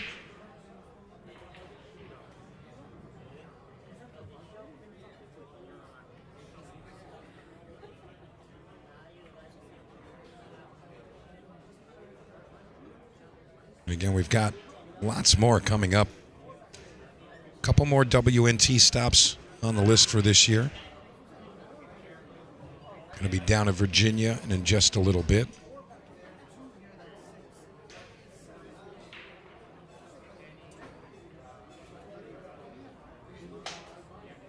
Going to bounce around a little bit and going to have plenty more quality pool to give you guys out there. Looks like both of our players are just taking a minute. I'm not going to take a minute. Jeremy's taking a minute, but I'm not. Maybe I'll tag him back in.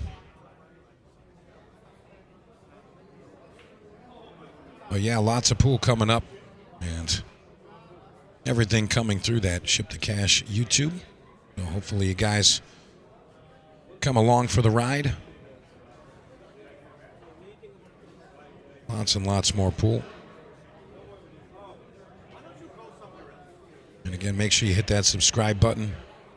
That will give you that notification when we go live. It's free. Plenty of pool coming up.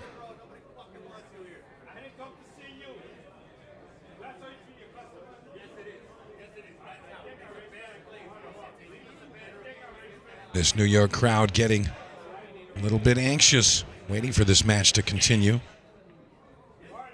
He said, we want these boys to play pool right now.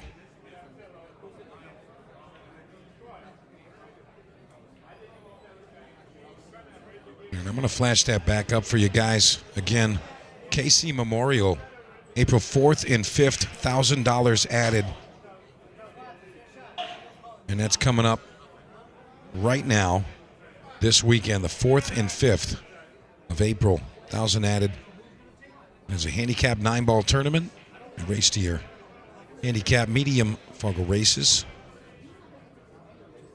And that's going to be right here at Raxx. You can play on the same tables as these professionals, top tier equipment. And again, that's just around the corner. If you're a little further up north, you can go see this guy. Yeah, that's right. The Big Better Regret 4 is happening April 26th. If you want to play some high-stakes pool, you can go to bigbetoregret.com. Make sure you check that out. It's Luigi's Big Bet or Regret. What an event that's going to be.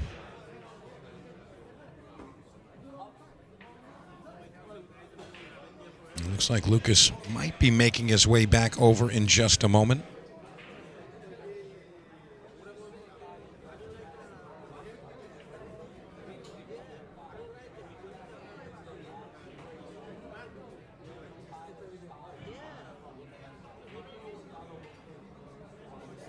Naoki sitting in anticipation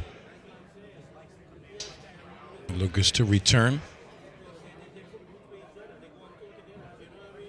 It looks like he's on his way there right now.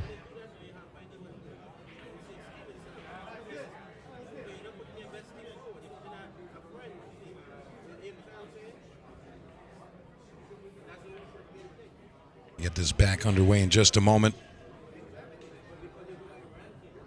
Yeah, lots of nice stuff coming up this year. Very active year.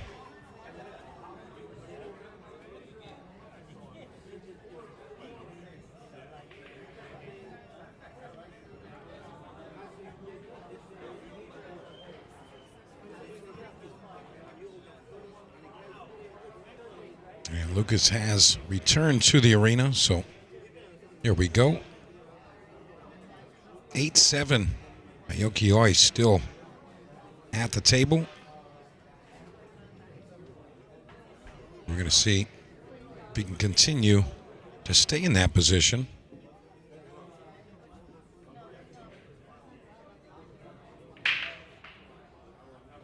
Big break here. Is the 2-ball going to be available? Well, I'll tell you what, it's available. Unfortunately, it's high enough where he's not forced to play it in the corner pocket. He can play it in the side. Tell you what, that cue ball was very close to scratching. Narrowly escaped.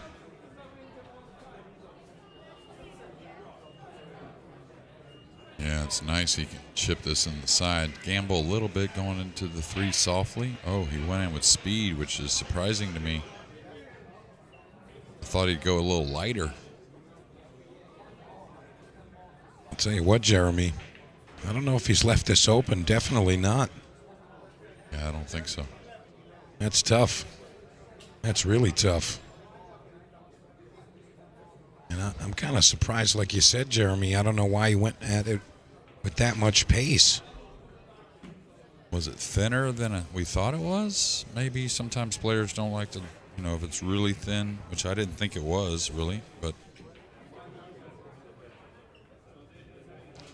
Tell you, it looks like he's just going to try to nip the 3-ball right around the 7. Try to stay on the screen 6. I think he's doing more here. He's trying to bang the 3 off the 6 and go forward. Stunning. Yeah, he's just hoping this. Almost the. Yeah, it's going to work. Between the 4 and 9.